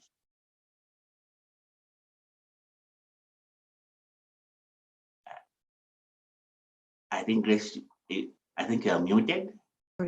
Sorry. Thanks, Zano. There's somebody a participant by the name Steve Gamba, who is requesting if you can kindly share the statistics or the link for the web attacks. So I don't know if you're able to do that, to share the link. Yes. That would be very useful. I'll post it. Okay, thank you so much. All right, now, Michuki, we come back to you. Initially, when you made your opening remarks, there are some issues you actually wanted to speak into. And I think one of them was the monetization of content. But I won't restrict you to that, but I would like you, as somebody who has been in the industry and somebody who also started at KeNIC, to tell us what are other issues that have not been mentioned by either Rosemary or Nzano that affect the growth and future of DNS. Thanks, Grace. And so in addition to the issues of monetization, which is something that we really need to take a much deeper look at and see how we can integrate this fully into all the systems and make sure that it's easier for people to actually acquire goods and services online with digital payments, and also be able to make returns on their investments from a content perspective. Right now, we know, yes, there are people who are able to earn income through, vlogs on YouTube and other platforms, but that is not the only way. We need to be able, if you're a business, if you're able to go online as an SME or as a micro enterprise, if you're able to take your services online, you should be able to make the return on investments through that avenue. And that's also dependent on how many people are able to access your shop or your platform affordably. So there are two issues there from the access point of view, but also from a payments point of view. The other issues that have not been touched is, first and foremost, is trust on the internet.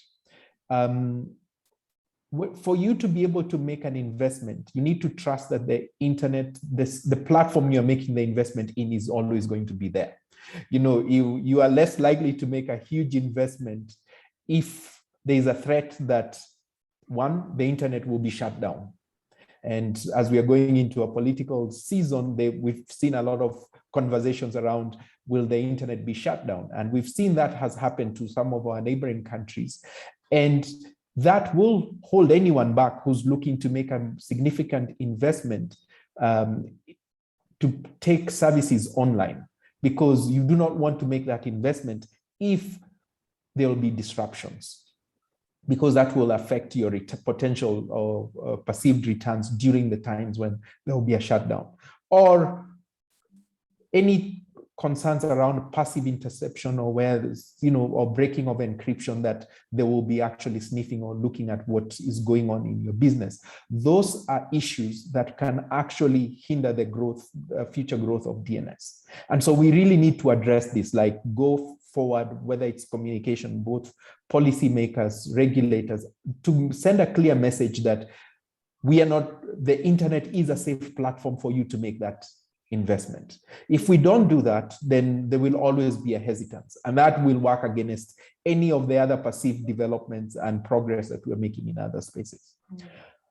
A second one is we do face potential challenges from the platform, some of the platforms like the social networking, instant messaging, and online marketplace platforms, because many entities have used these platforms fully as their online presence and actually do not make any other investments on websites or domain names to have an online presence or an online identity outside of those platforms. So they do present a challenge to the DNS space and to domain name growth. And so the question that we need to ask ourselves is, how do we leverage, or how do we adapt the growth of domain names with the emerging sort of trends, where a lot of organizations are actually largely depending on social networking and online marketplaces platforms as places where they go to trade, as opposed to having their own independent platforms. And that in itself is huge, because a lot of people do sell, but everything is happening on various concentrated platforms. Finally, my final intervention is something that Zano mentioned. We are a mobile first when it comes to internet access. So, and when you think about it, a lot of the internet we access is through apps. Apps means very few domain names are actually being registered, because if I can access everything through an app, there's only one domain name probably behind that app, but it's providing a lot of services and features and services. In the past, it was websites. So we needed to go to this website and that website, which was a domain name. So because we are mobile first, how can we then look at leveraging the growth of domain names with the usage that is largely mobile driven and app dependent? So those three areas are key for us to look at and think about when it comes to the issues that affect the growth and the future of DNS.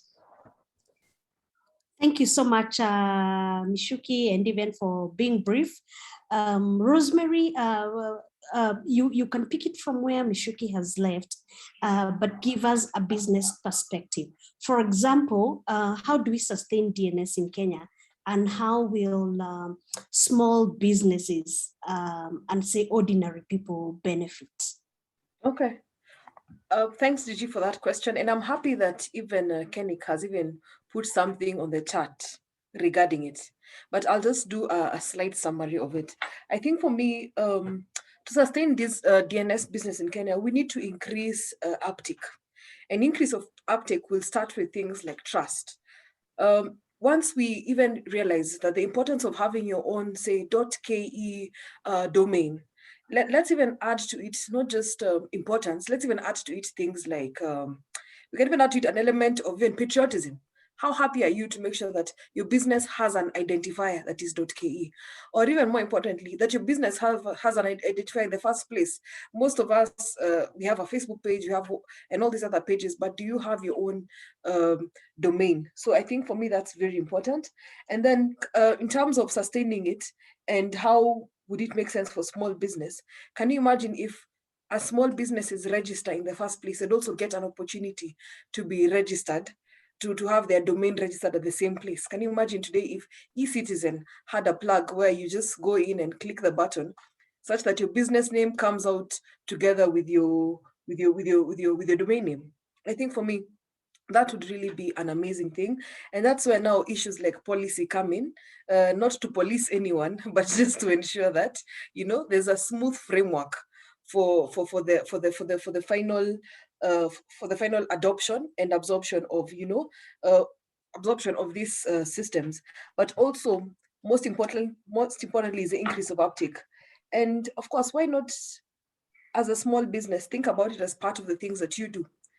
Beyond just your regular communications, why not have your one-stop shop where everybody knows everything about in your own domain system? So identity platforms and opening up other avenues, even for trade. We talk about e-commerce. For a small business perspective, I think more than ever, I don't know if I'm a good demographic, but more than ever, I'm doing a lot of online purchases, and not from the big businesses. It's from this person who's selling this person who's selling that, from one platform to another. Can you imagine the kind of market that adoption of the adoption and growth of a DNS market, the opportunity to give for our small businesses? And for me, I think that's the angle that I'd like to look at, that the market that it can unlock. And even globally, today, we're talking about the Africa Free Trade Area. Supposing we could use those kind of systems to plug us to even now international markets, I think there's a lot to be done. Maybe small businesses, small farmers, and just the endless opportunities that the digital ecosystem provides for us. Thanks, Rosemary. I'm just looking at some of the comments, and some of them, you know, you can see the optimism. Kevin Bugwa feels that the issue of taxation is just so that elections money can be collected, but after the elections, you know, we'll go back to normal. That is real optimism, you know, where we have a tax that will be waived after elections. There's also Frederick again, feels, I think Mishuki, you've raised the issue of shutdowns, and he says, you know, he's sure that there will be a social media shutdown. You know, I mean, we are in East Africa. Although, Frederick, we expected that, it didn't happen in 2017. Lucky says, I am eager in getting a response as to how we can compete against apps to enhance digital presence through owning a domain name. This seems to be, you know, a real debate. And then Nicholas feels that how can KeNIC and other internet stakeholders support internet access as a human right to avoid internet shutdowns by developing countries during heightened political seasons? And I think, Mishuki, you've raised the issue of shutdown, so you've seen the sort of responses that are coming up. Now, I don't know if you want to respond to that. We have 11 minutes to go. Mishuki, do you want to respond especially to the issue of internet shutdowns and apps? Well, apps versus websites? Yes, so let me start from the point of the shutdowns. I think on this point, it's very clear that it has a major economic effect and impact, which goes contrary to any interest that any government or political party may have, because the negative effects have been put from an economic terms, but also looking at the long-term component, which is if you want to attract investments and growth in a particular space, for instance, in the internet itself, that does not lend well. It does not put you on a positive trend where people will continue making investments in the internet space. And it's literally close to shooting yourself in the foot. So far, we've not done it. And I'm proud that we've not done it so far. And I hope that that is, given the statements that the leadership of this country have given, that there will be no shutdowns.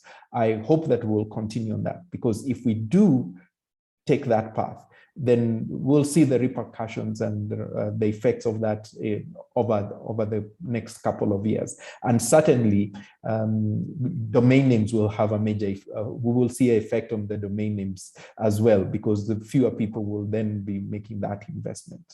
When it comes to apps, I think there are two things here. First, in the app business, we need to do a little bit more of capacity building and awareness creation with respect to the app developers to use names. They do need to use names as opposed to IP addresses when they develop the apps, because it helps the apps to be more dynamic and the backend to work more seamlessly. And that's important. So there's an opportunity there. Secondly, I think the transition here will need to be a discussion and awareness creation around people who use apps as an entry point. It's an entry point, but not providing the full solution. And if you want to have more a dynamic way of engaging, or a fully fledged platform where you can actually be able to deliver more goods and services, then that can only happen when you get out of you use the app as an entry point, which redirects you to a website or a domain name, or rather a website, which of course is tagged to a domain name that really serves you with that interactive experience that one needs to be able to get the goods or services. And so it's trying to find that leverage of how the apps can serve as a channel as opposed to being the main platform that serves you with the solutions. So of course, this will work in some cases, but not in all. And of course, we also know that we can't all have apps for everything. I think it will also not be scalable. So we'll need to find leverage points in which way we can take advantage of this. So I hope that sort of gives us some thoughts on how to deal with those two issues.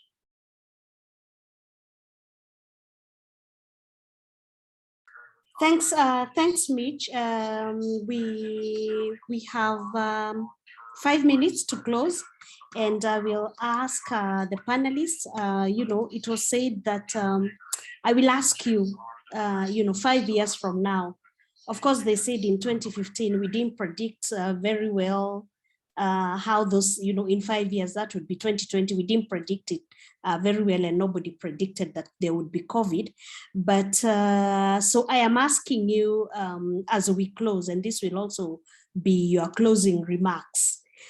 Looking down at 5 years from now, what is likely to come into play? For you, Rosemary, you can comment on the issue of policy. Mishuki, you can comment on the issue of content and consumer adoption, and then Zano, please comment on issue of security of DNS. So in that order, Rosemary, Mitch, then we wind up with Zano. Hi, Grace. Once again, thank you so much for this session. I think as we end in terms of policy, I just hope that we get an enabling environment for us to get the true value of our digital ecosystem, and some of these policies even coming to support the DNS ecosystem. I think for me, not more policy to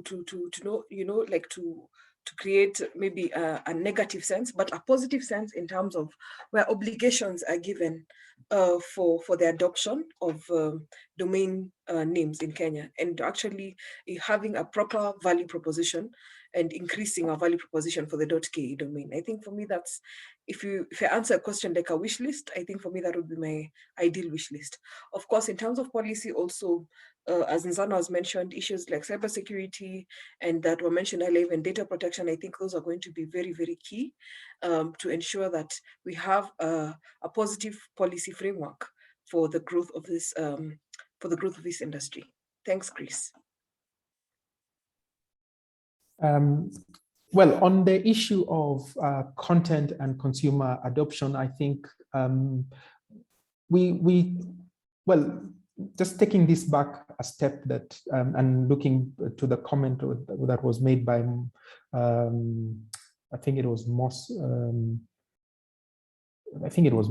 and Kemibaro, with respect to the COVID issues. COVID has sort of helped us leapfrog many years of digitization and taking services online. So what then will come out as a result of this? I think there are a couple of lessons we're going to take from this in terms of the issues of using online content, locally created content, and so on. And I'm hoping that it will trigger a new set of policies and regulations and discussions, really positive ones, that will help to sort of grow that trend into where we get to levels of, being a fully digital economy for that matter. And I'm hoping that we'll see some positive policies coming in with respect to innovation, research and development, because that's going to be a key area that we'll want to take advantage of the lessons that we've learned through the COVID period. I'd also like to see some policies on early adoption that encourages early adoption. As opposed to taxing, people will say, hey, maybe we'll give you something if you are an early adopter of something. So the positive of that will be something that will be interesting to see. And certainly, we also need to standardize. I think that's something that's going to be key going forward. Standardizing on how we do various things. I think as we go onto the digital platforms, standardization will be something that we'll need to start talking about, because it helps the interoperabilities issues and so on. So those to me are the three areas where I hope to see more policies and discussion coming forward in the next 5 years. But I certainly value that even though COVID has really torn us apart in many ways, it has also ushered in a new era which we can also take advantage of. Nzano? Yeah, thank you, Grace. And before I talk about security issues, I like to touch slightly on the policy issues. I think definitely we are going to see a lot of policies, new bills, new suggestions, new changes to the various acts which we have. Already we have the Data Protection Act regulations, which we're already contributing to. I think it will be very important for us to remember that we need to participate actively. Yeah, whenever you see a call has been made for public participation, let's participate. Let us give our views. Let's have strong arguments to and fro, or supporting or not supporting the views which have been provided. With regard to internet shutdowns, I think Mishoki has said it very well. There is commitment from the highest levels, highest offices in the country that this will not happen. We worked very hard, of course, in 2017, and we made sure that there were no shutdowns then. And I can be very sure that there wouldn't be actually this time. Let's keep on having that conversation. And most important, we also need to have good cyber hygiene among ourselves. Let's be disciplined among ourselves. I mean, before you click on the send button, whenever you are typing anything on online, think twice and just try to be sensitive of how it will impact your partner or your colleague who seems to be having a different opinion from what you have.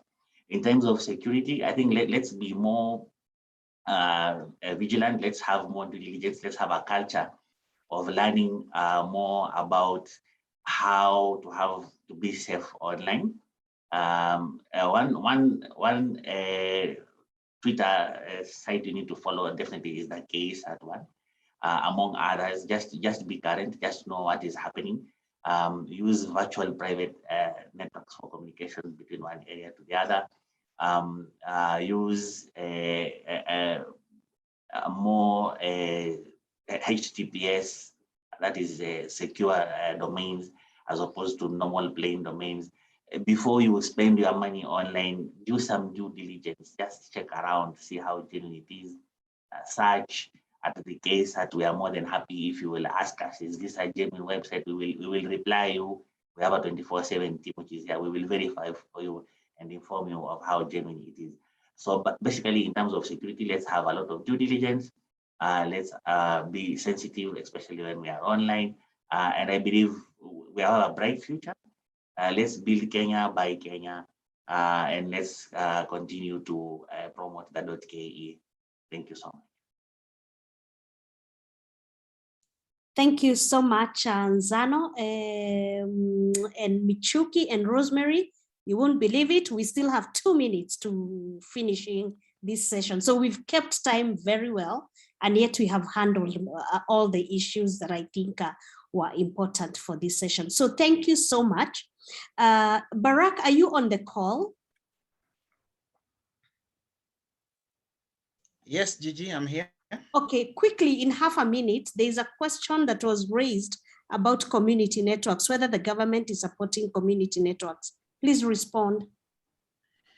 Thank you, Gigi. And the answer is yes. The government is supporting community networks. And you'll allow me just a minute to answer. Basically, community networks are efforts which have come up to provide complementary access in areas that are unserved and underserved. And the Internet Society has been a key player in this community networks movement. I think the first African regional meeting on community networks was hosted here in Kenya at the University of Nairobi under the leadership of Michuki. And since then, Kenya has played a leading role in making sure that community network is an alternative that can provide connectivity to the unserved and underserved. And just to make some quick points, that one, the Kenya ICT Action Network and its partners, the Association of Progressive Communication, have been hosting what is called LockNet, a project called LockNet that is aimed at encouraging the development of community networks across the African continent. There's been a lot of initiatives, some of them hosted by the ISOC Kenya chapter and other partners, but most recently, KiNIC and the Association of Progressive Communications and the Communications Authority worked on a process that developed the first ever licensing framework for community networks in Kenya. And the document has been undergoing public review on the Communications Authority website. And I think I would invite all of the participants to visit the Communications Authority website and make any comment. Basically, there's been tensions between community networks and regular operators, but there's been an effort, and I'm glad CA has really supported this effort. The government has really supported this effort to make sure that at least a licensing framework is developed for community networks, and there's a way to differentiate them from traditional telcos or tier 1 or tier 2 operators. So to answer the question is yes. The government has really supported the development of community networks in Kenya, and hopefully very soon we shall have this licensing regime. And just to say that we have a number of community networks that are already active in Kenya. The first one, of course, is Tunapanda, that most of you are aware of, which has been supported even by the Internet Society Kenya chapter. We also have Aheri in Kisumu. We have Lanet in Nakuru, and we have Dunia Moja in Kilifi, and our colleague Twahir is here on the call. And the opportunity is there for many more to be brought up. So without belaboring the point, visit the Kenya ICT Action Network, kictanet.or.ke, for more content on community networks and to see how we went through the licensing process or framework. Visit the CA website to also see where the license is. And then you can also visit Dunia Moja. You can just Google Dunia Moja. Twahir is here. You can also check out aheri.org, the work that they are doing. You can also check Lanet Community Networks that is run by AfChicks in Lanet Umoja community in Nakuru. And you can also check tunapanda.org. Thank you, Gigi. Thanks. Yeah, thanks, Barak. I was not intending to give you more than a minute, but you've taken that. So I want to thank everyone. I want to thank Frederick, Akinbo. You've been very active in asking questions. Richard, thank you so much, and everyone who participated. I now want to invite John Walubengo, who is a lecturer at Multimedia University, to close this session for us before giving it back to Joe for the final closing. Thank you, everyone. Okay, thanks, Gigi, for that very good moderation. Very insightful panelist. My job here is very brief. I know I may be standing between you and lunch, but I just want to summarize what I've picked from the very insightful panelists. And then after that, give you my 2 cents on the future of DNS ecosystem in Kenya. So Rosemary, main contribution is that we should have supportive policies, positive policy frameworks. So policies should not be looked as being constraining. They instead needs to be looked at as being supportive. The issue of tax also came up, where she highlighted that there's a high level of taxation on digital services, and taxation is not necessarily bad because governments and countries need tax to run to provide services. But the timing of such tax could be negative, especially for emerging economies. She also mentioned that in terms of increasing the domains uptake, domain name uptake, we could probably try being patriotic, buy Kenya, build Kenya type of approach could increase uptake. Mitch also mentioned about the fact that the SMEs that may be digitized in terms of maybe having websites, they may not have done it in full scale. So there's still room for improvements. He also talked about monetizing content, where we should have mechanisms in which those websites are easily integrated with payment systems. So it's not enough to have a website, a brochure type of website, but how do you make it interactive and make it easy for your customers to buy goods and services? One of the challenges he mentioned with domain uptake relates to trust issues. Most people may perhaps avoid having a .ke because they think at one point or the other, the government may shut them down, or just be sneaking on them, surveillance issues. So it's important that our policies and regulatory frameworks are very clear on if this will happen and what conditions would necessitate that to happen and how will it happen if it has to happen at all. He also brought in an interesting dimension about how new platforms, especially social media platforms, present competition to the traditional website or domain uptake. So people have a presence on Twitter with 1 million users. So why do they need a website? Or perhaps they've put their presence on Facebook, for example, or Instagram. So the idea of then having a traditional website becomes challenging. The other challenge will be the mobile first culture, where again, similar to platforms, you find that most SMEs have an M-Pesa number or a mobile account number, and that's it.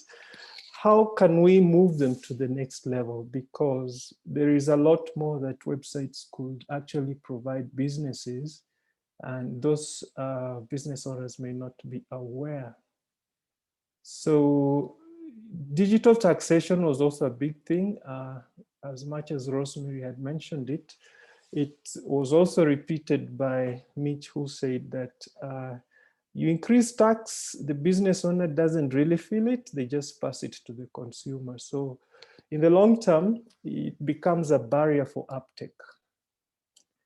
There was also need to have policies on R&D, research and development, policies on innovations, and perhaps policies for early adopters. What is in it for me if I jump onto the superhighway vis-a-vis if I jump in a year, 2 or 5 years later? So those are interventions that could be able to enable uptake.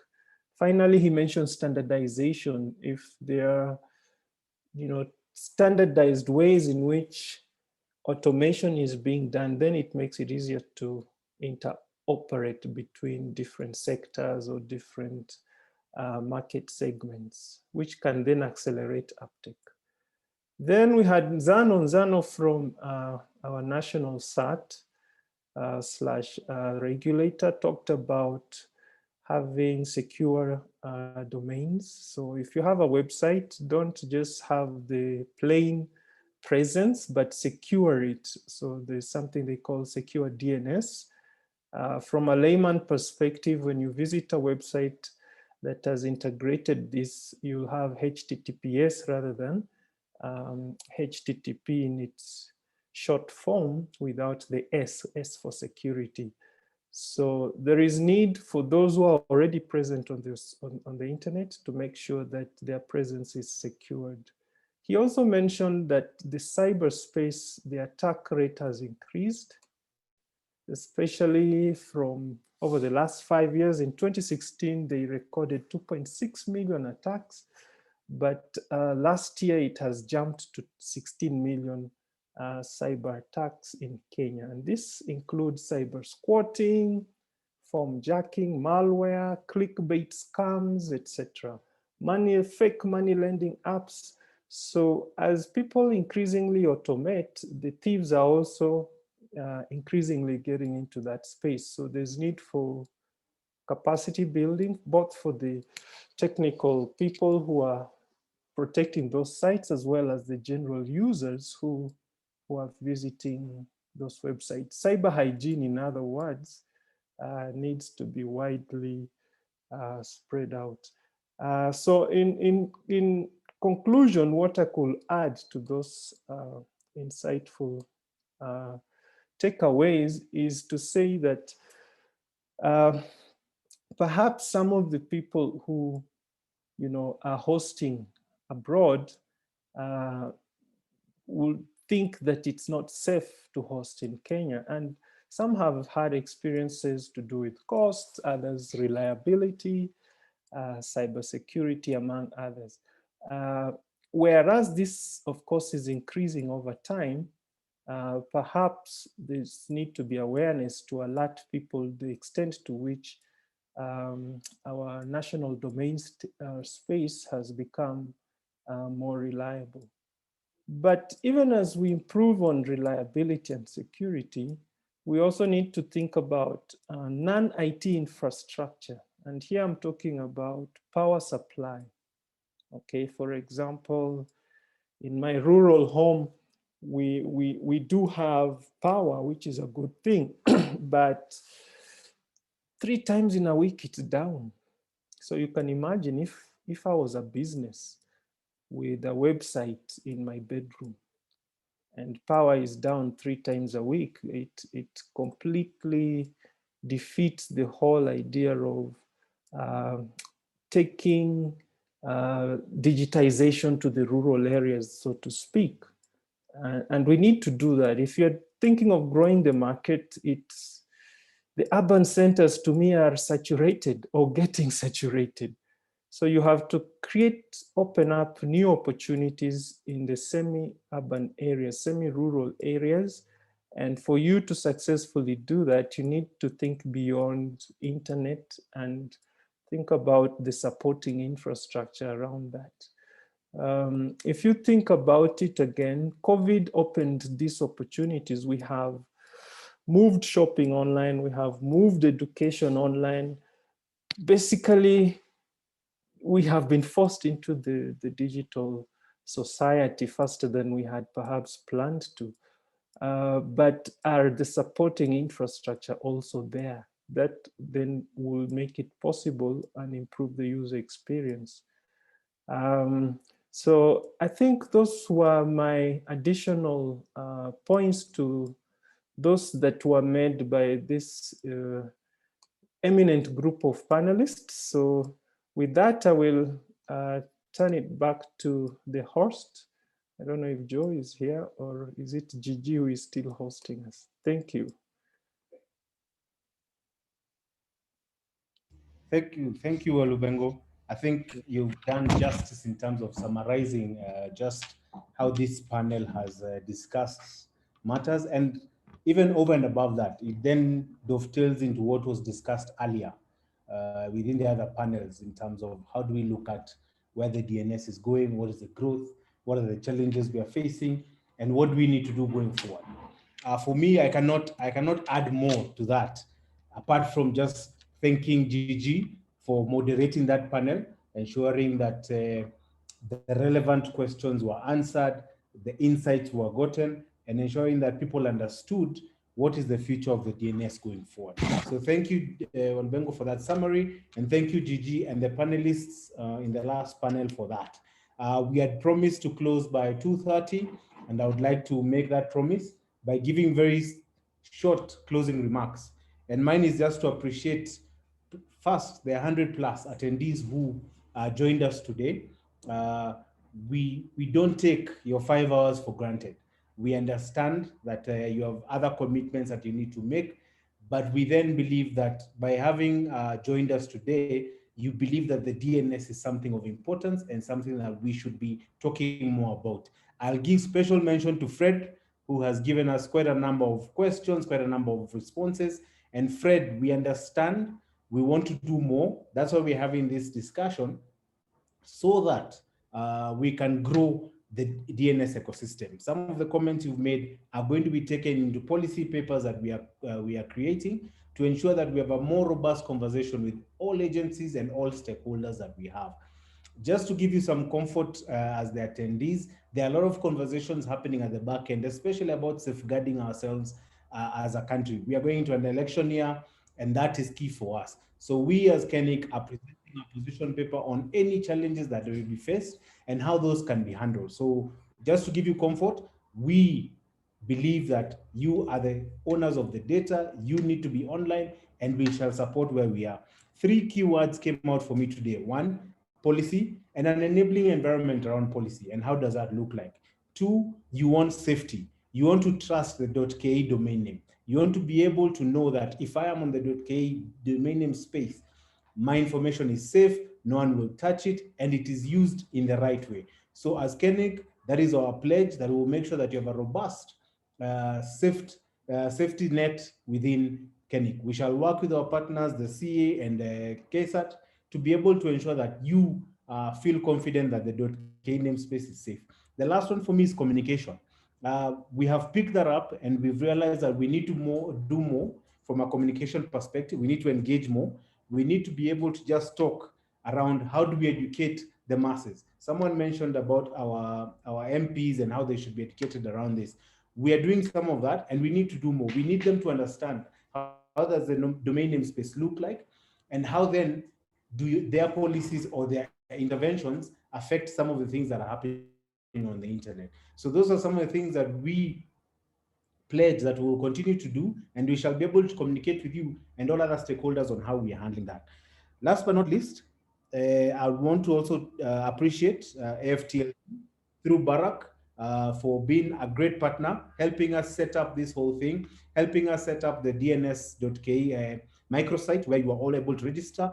ICANN through Bob, giving us that global perspective, allowing us to be able to look at this DNS forum. They've assisted other countries in terms of hosting it and making sure that we're doing the right thing. Through Dr. Tarus, we've just heard a bit about the Internet Society and what they're doing, and the Kenya chapter. And for those in the internet space, find out more of what is happening there. At this juncture, I'd also like to mention that next week we shall be having the Africa DNS Forum. It's a 2-day event, and I'll ask Barak if he can share the link on the chat room so that you can also register. This will be a wider perspective. We'll see and hear from more countries. We'll see what is happening across our borders. And this also just brings together the conversation they're having. I'd like to thank the panelists at the Ministry office through the CAS for giving her remarks and being with us just to share what the government is doing. The board chair, Mr. Shumanyula, for giving us the opportunity and believing in this process and saying, you guys go ahead, organize this forum, we shall support. We have to ensure that people understand what KeNIC is doing. We look at the Communications Authority through Mr. Matano and Nzano for just giving us a perspective of what the authority is doing and how then you can actually get in touch with the authority, how they can assist you, and also at the same time, how is the authority creating that enabling environment. We also looked at the other panels, and I'll not go through each and every person, but just to thank each and every one of you. But a special thanks to the moderators who have been with me for the last 1 month planning this event and making sure that they are committed. They're looking at what the issues are, what are the kind of questions they want to ask, what are the kind of questions that we want to untap. So I'd like to thank the moderators and the panelists in each of those panels for ensuring that we had a robust conversation. I want to finalize by saying, as KeNIC, we are looking at what the future looks like. We want to be part of the conversation. We are part of the conversation, and we shall be part of the conversation for the long term. So we want you to be part of this conversation. We want you to join us where there are conversations happening, where we're having webinars. Please join, please give your comments, give your ideas. As the ministry said, they are open to proposals. As KeNIC, we can walk this journey with all of you to ensure that the proposals see the light of day, and we are then providing a robust, accessible, secure internet ecosystem through the .ke. So without much ado, I'd like to thank everyone who has attended today, and we look forward to keeping you online. We want you to buy .ke, build Kenya. That's our mantra. We are the home of .ke domains, and we want you to be part of this. So thank you, everyone. Keep safe and have a lovely rest of the day. Thank you, everyone.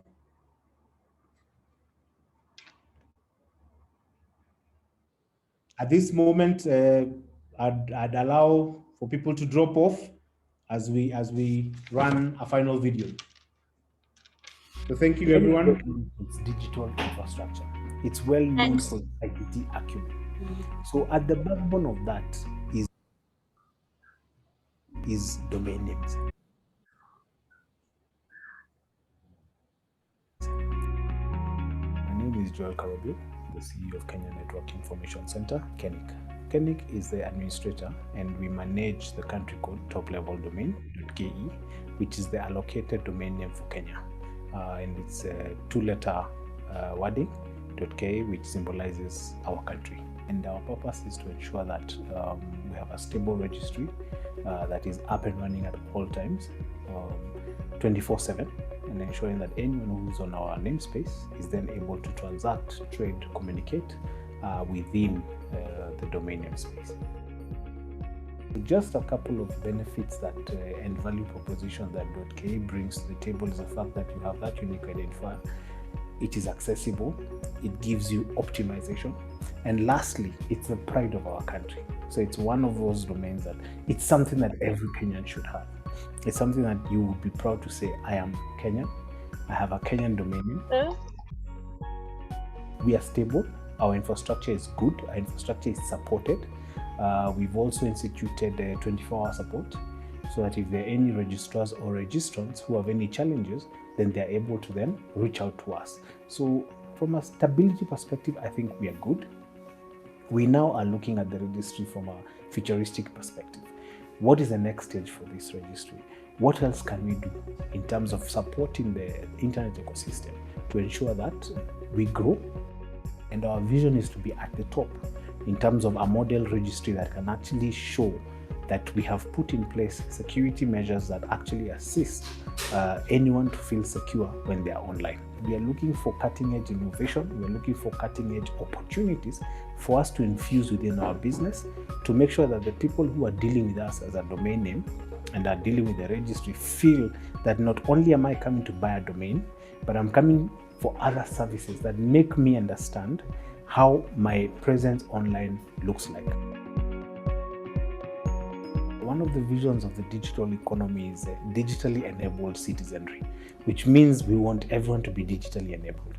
Domain names and the online presence is one of those digitally enabled, because then you dovetail from just having a website to actually having an e-commerce site that you can trade with. So we are part of this journey in Kenya that allows for people to actually make a living out of domains. As opposed to the registry, which is KeNIC dealing directly with the registrant, there's a halfway point, which is another ecosystem of people who are making money by selling domains.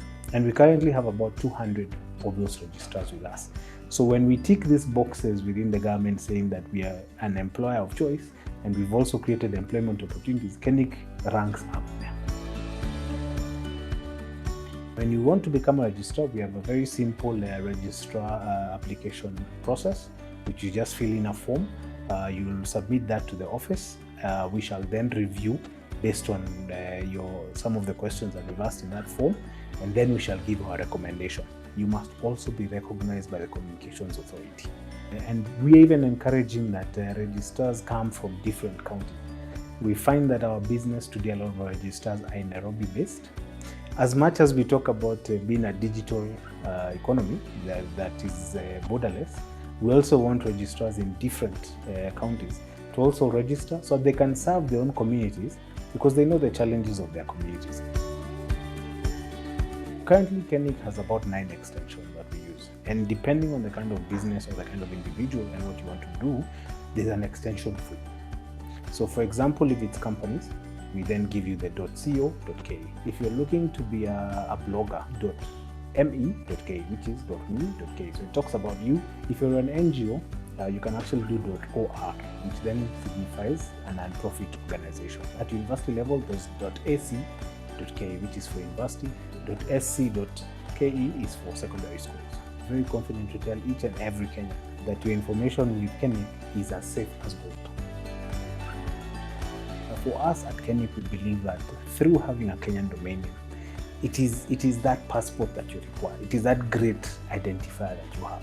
So we are appealing that if you can, and we would want you to, is to register your own domain name, whether it's for your business or your personal interactions with people.